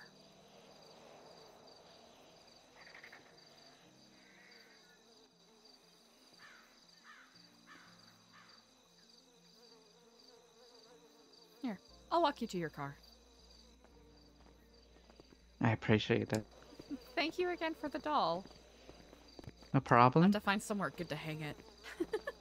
Yeah, I like to hang it in my car. Ah! And ironically enough, the other day, when I was driving my ambulance, suddenly there was a storm in the middle of nowhere. I got quite nervous because it could send my ambulance into the sky. Oh, those winds are really aggressive. Indeed, and so I looked over at Terra Bazu that I was hanging up next to the mirror. Mm-hmm. That I looked at it, And the storm magically stopped right after. Really? Indeed. May wonders never cease. As I said, I'm giving to you, so I hope that every day here will be a sunny day, not just by the nature itself, but the future of the New Babylon as well. I really appreciate that. Thank you.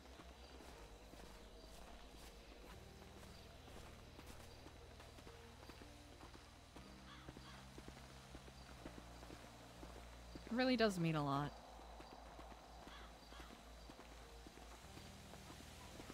Oh. So wait, I hope the travels of the rest of your day is smooth. You at least get to enjoy a little bit of recreation on this Sunday. For sure, and I hope the same to you as well. Thank you. The best way to exit will be through this tunnel right here. The tunnel? Okay. Yes, indeed. If you try to go out the way you came in, your tires might get popped. Oh, I see. Alright. Honestly, that's quite a smart mechanism. Yeah, it's we've had too many issues with people just blasting on through, so they figured, you know what, we're just gonna do that. Maybe people will stop driving around and running people over. Yeah, for sure. Indeed. Well, Kiflom, drive safe. Kiflom to you. Indeed. Alright, we're gonna check in on Tad.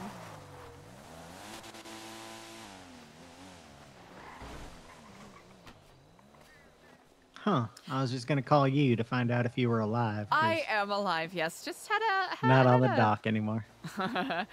Just had a conversation with Jeremy, you know, working through some things. I want to give you a contact list.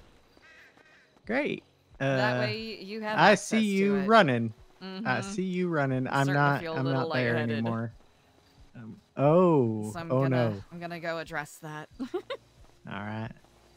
Well, I'm working on it. I'm actively working on it. All right. Well, I almost did earlier. So. Well, I am here at Ratatouille. All right. I'll be right there. Ooh, I'll have to whip up some more salmon here.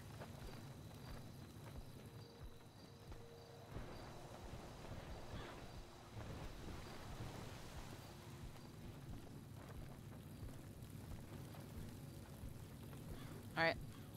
Let's be good community members, chat.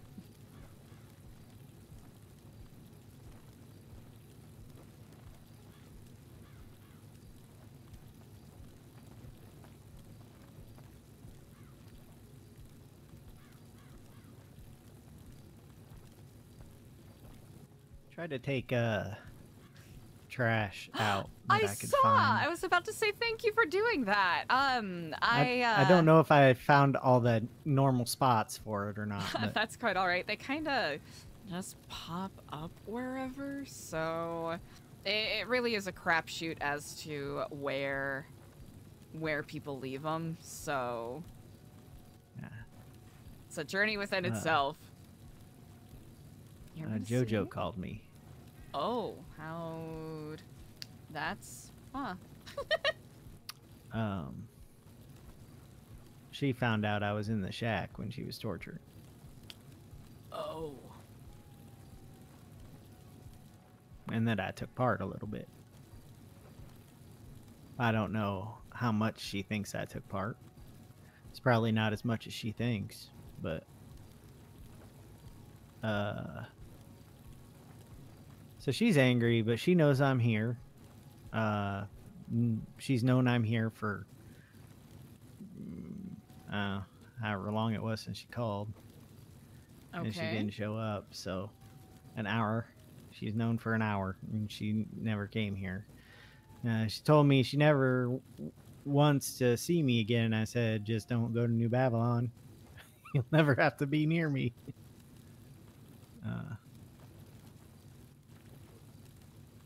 That's fine. I apologized. Not that that does much. She's obviously not going to accept that apology, but, you know.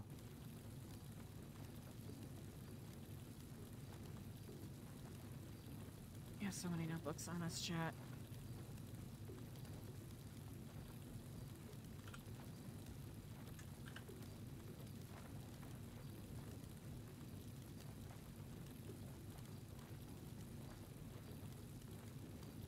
And I told Dr. Stacy, if something comes back with my test that I need to be worried about, she can let me know, and then I'll bring it up with the doctors here, and they can take over.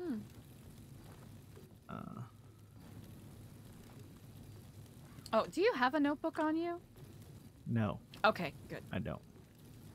Then I shall give you one. All right.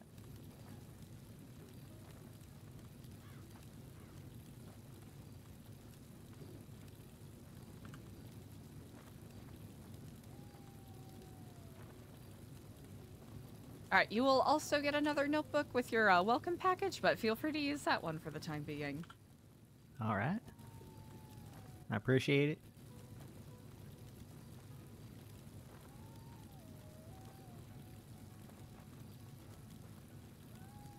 Okay, I am in the middle of a couple of different meetings at the present moment, so I do hope you can forgive me with somewhat shortness. But do you have any questions at the current time? No, it may be about time for me to go to bed. So it'll also probably be easier for you to get yourself settled when there are more people around. Yeah, today was good for learning my way around. Having that breathing room. Yeah. But I did not get to know too many people, so we'll have to fix that on another day. Oh, that'll be easily arranged. Also, we're starting to get more applicants that are around some of these later hours, so that'll also bring a little more liveliness to things.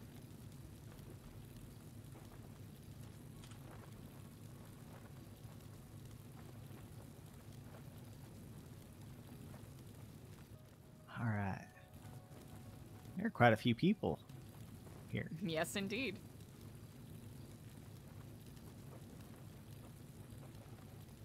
How many of them do you see on a regular basis? Oh, quite a lot of them. I'd have to say at least 25 out of the ones listed there. I think those are like 34 or something, if I'm correct. Hey, that Zeke guy is the banker. I met him the other day, but in town, like in the city. That's what you texted about. Yeah. Yeah. All right. Well. Want a little salmon skewer here to go? No, I think I'm just gonna. All right. I'm not hungry enough yet. I don't want to Gotcha. waste anything, like waste any energy. All right, I'm gonna go find a place to lay my head, and I'll see you probably tomorrow. All right, excellent. I shall see right. you tomorrow. Have fun with your meetings, Eliza. I'll do my best. Rest well, Tad. Also, before I go. Yes. How are you? Me? You know what? Yes. I am feeling, strangely optimistic overall. It's kind of felt like one thing after another, but hopefully, past the chaos within and without of New Babylon, clarity will be found. If anything, this helps me feel more reassured in regards to my goals. That's good. Keeping your eye on your own personal places for improvement. Yes. Perhaps. And accepting the things that you cannot change. That I'm working on. All right. Well, we'll talk more about that later then. We shall, indeed. All right. See you later. Oh, actually... Kenneth Jesperson said I love you too, son, to me. Yeah. Oh, he did? He used the word, which means he's probably just, I mean, he said he'll be back every once in a while, and obviously I'm going to visit him, but that seems pretty final. Indeed. Well. Yeah. To wit,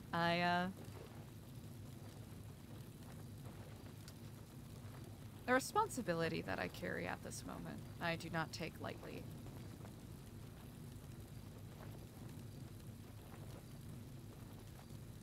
Yeah. I'm sorry you have to have it.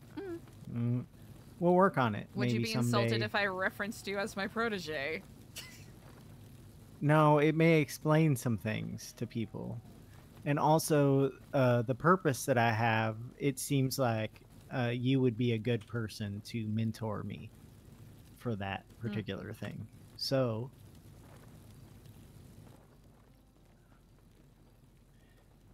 probably protege is a good word, but we'll Felt work like that, on. It feels strangely befitting for the task that is at hand. Yeah.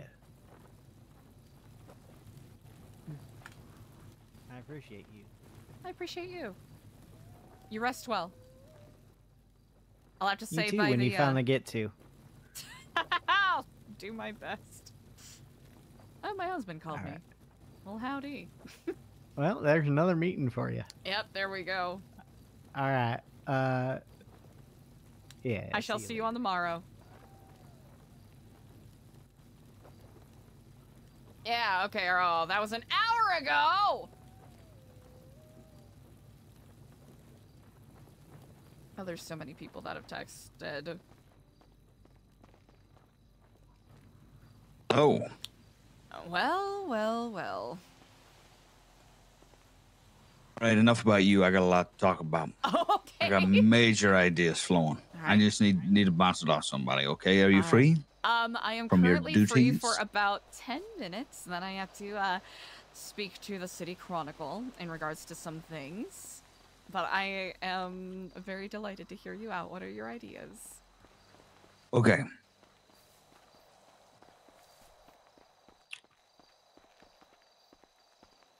You know the way they do these miniseries about serial killers? Yeah. I'm not talking about like miniseries documentaries. Uh-huh. I'm talking about the hypersexualized fantasy TV shows, you know? Where they make them look all hot and you're like, that's not ethical. Yes. They cast a hot actor. Mm-hmm. They even sympathize a little bit. And then they're like, oh, it's such an honor to play this real-life horrible person. Yes. Because it's awards show fodder, yeah. Moderately familiar, yeah. So, yesterday we were talking a lot, but we need to stay in the wheelhouse, okay? Scrapping the reality TV show idea, but we're gonna do our hypersexualized fantasy TV serial killer. That shit's hot right now. Oh, really? Is that so? Mm-hmm. I mean, you must have someone in mind if you are so invigorated by this idea. Well, what I was thinking about doing, right, is doing some digging. Who was a serial killer in Los Santos? And then doing a TV show about him, but missing out a lot of the key details and just making them hot. People are going to eat that up. Yeah, you know? Now, do you think that's ethical, you know, on brand-wise for the Epsilon name? Because you remember all those ideas, those movie ideas, TV shows? So it's all going to be Epsilon brand now because I got the reins. Your fault, by the way. So, but I want your suggestion. Is this in the wheelhouse? You know, it is educational. It's what? It's educational and, you know, Sex-educational. No, That's what it is. I said Ed. I know I have a bad lisp, but it's not that bad. Oh, no, I said it's sex-educational. That's what it is. That's why people watch it. I mean, well, you know, and it's The also fantasy. along the lines of redemption. Is it ethical? No. Sometimes you gotta do, you know, hyper portrayals of things to melodramatic renderings to really drive the message home. We'll put heavy burdens on the mother and father. Oh, it's all their fault. Yeah, blame most of it on that. You know,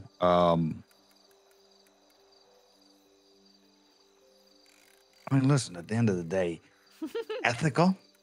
Who knows? Are people going to eat it up? Yeah.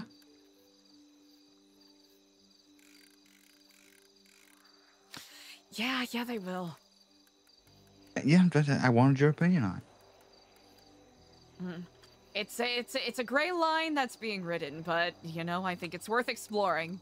And I can also quite readily and easily give you a list of serial killers, some of which I may or may not know.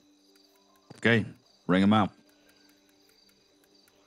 I mean, either that or I'm going straight to the cops, and it's not going to look good, but you know, I'm going to try to explain to them what I'm doing, you know? I mean, it might even be something worth working with the City Chronicle about, honestly, because they've got a pulse on that kind of stuff. Possibly. I mean, I'll be doing deep dive research, you know? Well, I guess the first one that comes to mind is, oh, you're not gonna like it. I'm not? Probably not. Ooh. You know, there is a self-described prominent serial killer that has a history of being a very notable public figure, entrepreneur, philanthropist, politician, restaurateur. Oh. Marduk. He's quite proud to wear the title of serial killer. At least he was when he was volunteering at the New Epsilon program.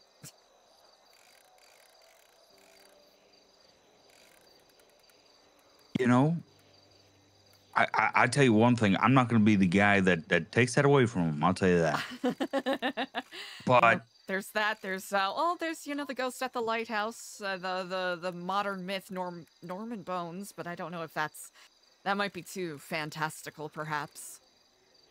And there's Kenneth Jesperson. Yeah, and the you know, there's we're kind of looking for, you know, the that was their thing. Yeah. You know? Much as, you know, I would definitely not want to take that away from the Marduk. Was it really his thing? You know, I suppose not. Because I think you only have to murder 3 people to be considered a serial killer, which seems, it's fucked up. Like, 3 people is a lot of people. I'm gonna make this very clear. Just, you know, just so you know. 3 people is a lot of people to kill. I'm glad you made that distinction. Also, not enough people to kill to be a serial killer. Right. Yeah. I don't know, have you talked to Edgar? Well, again, he kind of falls into the same... I guess he's the same category, yeah, where it's, you know, yeah. the flavor isn't there. Maybe for, you know, listen, I mean, like a let's be crime honest. prestige drama, if you wanted to. Right. Let's be honest, half the city is serial killers, but it's not their MO. Yeah. You know, I don't think, you know, need that guy, you know, because we need the freaky side. Honestly, you know what? I can get you in contact with Frank Skinner and Nora Thomas from the City Chronicle. And I'm wondering if there's a marshal that might be willing to assist. Because you always got to have that, you know, that detective consultant. Yes. Yeah, in a way, we want all the facts, you know? And then it's our job to twist them and make them more, you know, We're getting a lot of appealing to the audience. I mean, what if you simply presented them as is? Because there's, you got people that write letters to people in prison by virtue of the fact that they're in prison. Because, you know, the audience loves a bad boy, even if the bad boy would murder you. Oh yeah. That's my, you know, that's the whole idea, you know. I guess that's why, you know, they have all these pop songs about, like, I want a bad girl. and Eileen Warnos turns up and people start complaining. You're getting what you asked for.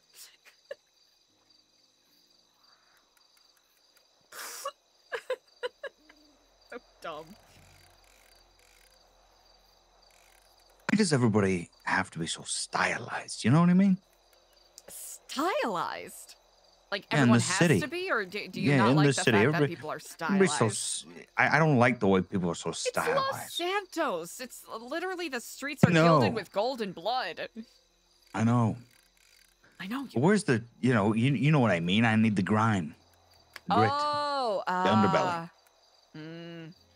And then we'll hypersexualize that into shiny and put 80s music or something behind it, you know? Check out the sewers. You could do a bit of a Lost Boys vibe.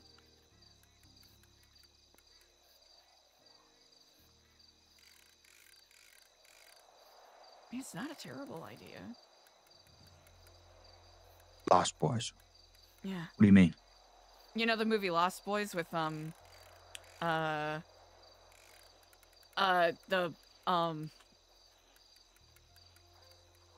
Kiefer Sutherland. We're not trying to make a movie here. We're trying to sexualize a mass murderer. This is what hits. This is the third one they've made. We need to capitalize on that market. I suppose. So you need to find somebody whose MO was killing people. I gotta find them. And they got off from it. Do you think I actively have friendships with murderers and serial killers, and those are exclusively the people I hang out with? By virtue of what I'm trying to accomplish with my failed nonprofit? Yes. Not on the failed nonprofit side, but are you telling me that I'm wrong for you to be the first person I think of knowing specific people? No, you're not wrong. Thank you. You're not wrong.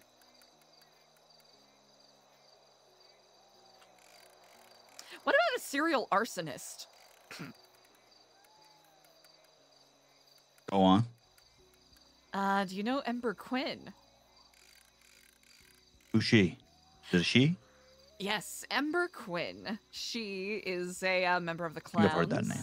And has also ran around with a questionable group by name of the Smileys.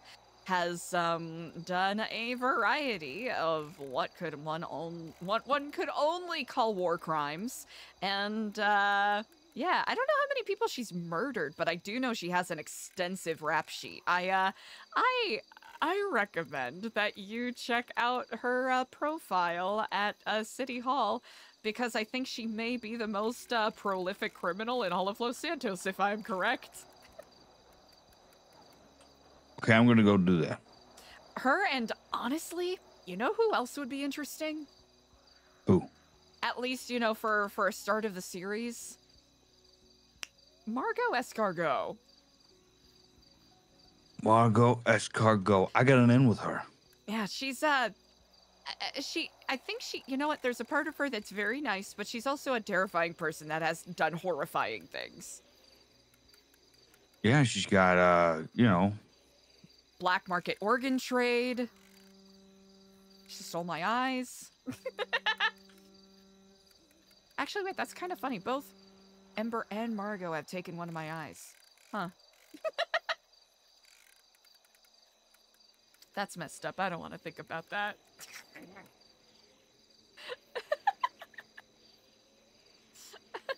What a better way than to get revenge. Not that we're doing it revenge, but I think there's a little bit of spite in this.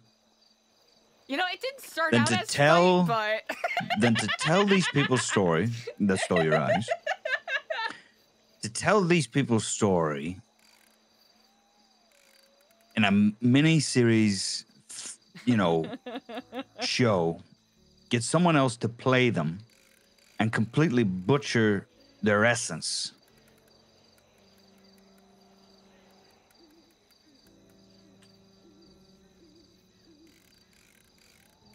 What a way, huh? And then to profit off it. Honestly, that is a level of vindictive that I only aspire to. That is poetic.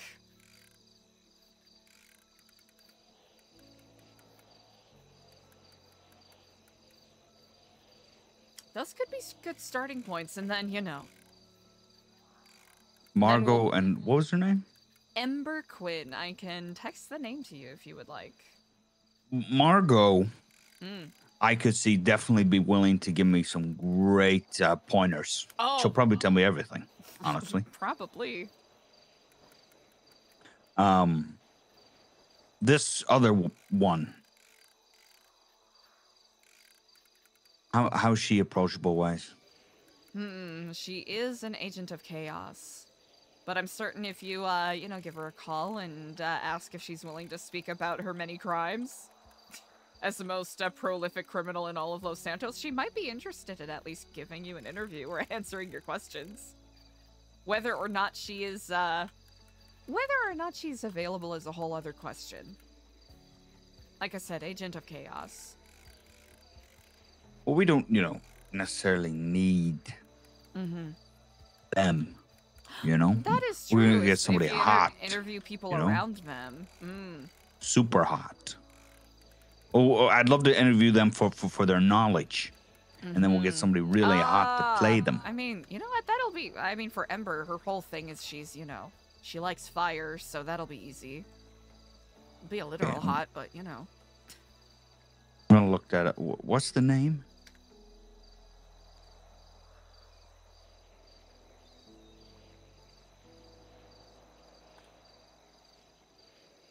The bunny ears? Yeah, usually wears either bunny ears or devil horns. The gym. Ember Quinn. Holy sweet mother of Christ. Is she that hot? Oh, it's the rap sheet that's hot. It is impressive, isn't it? By impressive, I mean scary.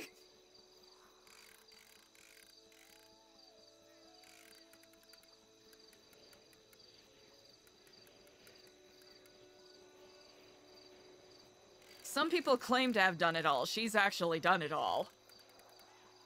Wave! What's up? Howdy.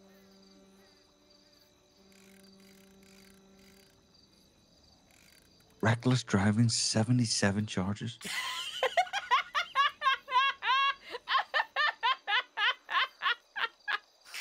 I mean, this person just seems so bad at crime. No? I can see why that argument holds water, perhaps. I don't know. What makes you bad at crime? Getting caught? Getting caught? That makes you bad at crime? Yeah. I mean, are you a, here's the thing. Listen, are you a criminal if you get caught? I mean, if you don't get caught? Listen, with all my street knowledge, in my professional opinion, which isn't much, yeah, I think getting caught makes you bad at it. Just a hunch. Human trafficking? I know somebody else. Can't relate. Oh, wait, is that what you have?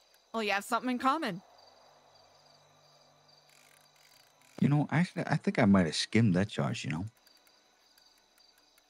I was thrown in for everything, but I think Edgar was in there longer because he had the human traffic. Oh, yeah, because of the thing with Elena and Junior.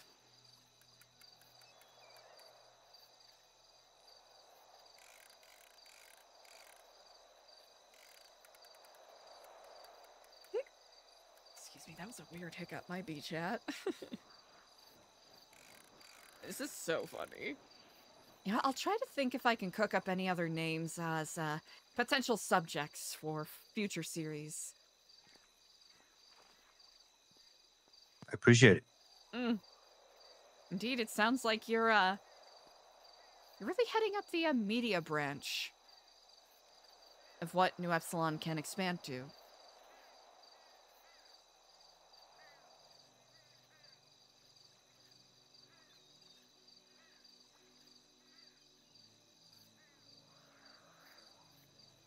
Hey, Rev, what's up? Unless that's not what you want to do, then that's okay. I don't know. And the more I'm thinking about it, I don't know. You can't get the right person, you know what I mean? You can't get the right person. What if we make a person? I mean, you could make up a person. And maybe that's a little bit unethical. I mean, you could make up a person and then just, you know, I suppose that's even, well, I mean, he could do the thing where it's like, you know, this is purely fiction. It is not based on it. There are no, if you see any similarities, you know, to any real life person, what's then the it's, you know, point, Eliza?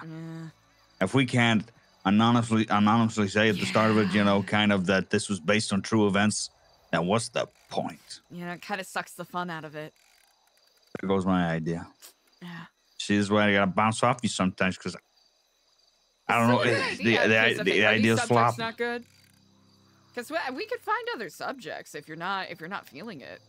I don't know. I just seen that it was all, you know, it was hot shit right now, and I said we need to capitalize on that. I believe you still can. Well, okay, if Margot and Ember are not palatable, I suppose, subjects for this. Huh.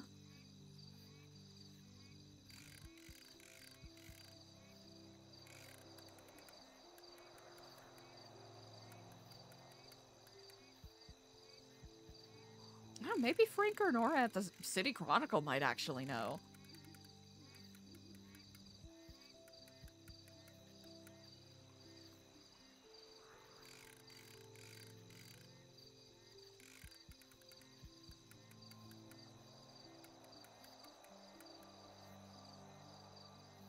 It would be, you know what I was thinking? What are you thinking? You know, it wouldn't be all that bad.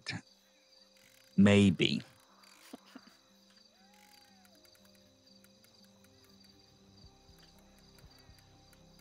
You know, Norman Bones isn't a bad shout. I mean, even if you just focus on the man's waking, you know, just the reputation in his life he led before he became a sort of urban myth. I think that's more than enough to carry water. I don't know much. I know what I know, but you think there's meat on the bone there? I think there's potential. Especially since he still, you know, carries such a weighty reputation amongst people.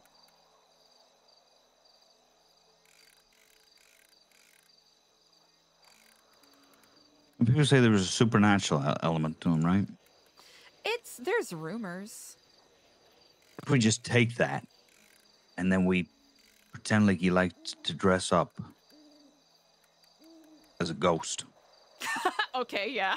Sexualized. Okay, Scooby-Doo you know what I mean? him. Like, We're gonna Scooby-Doo him. Like that's the kink he had. You know, he was always shamed for having a kink. It was such a shame. You know, and all he did was dress up, you know, as a ghost. He danced in his room to 80s music. And fantasized. And then he would go and kill people at a lighthouse. Huh?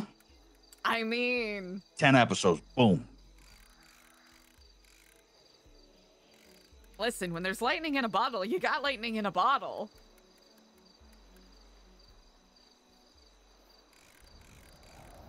No, I'm just spitball. It's a good spitball. Anyway. Transition of whatever malarkey you got up to. What do you mean? Any nonsense you got up to. What's going on in that circus? Malarkey!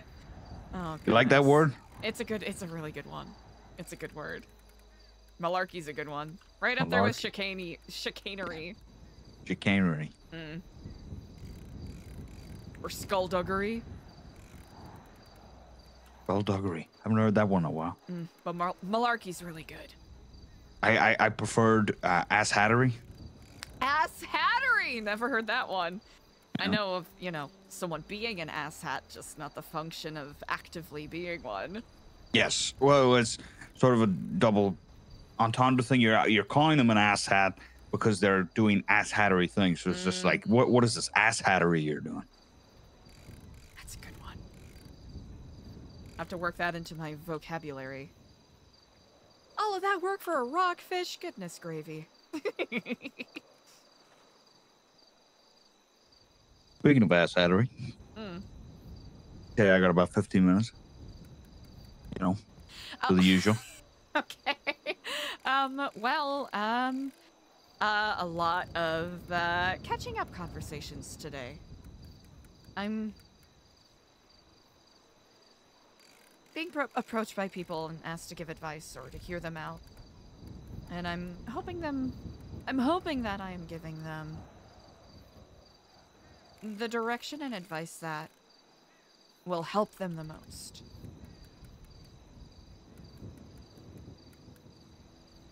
Or at least the support, because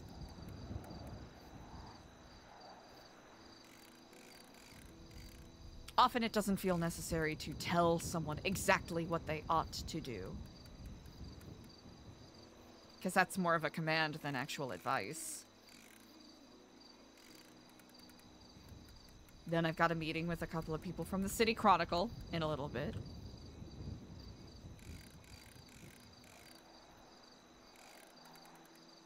And, you know, people management.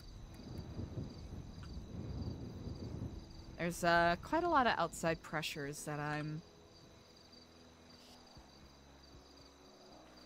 admittedly out of my depth in regards to navigating.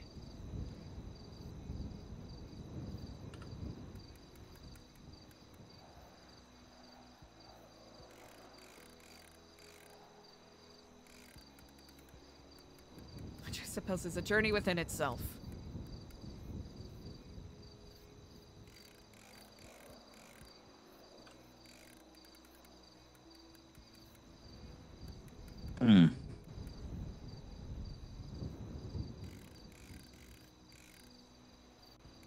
Is that good enough, or do you need more tea? Tea? You know I'm not a big fan of that. You're not a big fan of that? No. I should have known. Okay, well, yeah, that makes sense. That makes sense. You got, yeah. Okay. Good luck with that. I'll need it, thank you. Rooting for you. I'm rooting for you.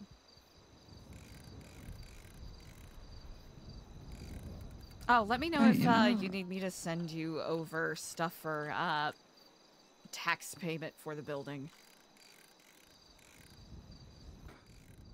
Tax payment. Ah, yes, yeah. Does that come in? Yeah, in the next couple of days or so, you're gonna have to go and pay taxes at City Hall. How much? It's usually $112,000.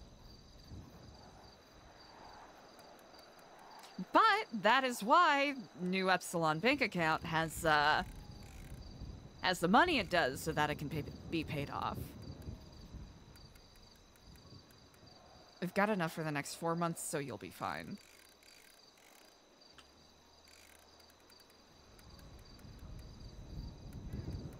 Yeah, yeah. And if EJ and Ashton never return, it's a real shame. What, you know, where did she go? She's on sabbatical in Mexico. Went to Mexico.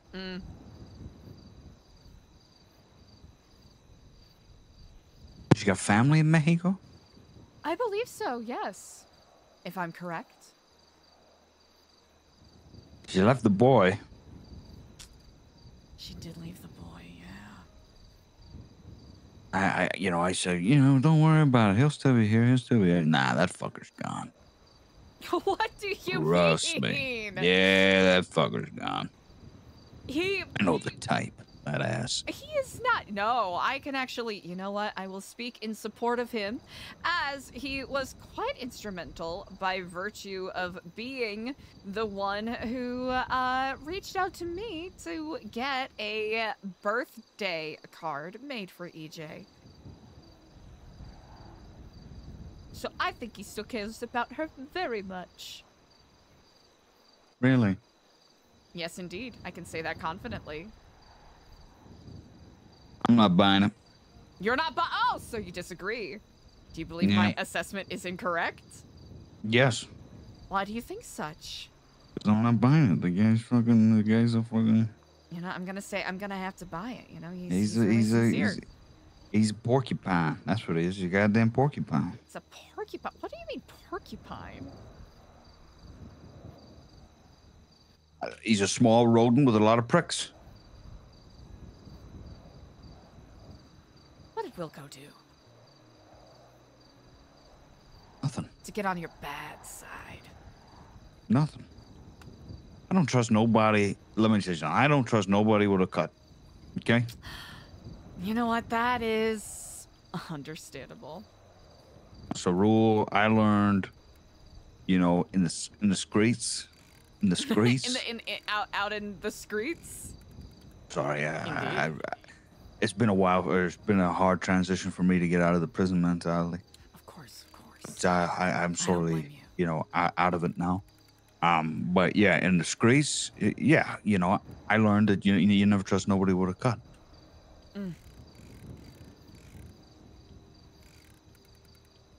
Good to know.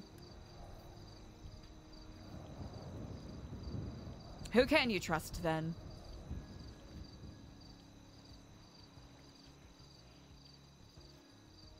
I don't know. Not many people, to be honest. Do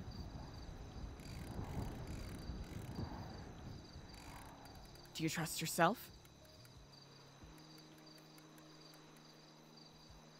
Yeah, some situations. Sure. You gotta, right? What's your favorite gemstone?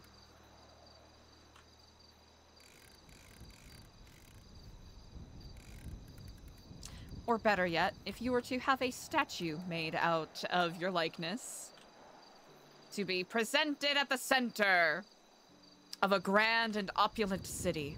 And this could be You made asked out me of that any question before, right?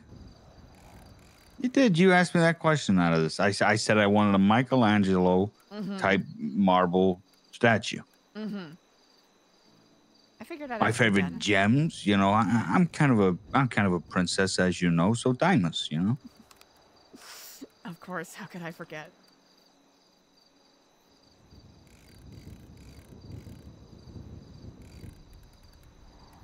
Where do you think they gave him the small pecker? I'm trying to remember if it was supposed to be symbolic for something.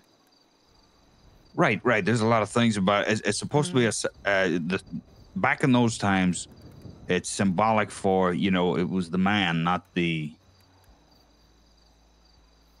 Yeah. He was more than genitals in a way or whatever, you know. So you make them small. Because otherwise they'd be confused with like fertility statues. Like, no, this is about something else. About intelligence or the strength of the person. The smaller it is or something. Yes, I know that was a virtue in the I'm trying to remember. It was like a particular school of wrestling where, you know, the less endowed one was the more capable of fighter they were considered. Wrestling? Yeah, but it's a particular school of wrestling. It's the one that That's Socrates just studied. I think that's an outcome of just steroids. But if this if we're talking about ancient, right, sure, ancient. Maybe I don't know, maybe they have their own kind of steroids. I mean, anabolic steroids. I mean, today, that's, you know, it's steroids. Yeah, I mean bodybuilders, you know. I take steroids. You take steroids? I would. You what? You would? I would. What about the health drawbacks? Like what? You know. To be honest, I hear that that's just a myth these days, and there's workarounds. Is it a myth? What about roid rage? Well, that's one of the perks. You'll mess up your limbic system. What even is that? Who needs it? You know, it's your system for limbs in your body. My limbs are going to be extra strong. You would actually take steroids? Yeah, wouldn't you? No! thought about it. I said to myself, that's what I would do. I thought about it. I was like, I'll just go full fucking, I'll do a cycle. Just a cycle. Yeah, run a cycle. Yeah, run a cycle. That's what they call it. I just run a cycle, get Jack for the winter. And then start. And then cut. Yeah, and then start pushing my protein brand, and then start the claims that I'm natty. I mean, that is how a lot of them do it,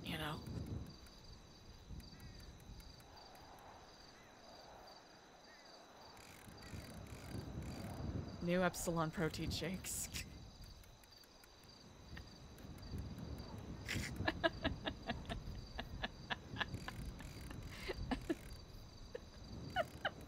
I know you were a little bit worried. I'm too cooked. About the, changes I was making. With the building. And I rest assured told you that I wouldn't be making any changes to the building. To the program. Boy, do I have a lot of plans. Ooh. Not to mention all this entertainment business talk. Merchandise. Right? Merchandise. Disney, we Disney it. I mean, that is the next logical step. It is. It's time to turn the non-profit to the profit. If there is a new chapter, right? That is true. Whenever that is, well, if there is, right? You have been given stewardship.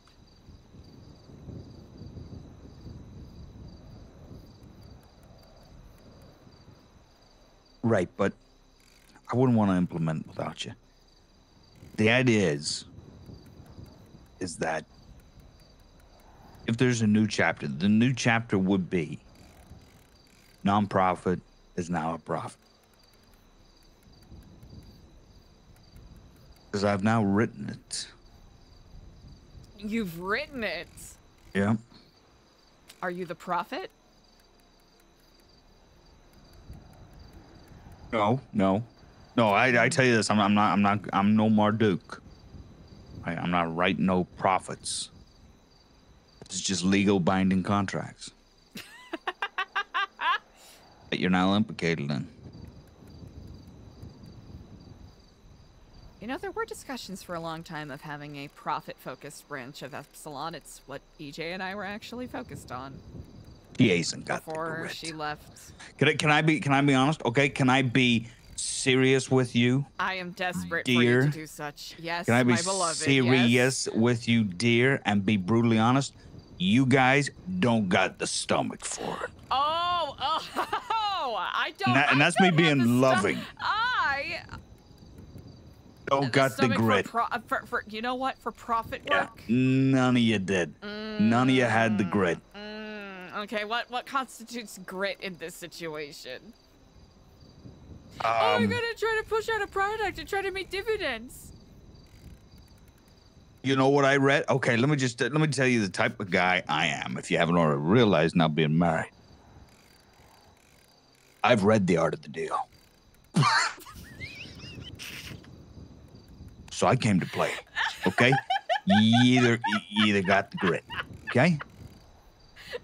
And if we're gonna do this, make that transition sometime. Are you okay over there? It kind of sounds like you gotta have the grit. Am I spiraling? No, business It's, wise, yeah, I'm spiraling. It sounded like you were choking on something a couple times there. Are you okay? My own ambition.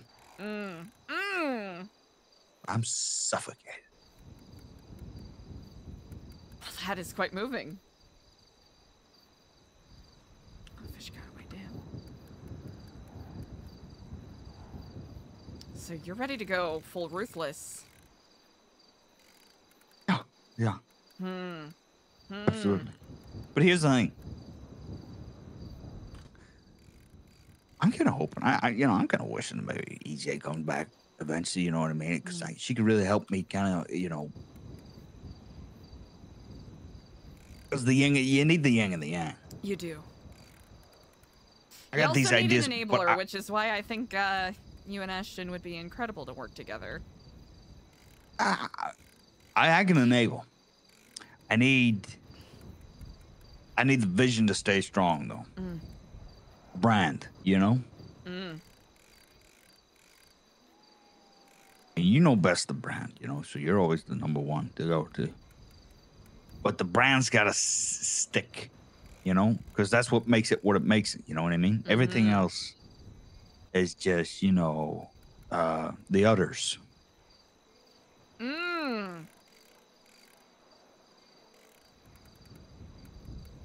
The people are the bucket. What's the milk? The message? Milks everything. It milks everything. Of course. All we gotta do is be the farmer.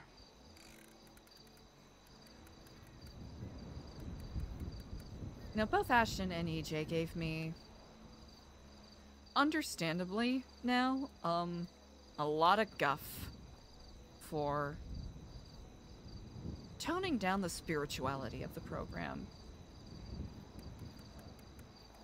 Hoping it would get more attention and more people would take it seriously.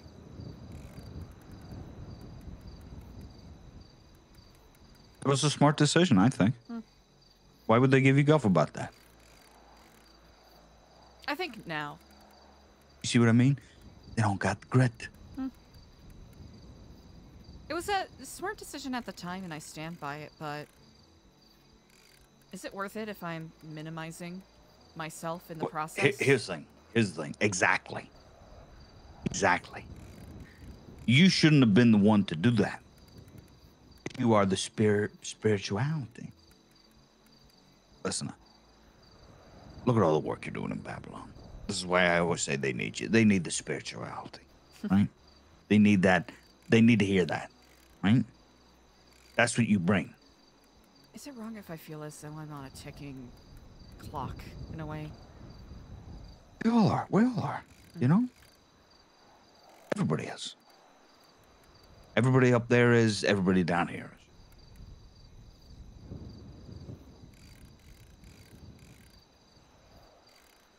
This is true. Why you say this?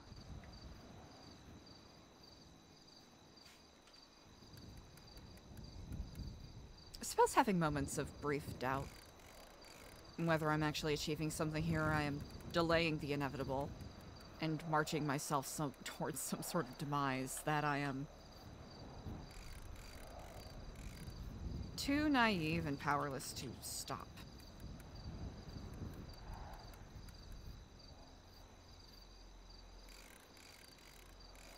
Yapping doesn't stop a bomb from going off. Trying to negotiate or de-escalate doesn't help manage the emotions and intentions of someone who already decided before the conversation started that they were going to put a bullet in your head.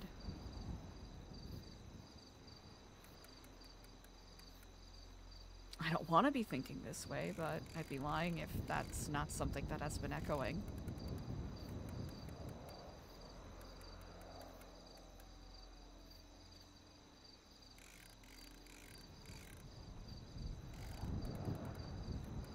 I think you know the answer to that. I think you know if you're not getting anything out of it, why put yourself in such a position? Unless that I'm not getting anything out of it. Simply... Obviously, you are, right? Assume you are. I'm learning. It's what I came here to do. There we go.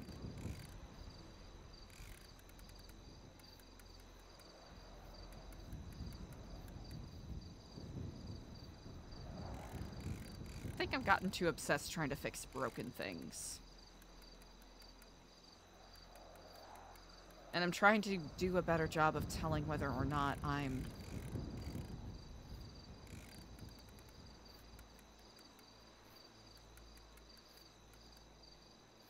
wasting time because I've sunk too much into it. You know, the sunk cost fallacy.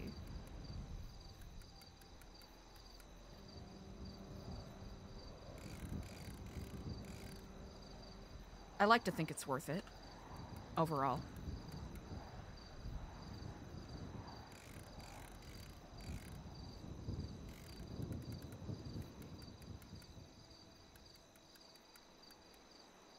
I think if it all fell apart today or tomorrow, I think you would have benefited from it. What if I end up as collateral damage? Or whatever is going on.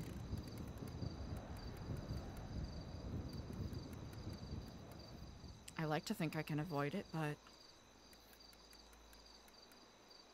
what if it's because I've gotten too cocky?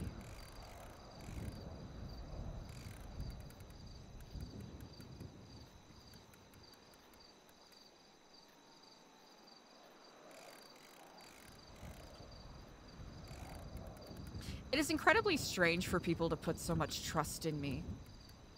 Because I'm so used to people thinking I'm sus or crazy. And I think I don't know what to do with that. I suppose that's my honest emotion right now. Well, I don't think so all that much. Here's my opinion. I think, you know, despite what I think some people didn't want to buy. You know, you could tell getting to know those people up there, not a lot of them would buy Epsilon, right? No. Not the type. They're not looking for whatever you're given if you were still here, right? But they trust you. They trusted you. They liked you. They enjoyed your company. But they just weren't buying whatever you were selling, you know, at the time. Now that you all have a reason to be on the same side, and you're selling the same thing that they all want to buy, you know, they have all the more reason to just place more trust, listen, and, you know, see, you know, yeah. Does that make sense?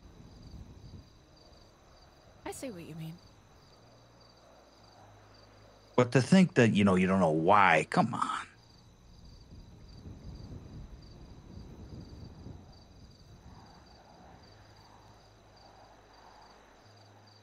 You know, most people can't have the same conversations they can have with, you know, Queenie or Andy. Or Jesus Christ, let me talk to somebody that I kind of knew before you. It was Elena back in 3POS. You know, I couldn't have the same conversations with her that I could have with you. She just wasn't, I didn't vibe, you know, I didn't trust, you know. There wasn't so much a healthy atmosphere for an open conversation like there is with you. That's because I brainwashed you, Daniel. Well, fair enough. Fair enough. I like to think my point still stands. Unless you have everybody up there brainwashed too. Or I think, you know, I think you got to start giving yourself a little bit more credit. And I think that cockiness you're feeling, I think it was about damn time, you know? Now, that being said,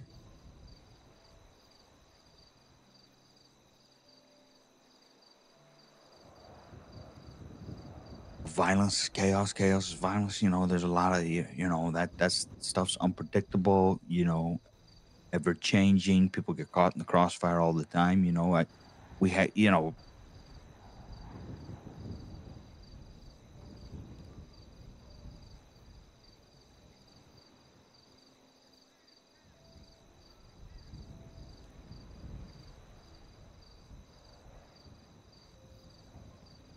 let me ask you something.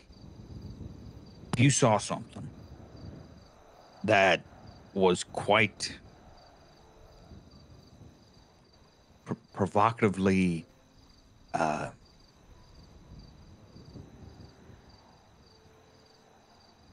dangerous, would you know it? Would you know it to see it? Is there things you've been seeing or think you might see and you'll say, okay, if I see that, at least I know I gotta get away. because that's going to hurt me. Yes. Yeah. Okay, then I think it's safe to say that, you know the danger. I think you're prepared for the danger.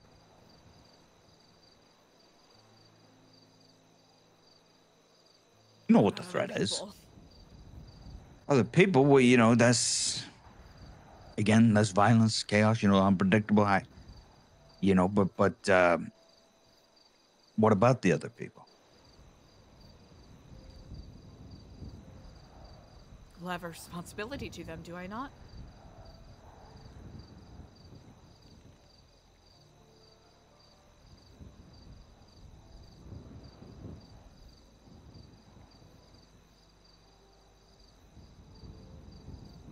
I think the same danger that would impact you would also impact them. If you're doing what feels right to get away from that danger, I'm sure they're going to do the same thing. Now, if we're talking about the people or certain people possibly being a danger,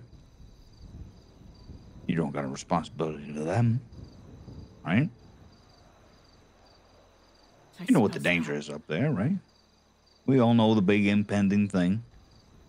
Okay, at least you know about it, and I think everybody else knows about it. So they know what the fuck's going on, if something bad happened, preparations.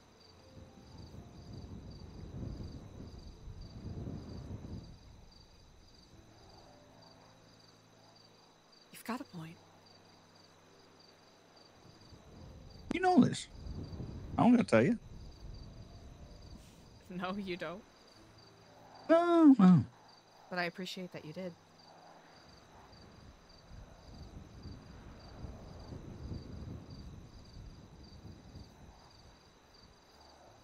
Yeah, I still think, I still support you being up there. Because I know you're getting something out of it. Me, that was just me. No. There wasn't much for right me. For you. Yeah, that was just, it was simple that I wasn't getting much out of it anymore.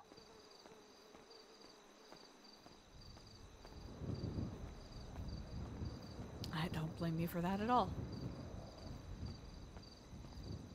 I'm a little bit more cautious than people think. I'm a little bit more reserved. Reserved? Is that so?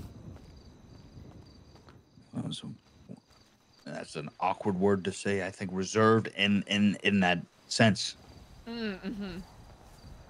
of choosing. I understand.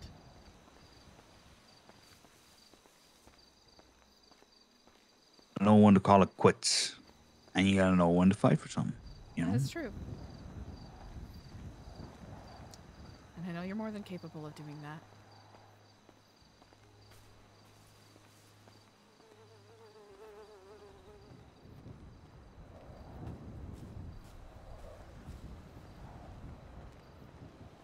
I tell you what, here's the way it was, right? Only a few things that knock me off, right? There's only a few things I say, okay, that's danger for me. I know it when I see it, and when I see it, I get out. And it's when I got somebody who's one rule for one, another for another. And then when I'm being told that I'm out of order, when I know I'm not. I'm being treated like I am, discouraged. When those two things pop up, I'm out.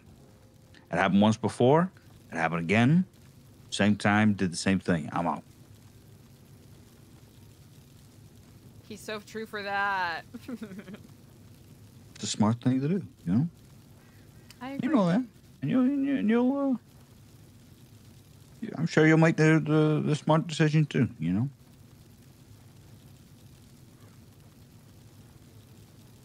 I'll try to at least.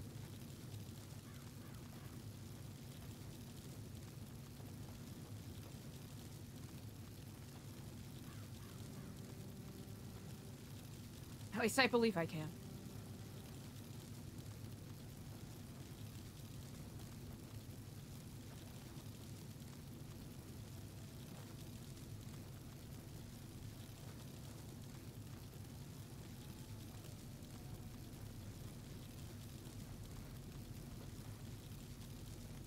Thank you, Daniel. Well, all right. Say your 15 minutes up.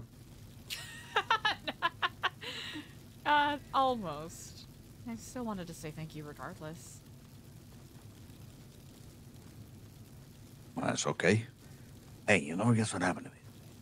What's that? I got pulled over. The last time you ever got pulled over, huh? It's been a while. I do not make a habit of getting pulled over, actually. It's a different feeling, I'll tell you that. Uh-huh. How's that? It's very different, you know. I forgot how it felt.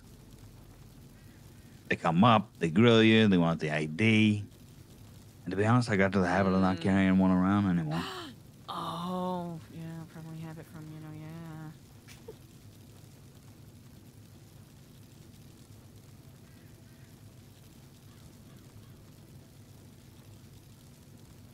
How did it feel? Did you get off scot-free? Yeah. Was able to talk my way out of it. They got very worried when they saw my rap sheet, by the way. They brought that up and everything. Really? I said, come on. Yeah, I said, come on, guys. You can't judge a book by its cover. I'm trying to rehabilitate here. Jesus Christ. Very inappropriate of them.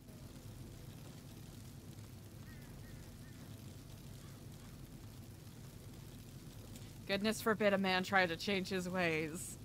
Right.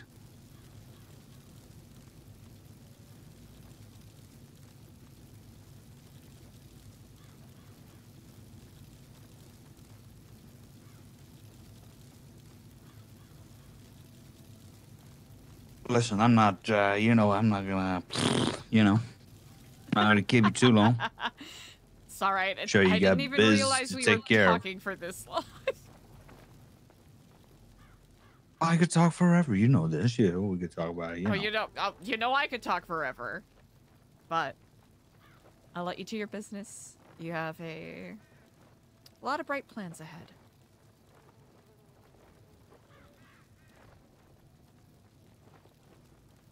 Yes, I do.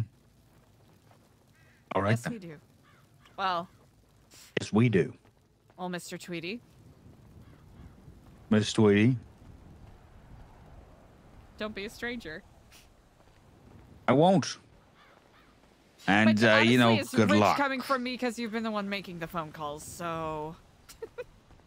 Hey, I know you're always busy. So I just, want to check up on you every now and then, well, that's one of the things that, really, I really appreciate about you, You gotta let the bird fly. You really are amazing. See you later, cowboy. You're there, troublemaker, huh? Stop making trouble. I can't make any promises there. All right. All right, bye.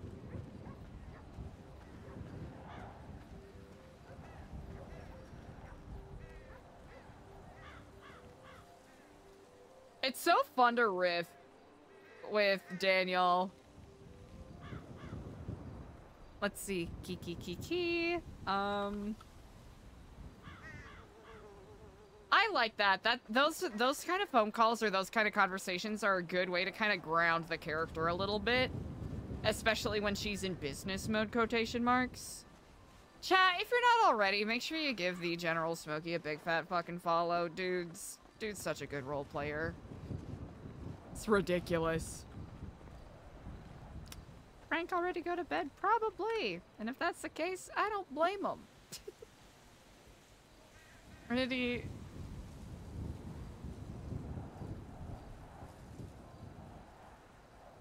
Oh yeah, that was 4 hours. Ah! That's okay. Alright, who? D. Ooh. Okay, Jeremy, we did talk to Jeremy. Good. Wayne. Okay, we're gonna check on...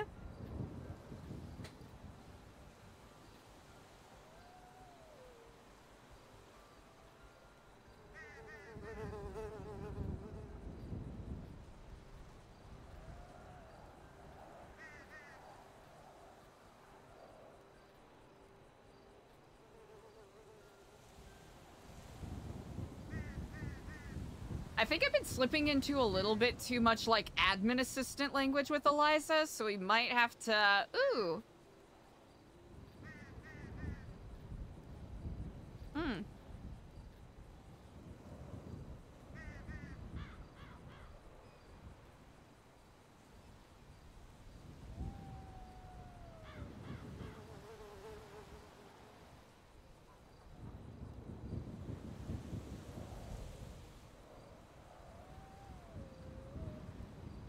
Da da da da da da da da da. Okay.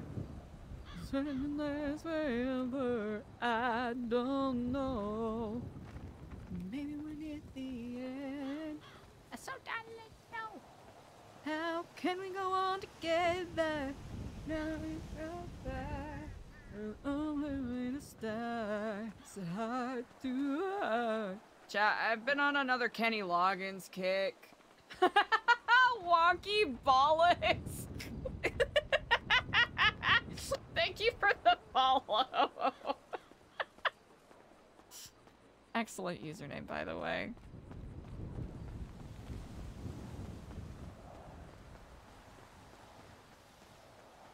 Nay no, attention New Babylon. Hide your husband, hide your wives. I've got me wonky bollocks out. So dumb. Okay, Wayne is not around. Frank didn't answer. Tad has been settled in. I think that'll, now that Tad's in New Babylon, we can explore a new angle, perhaps, of the, I suppose the guard, what's the handler, there we go, the handler thing that they've got going on. That'll be interesting. Maybe CJ and Skipper meeting. Eliza did want to, or at least we wanted to try to meet with Skipper one-on-one potentially before we did a group meeting, but I do have an idea of what to do with them as a group, and I think it's better to start that sooner than later. And then Eliza can just have a separate meeting with Skipper another time. Alright, so Eliza did have that talk with Clark. Eliza wants to have clandestine-style meetings with a couple of people. Oh, 100%! Delver's such a cool character, especially after that heart-to-heart they had at, inside of Ratatouille. What was it, last week? Or a week and a half ago, where basically both Eliza and Delver admitted to each other, essentially, yeah, I was spying on you. So that was fun. Hopefully that, catch up with AC, because especially since AC told Eliza that he's keeping an eye on things, I think this will be a good opportunity to loop AC in on some other things that Eliza's working on. Also, I'm selfish, it just means that, more opportunities to give the truth some, hopefully improv gifts that he'll enjoy. Critical! Thank you so much, I really appreciate that. That's really nice.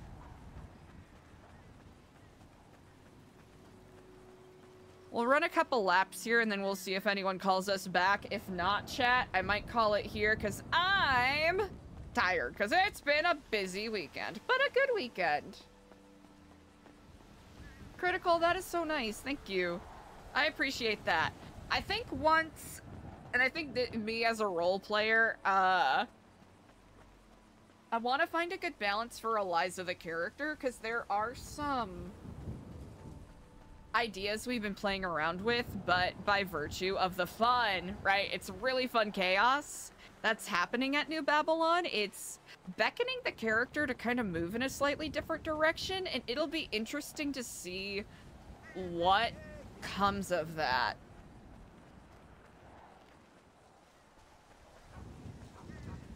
Because I think as of right now, like, Eliza barely has a grasp on what the position is demanding of her.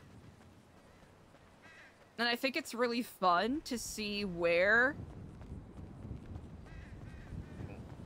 if there is, whether there is a breaking point that she has to overcome, or if there are, like, older, like, less than savory habits of the character that might feel compelled to come up. Which I've let through a couple of times, right? When she's exploded at people and kind of dropped the... like, dropped her zen self.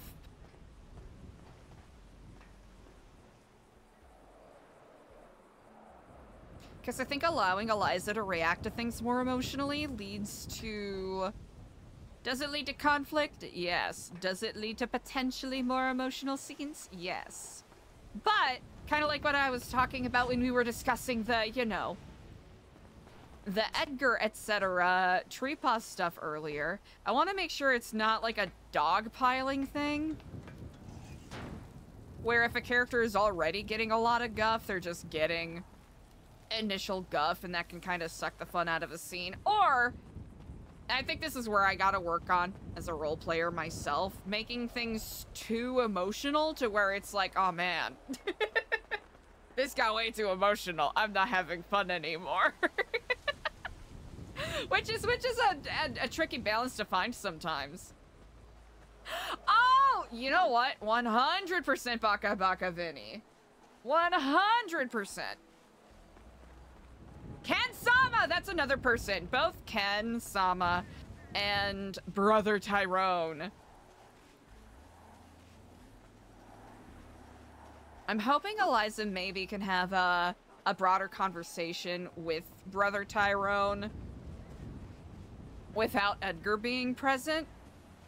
Not as a means to, you know, like, oh, try to snake tongue him away from hanging out with Edgar, just more Eliza wanting to have a one-on-one.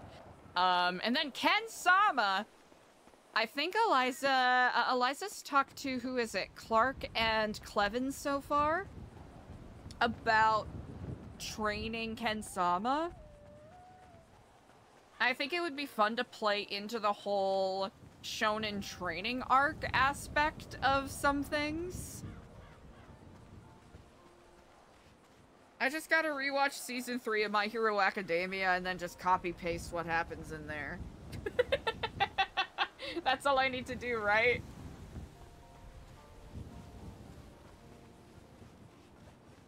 Alright, it doesn't seem as though anyone else is calling us back at the present.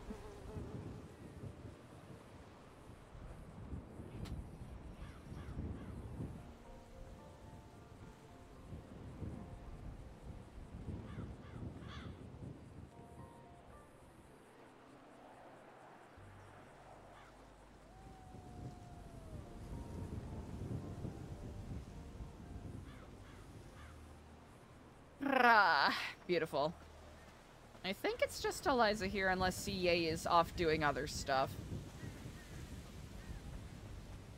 I think? Yeah. Ooh, actually, where would be a good spot? I gotta think about a good spot for the Marduk training for CA and Skipper. Oh, wait, yeah, I have the perfect spot. Okay. I know exactly where we're gonna go, and I know exactly what we're gonna do. But I'm not gonna spoil it for you all, because we'll discover it in the moment.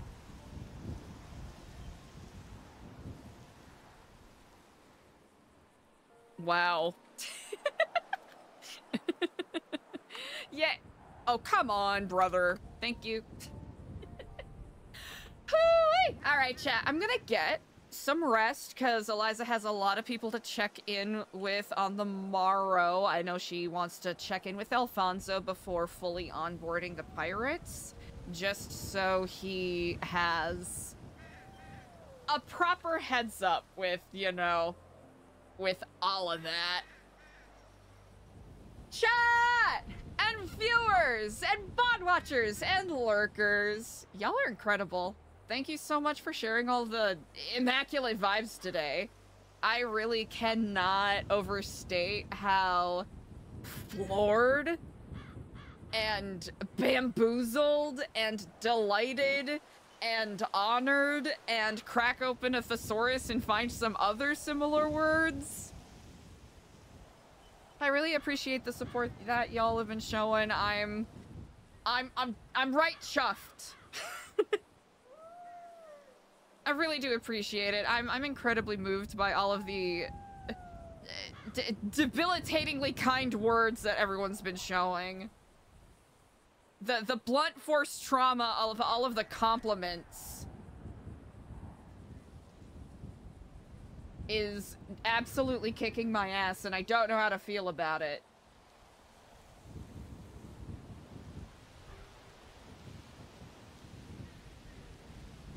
But y'all are amazing. I really appreciate you. Let's take a lead from Baka Baka Vinny. Chat, let's go raid Penguin. Oh, it looks like he's doing an unkathon. I hope I said that right, or I'm gonna look like a goof-ass. Anyways, chat, go send a fuck ton of love to Penguin, who plays Kensama, and it looks like he's currently on his HOA character. Incredible, hilarious role player, immaculate vibes. Go give him a howdy and a kiflam for me. But y'all are cool as hell. Thanks for hanging with me today. This week is gonna be nuts. We'll see what happens. Will Eliza still be the regent? Will the Faceless drop the bomb? Will Daniel turn the Epsilon building that we spent literal months renovating into a bat cave? Honestly, that would be really funny, though. Is Eliza gonna get snaked? Is Eliza gonna snake somebody else? Stay tuned and we'll find out. All right, chat, have fun on your raid. Goodbye!